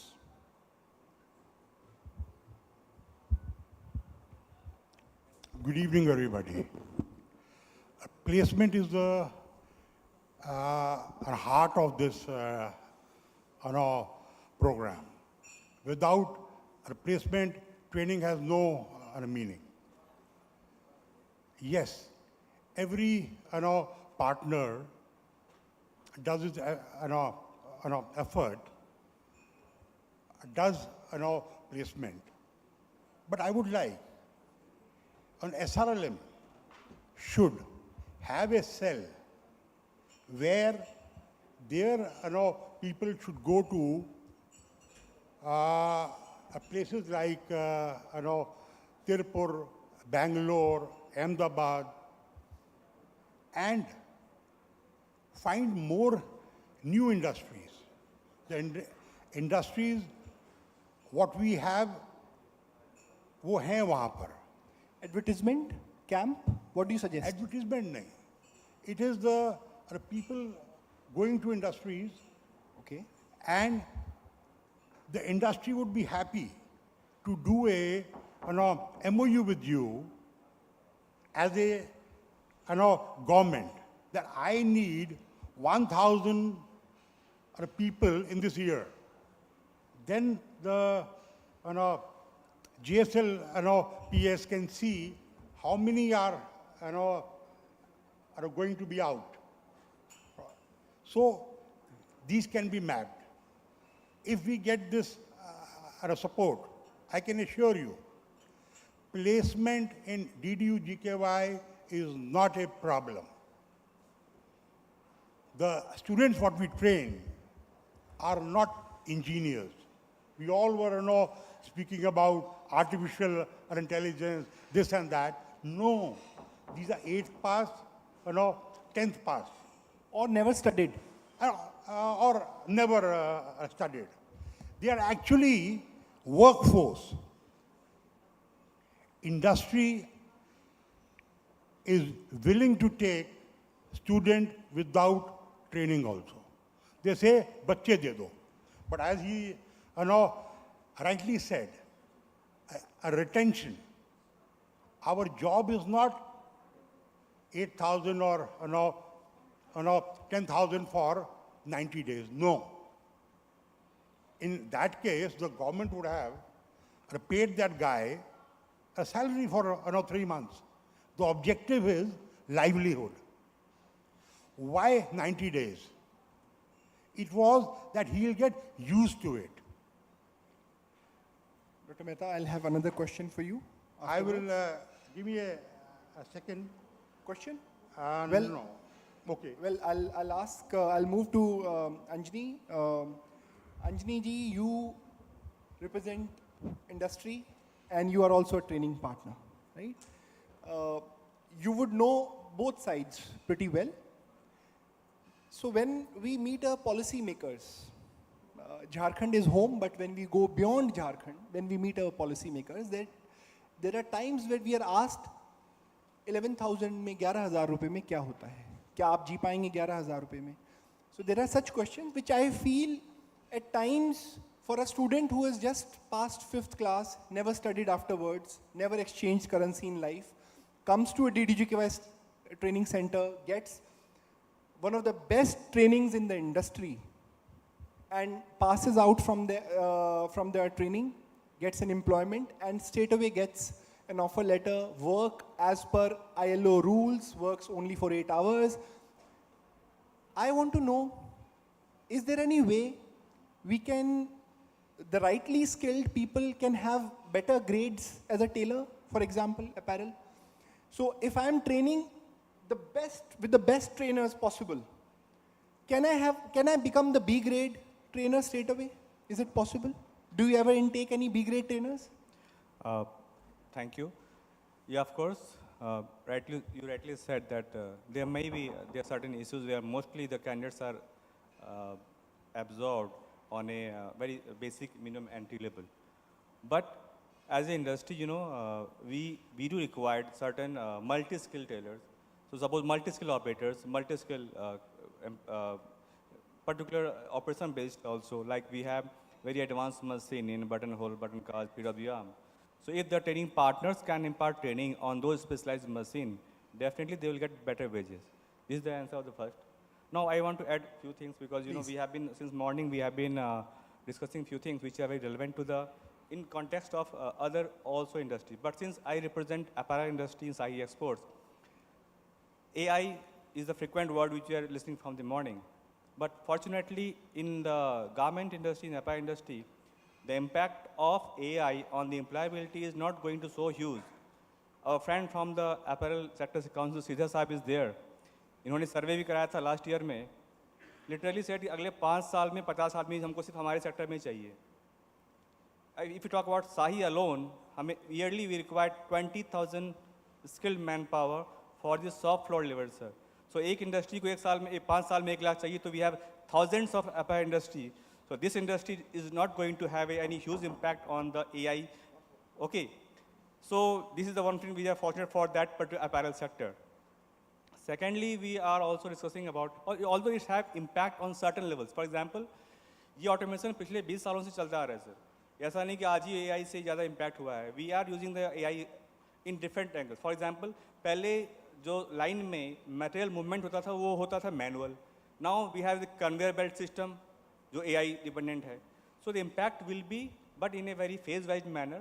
But since the garment industry is an industry with a man-handling opportunities, so we have a huge requirement in coming 5 or 10 years. Right, right. So placement is not an issue. Second, जो मैं एक थोड़ा thanks लेकर कहना चाहूँगा, because as an industry, I am taking time. You have. I'll ask another question, Anjali ji. I'll ask another question. Because you know, on the behalf of apparel industry, I can say we are the largest beneficiary of this DDGK project. आज south की जितनी भी हमारी factories हैं, we have more than 40 factories in South. हमारे fraternity जो south से हैं, हमारी इंडस्ट्री अभी भी उड़ीसा, झारखंड, बिहार इस इंडस्ट्री के स्किल्ड प्रोजेक्ट्स के ऊपर डिपेंड करते हैं. अगर ये ना हो तो हमारा इंडस्ट्री का बैकबोन टूट जाएगा sir. So we are thankful to you for the government, for the policy makers, but we need the consistent support from these schemes. There is a time where things have been disrupted because of various challenges. Anjali ji, another question for you. Yeah, of course. Relevant please. question which you are saying. How can industry help in career progression, your industry help in career progression? Because a lot of people at times ask us, since I'm not in industry, I'm a training partner, that they're only going as a tailor, there is no career progression as such. So please explain this to our audience and the panel. What kind of a career progression do we see?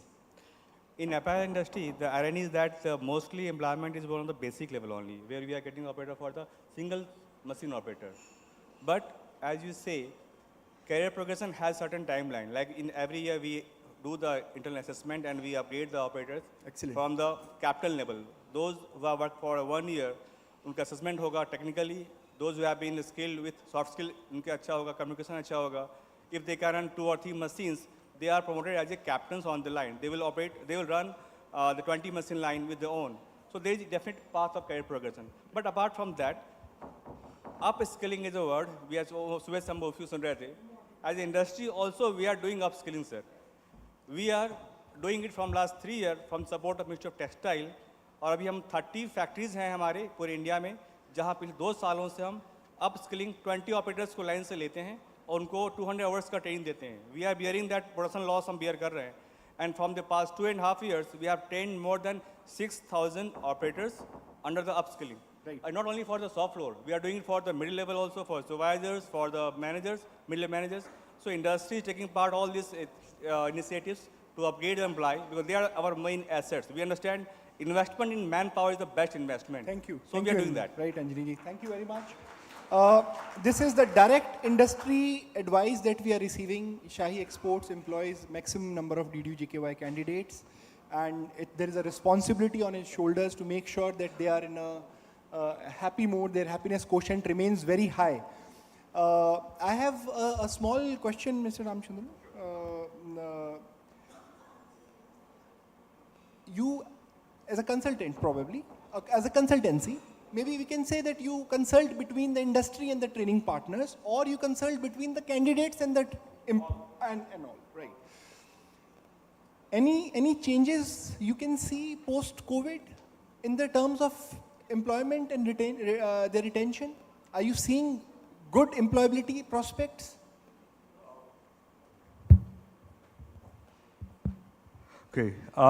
In the current scenario? Okay, sure. See, I will put it from a different perspective. So as we are talking about improving placement and retention, let us look at both from the industry perspective as well as from the candidate perspective.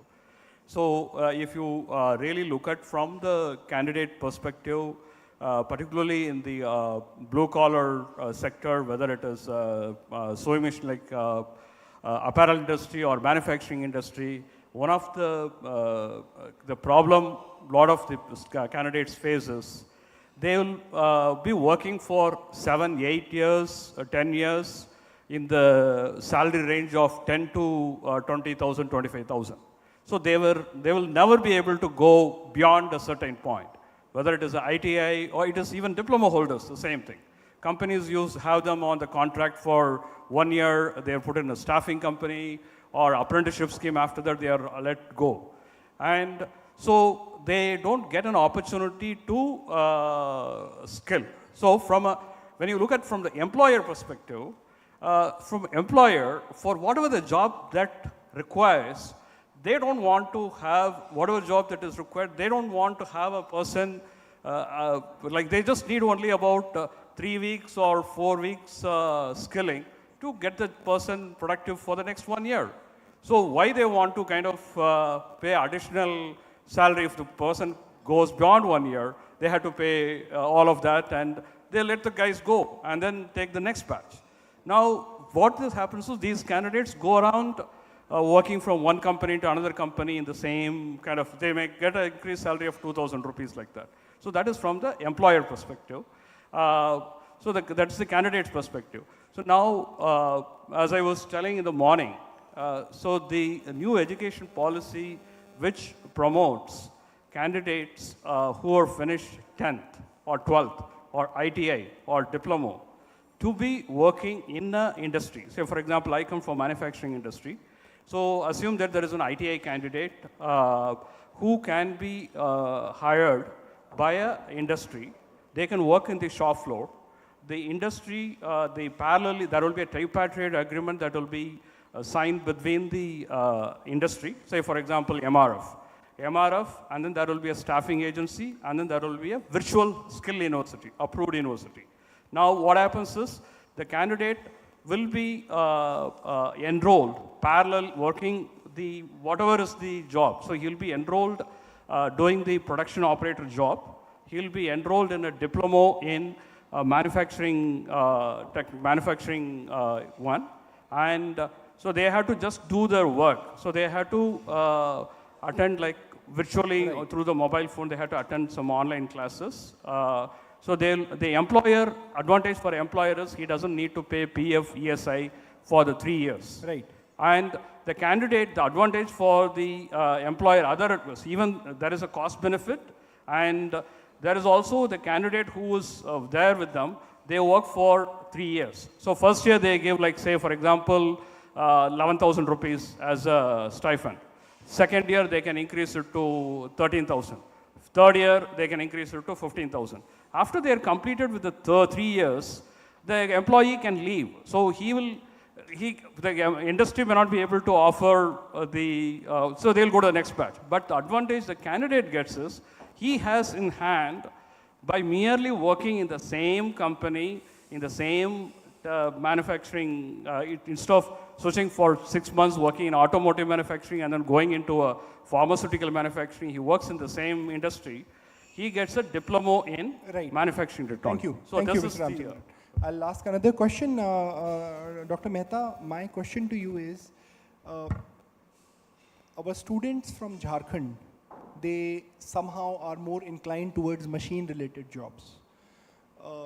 Why is apparel industry being run, assisted by Jharkhand candidates, and what is the great advantage that the candidates receive from going to the apparel industry? Basically, as you said, a child has never been out from the village. Right. He comes to the training center, and when we appoint him this sector, they have the same hostels, they have the same food, they have in Coimbatore, KPR mills, they have swimming pools in the factories. They have, it's just like home. It's better than home. And they are safe. The girls are safe. So the family also wants an apparel mein jayegi, accommodation and food is there. They save that money. Yes, absolutely. So I have something to add to what you are saying.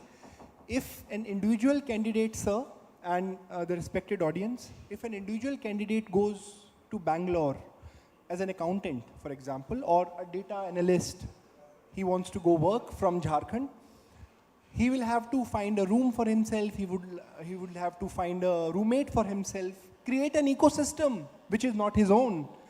Retention will be a problem. But when somebody goes to apparel, for example, and then we see the salary, the kind of salary he or she spends in terms to live confidently in the same kind of a habitat, in the same kind of friends, she came from the same village, there is no difference.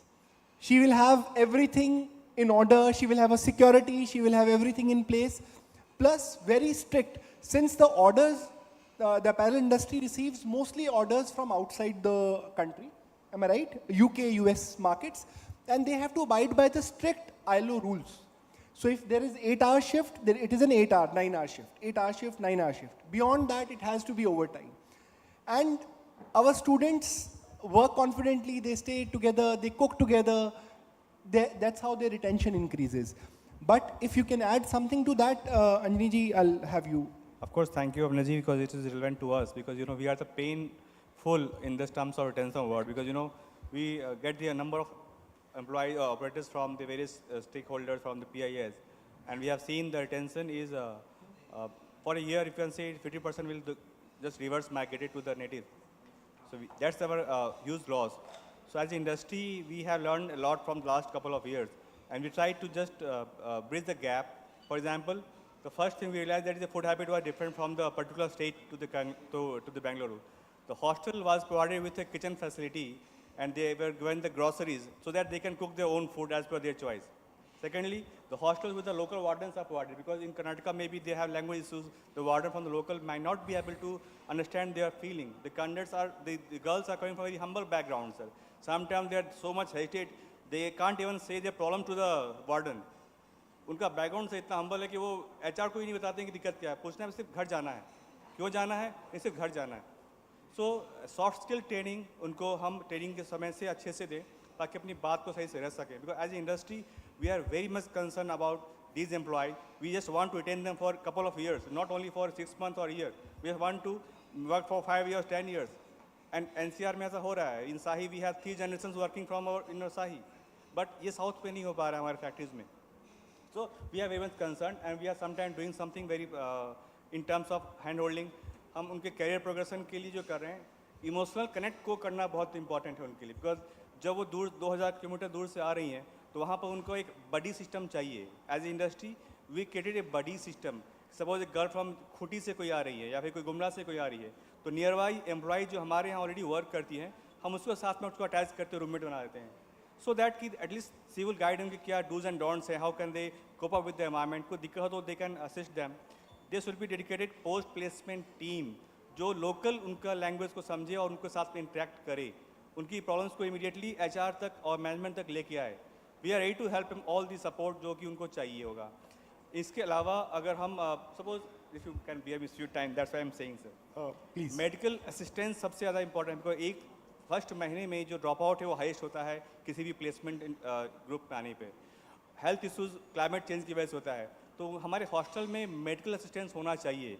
तो अभी जैसे भी जितनी factories हमारे हैं, सब जगह एक नर्स है जो डेप्यूटेड है, वीकली या फॉर्टनाइटली वो विजिट करती हैं, चेक करती है. So these are only a type of emotional connect. हमें उनके साथ bonding बढ़ानी है. So definitely the career progression will be better. Retention is also good for those employees. Right, right. I have. Okay, it's really important. Retention, we can bring parents from the district to the factories. Few parents, and they visit the factories and see their children there, and those parents when go back to the place, they spread nice things. So each district can bring in some people to the factories. In fact, we can organize online meeting also, because we are doing it. हम Sundays को month में एक बार MLI meet कराते हैं, जहाँ operator जो बेंगलोर में काम कर रहा है उनके पेरेंट्स को हम सेंटर बुलाते हैं और ऑनलाइन वो उनसे इंटरेक्ट करते हैं बच्चों के साथ में. So physically maybe sometime not possible, so at least we can arrange online meeting with the employer and the parents. Sir, respected Mr. Himansati sir, when we are sending students for the placement, that time is a very emotional time for the parents as well as the candidate. First time stepping outside, first time sitting in a bus, first time traveling by train. Parents don't know where they are going, what they will be doing. Even though we build trust for 3 months, we show them there are case studies, there are people from their villages, there are support system that GSLPS provides, but still there is an apprehension because जब खुद पे बीतती है तभी उसका emotion का पता चलता है. So I have a suggestion to make, and you can add on to that, sir. My suggestion is that while the students are going out of the district for their placement, or if they have been mobilized for X district or Y district, but you are the custodian of that district, you are the soul of that district. Face is probably deputy commissioner, but you are the soul of the district. And we can have your presence virtually, physically, in any form to see them off. It will be a great boost to them. But if you can add something to that, I'll be happy, sir. आपको बताना चाहूँगा, last जो batch हमारे गुमला ज़िले से कोयम्बटूर के लिए जो चला है, उस बैच को सी ऑफ करने के लिए मैं और डिप्टी कमिश्नर स्वयं वहाँ पर उपलब्ध थे. और जैसा कि आपने बोला कि चूँकि वो बहुत इमोशनल मोमेंट होता है, बहुत भावुक क्षण होता है, तो हिस्ट्री इस चीज़ का गवाह रहा है कि माइग्रेशन जब भी होता है किसी गुड कॉज के लिए, तो वो हमेशा उस पर्टिकुलर स्टेट के लिए, पर्टिकुलर एरिया के लिए डेवलपमेंट का कारण बनता है. तो जो एक पॉजिटिव माइग्रेशन है हमारे यहाँ से हो रहा है, वो निश्चित रूप से अच्छा माइग्रेशन है. हम लोग JSLPS के सहयोग से पूरा स्टेट इस समय लगभग 65 सेंटर्स हम लोग रन कर रहे हैं. 65 सेंटर्स में हम लोगों ने लगभग 65,000 जो स्टूडेंट्स हैं उनको ट्रेंड किया है, और ऐसी जगह, ऐसे ट्रेड्स में उनको ट्रेंड किया है जिनकी डिमांड है. जैसे ऑटोमोबाइल्स में हम लोगों ने ट्रेंड किया है, अपैरल इंडस्ट्रीज़ में हम लोगों ने ट्रेंड किया है, इसके अलावा फार्मास्यूटिकल्स में हम लोग ट्रेंड कर रहे हैं. तो हम लोगों का फोकस उन एरियाज़ के ऊपर ज़्यादा है जिनकी डिमांड अधिक है, और जो स्किल गैप हम लोगों का इस समय है, उस स्किल गैप को दूर करने के लिए हम लोग प्रयास कर रहे हैं. और मेरा पूरा भरोसा है कि आने वाले समय में झारखंड, हालांकि अब तक रहा है मैन पावर, एक ह्यूज मैन पावर सप्लायर के रूप में रहा है, लेकिन आने वाले समय में वो जरूर स्किल्ड मैन पावर सप्लायर के रूप में तब्दील होगा. Thank you. धन्यवाद. एक्सक्यूज मी सर, आपने जो विचार रखे हैं उसके लिए बहुत बहुत धन्यवाद, और मुझे पूरा विश्वास है कि इससे सभी को फ़ायदा मिलेगा. एंड मैं इसी के साथ इसको कंक्लूड करना चाहूँगा, और मैं बहुत बहुत तहे दिल से धन्यवाद देना चाहूँगा सारी ऑडियंस का, बिकॉज मोस्टली लोग बाहर से आए हैं, और वो उनका इमोशनल कनेक्ट और उनकी सिंसियरिटी दिखाती है towards the skilling program, towards the DDU-GKY, towards Jharkhand, towards students of Jharkhand. And before I conclude, I would want a round of applause for two great stakeholders of this scheme. That is our taxpayers, and second is parents of the students who let them work in the industry, who come to the center and make it successful. Thank you very, very much. Thank you. Excuse me, I have a question. Yes, please. Yeah. From the morning onwards, I was listening all those things. So I have one query to the CEO sir and everybody. We have spoken about the apparel sector, automation and everything. But one sector which we have not touched at all, that is the hospitality, which is contributed a lot in terms of the employment. And if I talk about Barbecue Nation, I represented by Barbecue Nation. We are having around 1,000 plus manpower from Jharkhand itself. But entire CSCO meet, we have not spoken about anything about the hospitality sector. There's a lot of demand in the hospitality sector. Without any doubt, I agree with what you are saying. So in return, I must tell you something amazingly good. Barbecue Nation is across the world, across India, I must say. You please give a mandate to JSLPS for continuous placement of 500 to 1,000 students, and we will train people for hospitality as well. If nobody trains, Sir, I will train. I have a requirement every month 750. You please give that mandate and you will receive the students that you will, even we are ready to incorporate something additional that you want so that all our students get placement with you. Please share your salary structures. Please come and have an MOU and we will place and train students for you. Thank you very much. Thank you. Thank you everyone.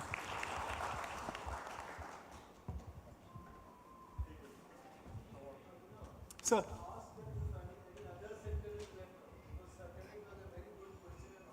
Respected sir, I'm happy, I like when elders stop us from behind for right things. Well, there are more sectors. I saw somebody from logistics skill sector also. Logistics is a booming sector, is driving India, is creating new India, is creating the vision of new India. Please, there is a gentleman from logistics skill sector who was here. Yes, right. So if you can please inform us if you have jobs for logistics sectors. Our students, our boys are brilliant. They are working across in different temperatures, different terrains. Please share your numbers and we will incorporate that, and we have to promise it is a responsibility for all of us in front of the secretary, sir. Please. Myself Krishnakant Sharma, representing here SEP Express Supply Chain Logistic Company. And definitely, sir, we have a huge requirement in logistics sectors. And every month we started new state-of-art warehouse hubs in country. Or we cover Pan India, every pin code of Pan India. So definitely I'm sharing my number, and South with too much requirement for logistics and for 3PL logistics. Sir, we believe in responsiveness. So if we receive your email by tomorrow, day after, this week, we will respond to that. The mail will be forwarded to all the project implementing agencies. Project implementing agencies will take a call. We'll make sure that upcoming batches of logistics will be placed in the industries that you are calling for. Thank you very much. Thank you. Thank you very much. Thank you, everyone. So, that's a very good question. And let me tell you very honestly, we are dying to get more partners because we have so much target to achieve. We are talking about demand driven and supply driven, but you know, in government, you have those targets because you know there are people who still don't know what they need. And in that case, you are bound to see them and you are bound to work on demand-driven programs. So we are working on hospitality sector also. We have very good PIs who are working in the hospitality sector. Logistics, as said, is one of the booming sectors, and we have partners for logistics also. Maybe one of the impression which was created because we are in Coimbatore and Tirupur, where most of the candidates which are placed in apparel sector, so that may have come as a prominent sector. But right now, in this year, only we have more than 38,000 candidates to be trained. So we would like to have more PIS come into picture, and if you place the demand, we will be more than happy, literally more than happy to, you know, induct new PIS if our existing PIS are not sufficient enough. And when other states, they post pictures and post it in our group that we have placed our candidate in McDonald's and Barbecue Nation and they are wearing all this dress, we also feel happy. And we also want our PIS to place them. We also want to have those pictures to showcase it to them. And certainly, as you promised, and I'm also promising you on behalf of the JSLPS and the state government, that if you are committing to have those many numbers, I will definitely provide you those numbers for sure. Thank you so much.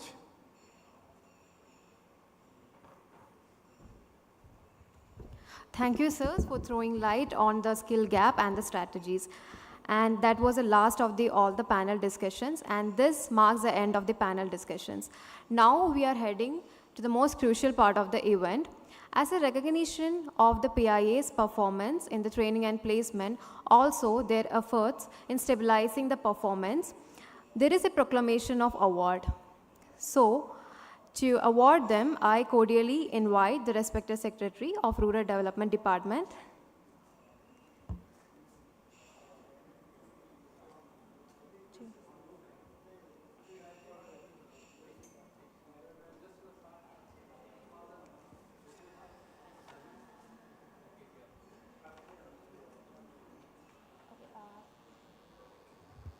So this is basically a moment where we are going to felicitate all those PIAs who are working really hard and have ensured maximum placement for our candidate, and because of them we are here. So I want everyone to have a big round of applause for them. And our Honorable Secretary Sir has said that now that mutual cooperation should be there. So all those PIAs who are training the candidates and all those industries who are taking maximum number of candidates, there should be mutual cooperation. So all those industries who have been the biggest employer will felicitate the PIAs. So we have changed it, and PIAs will be felicitated by the biggest industries now. Yeah. So Hasnan, Yes, sir. can you call upon them? Yeah, I'd like to invite Mr. Malika ji from Gokul Das, Bangalore. So. I don't know, Sahi, दोनों में है नहीं? हाँ, नहीं ये साही दोनों में नहीं है सर, PIA में है. हाँ. But Sahi is employer also. So, yeah. So, I'd like to Mr. Abhinav Balyan, Managing Director from Cxo Conclave. So.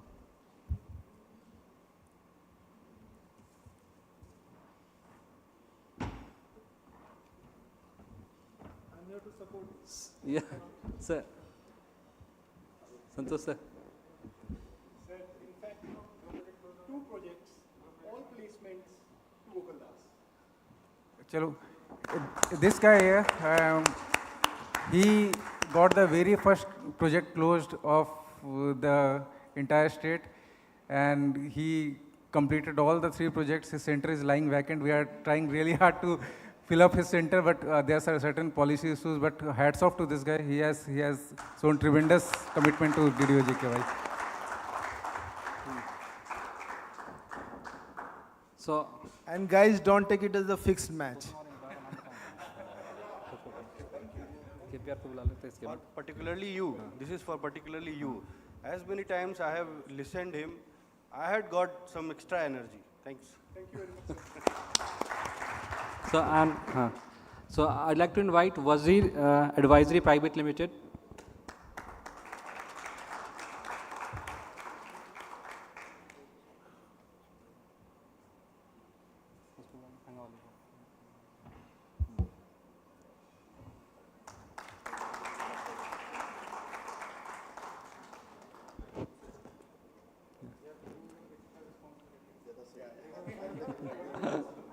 And after that, I'd like to invite Aman and Karan from Bhumika Garments Private Limited.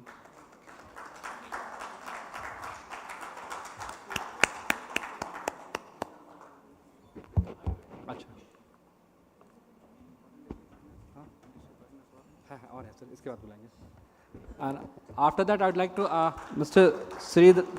Sridhan from Arvind Mills. He'll come on dais.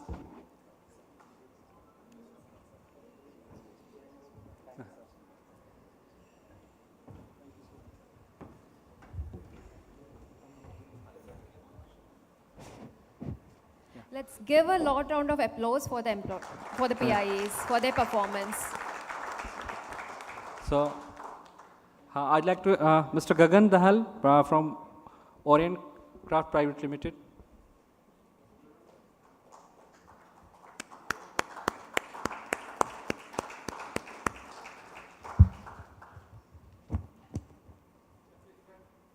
So they were the second PI to close the project in Jharkhand, and they have also started an apparel industry जो हम लोग की candidate का सबसे बड़ा concern था कि 18,000 रुपये कैसे मिलेंगे उस स्टेट में.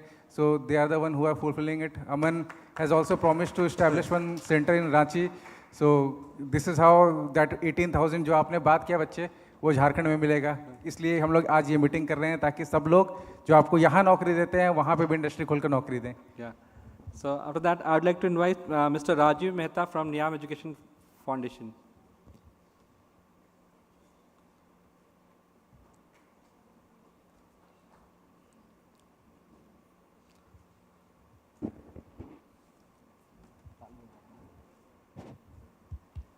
Let's give a huge round of applause to sir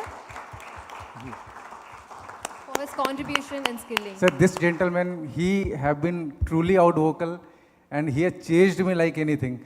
Initially, I was very difficult to find. I still am. But this guy relentlessly chased me along with Abhinav, and got his project cleared from me. Yeah. And after that, I would like to invite Mr. Thangawali from KPR Mill. He'll come on the dais and felicitate to our PIA.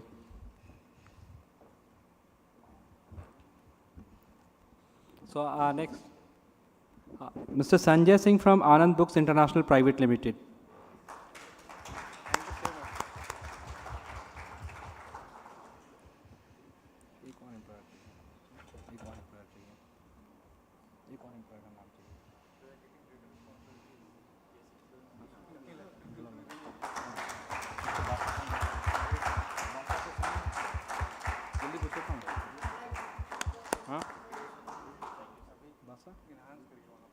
Mr. Basa, let's go. Yeah. Thank you, sir. I'd like to invite a representative from the Planet Infrastructure Management Private Limited, Mr. Dharmendra Sahu. मेरे assessment session में सबसे ज़्यादा question planet infra से ही आता है. किसका है ना? एमबीडी से कौन आया है? कोई नहीं आया एमबीडी से. अच्छा mister Vikas Trivedi.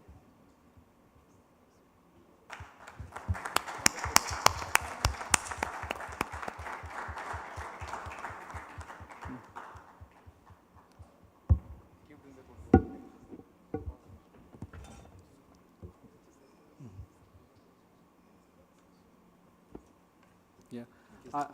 Thank you. I'd like to Mr. Vikas Trivedi from MBD Alchemist Private Limited.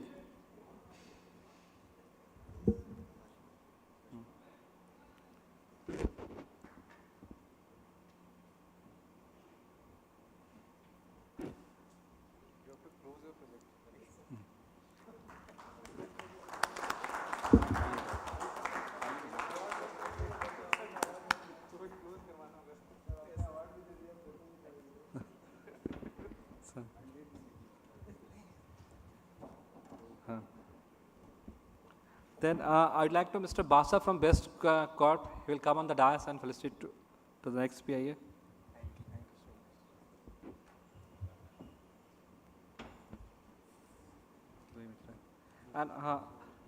And also I'd like to invite Mr. Arun Bhatia from Quest Corp to come on the dais.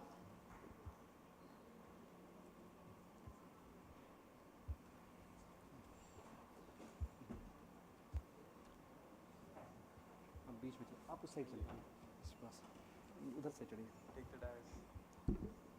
Now we'll have to recruit more people.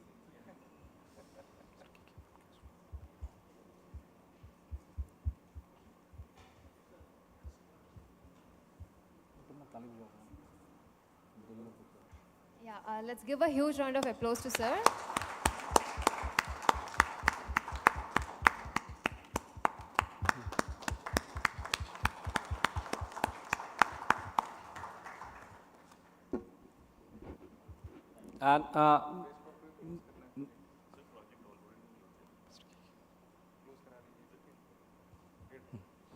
And I'd like to invite Mr. KK from Safe Educate Learning Private Limited.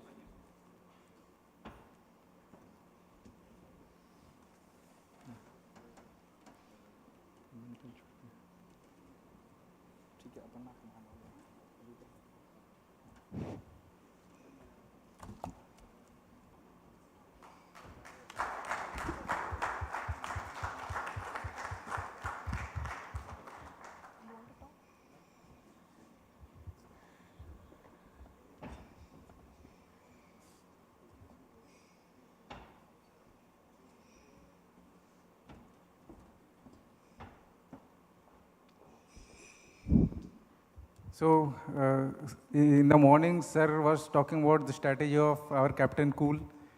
So, in this IPL season, he changed his batting position, sent himself at number 8 or 9 to promote younger talents. So, during this award ceremony, sir also changed his position and made sure that all the industries he gave him greater responsibility to hire even more candidates now. So now we can see the strategy and the inspiration sir is getting from our Captain Cool. Thank you, sir.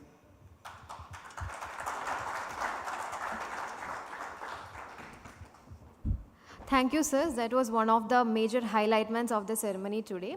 Now, I respectfully welcome Shri Siddharth Kankaria, the Director of PricewaterhouseCoopers Private Limited, to deliver the closing remarks as well as the vote of thanks, to express gratitude to our esteemed dignitaries, the panelist members, and also the participants.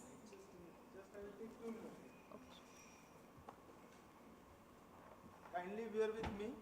Whatever I have learned during the session, I will put it very briefly. Just have patience, my request would be. It won't take much of the time. It is for team also. At least as I mentioned in the morning that as a team, we should exchange the contact numbers, okay? And the brief outcome of this.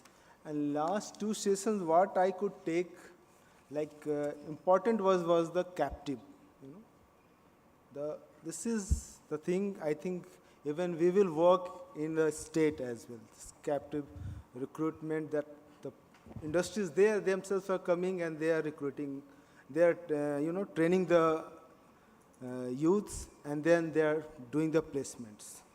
Second part, I will say what I could take from you people, I could learn from you guys. There was a point of retention. And I think in our curriculum, we need to, bring the counseling and, making the young girls, the young boys, just counsel them, make their mind that once they are outside, how they should be, face the things and what all the, we should make them very, very much comfortable, and that should be a counseling sessions. Continuous counseling sessions must be done. I think we must take this, what I have learned from your discussion, continuous counseling sessions. And then there was medical input. I think during the training itself, we must impart them two more things. What I could learn from this today's discussion. One is first aid training. First aid training, like if there is small, health issues, at least they can, take the medicines or they can refer some first aid things. That is one point, what I learned from you guys. And second was that this law, the legal framework, not against the employer, okay? Not against the employer. The legal, legal aspects and legal things must be taught to bring the confidence, not to fight. These two are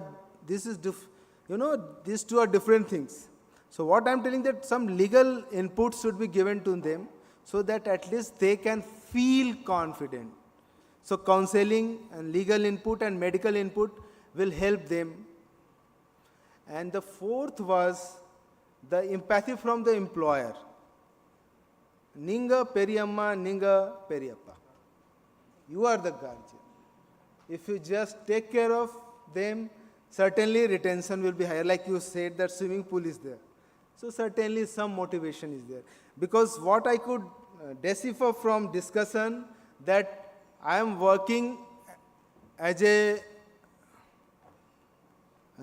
employee at 12,000 for last 6 years. So what is my motivation now? After a point, what is my motivation? So these things are the point of motivation. And so how you retain them is by giving these, taking sort of care by providing them food so that they don't have to cook the food.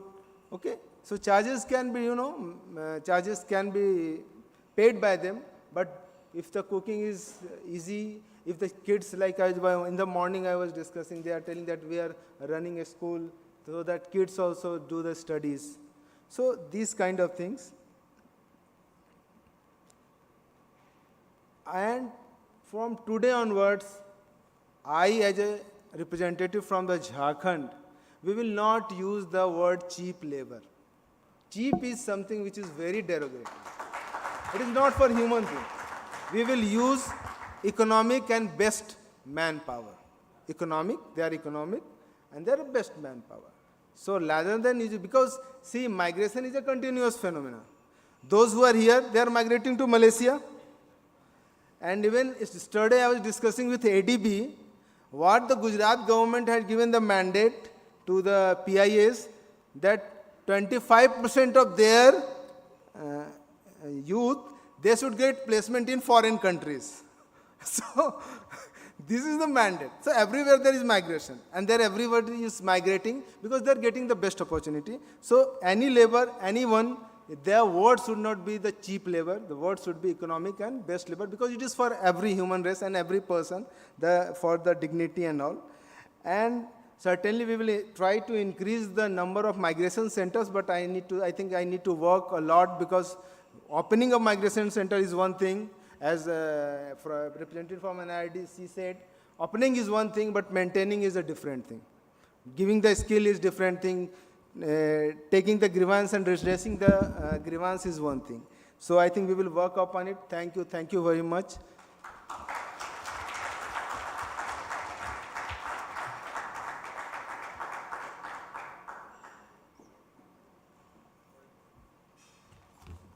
Thank you, sir, for your magnificent statements. Now, to express the gratitude and thankfulness to all the respected dignitaries, the esteemed panelists, the participants, and the organizers who have made this event victorious, and also for setting the end of the program officially, I would like to welcome Shri Siddharth Kunkaria, the Director of PricewaterhouseCoopers Private Limited.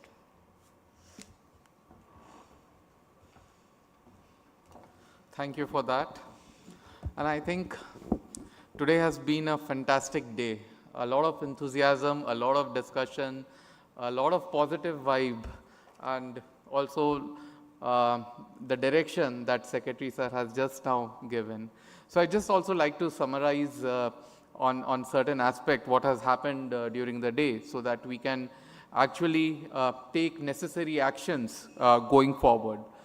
We talked about people, we talked about prosperity, we talked about the paradigm shift that is happening in the skilling. We talked about from where we are coming in from and where we want to go in terms of AI, etc. So that paradigm shift we talked about. We also talked about partnerships, how each of the stakeholders need to come in partnership with each other to deliver this giant objective. We talked about policy-related initiatives that needs to be undertaken. We talked about plan for action, that how do we kind of take the skills ecosystem forward, how we can bring in skilling, upskilling, and reskilling, all three elements into the entire lifelong learning of the citizen. We talked about placements, we talked about premium wages, we talked about how to have retention policies in place. So with that, I would like to express my thanks and gratitude from behalf of everybody who was involved in this. First of all, I would like to thank Secretary Sir for putting up this vision. I would like to thank CEO Sir for executing on it. My fellows and team from JSLPS, the SPMs, Hasnan Sir, TSA team, everybody, thanks for coming in here, putting in day and out for the last 3-4 days and making this event a grand success. So thanks a lot. I would also like to thank our government officials and young IAS officers who have come from Jharkhand all the way this year. It is so great to kind of see your engagement in this, and we look forward that at your respective districts you will continue to do so for the strengthening of the skills ecosystem. I would also like to thank the CEO from Tamilnadu SRLM for extending such a warm welcome and also be the local guardian here when people in Jharkhand are away. I would also like to thank our partners from industry, SSEs and PIAs who are taking this responsibility of this whole shift and doing their best to their ability to help the people of Jharkhand grow. I would also like to thank the youth who have come in here, who have trusted the system, who in many cases have left home and have directly come to the training centers and here, for showing that encouragement and contribute to the larger interests of the country. So thanks a lot, everybody. And I just missed that, but I shouldn't have. We'd also like to thank MORD and sir for your presence today. And there are a lot of policy-related changes that we have discussed, and we are sure that with your with your presence, we will be able to address many of that. Thank you, sir. Thank you.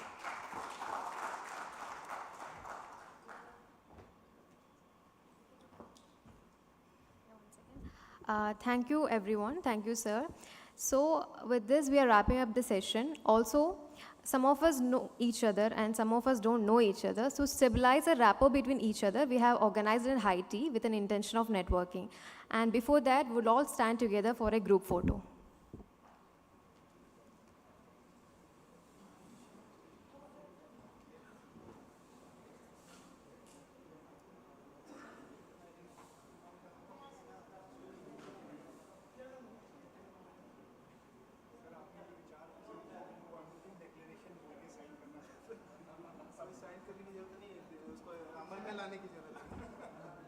हम लोग लिख लेंगे but उसको अमल में लाने की ज़्यादा जरूरत है सर चेयर आता है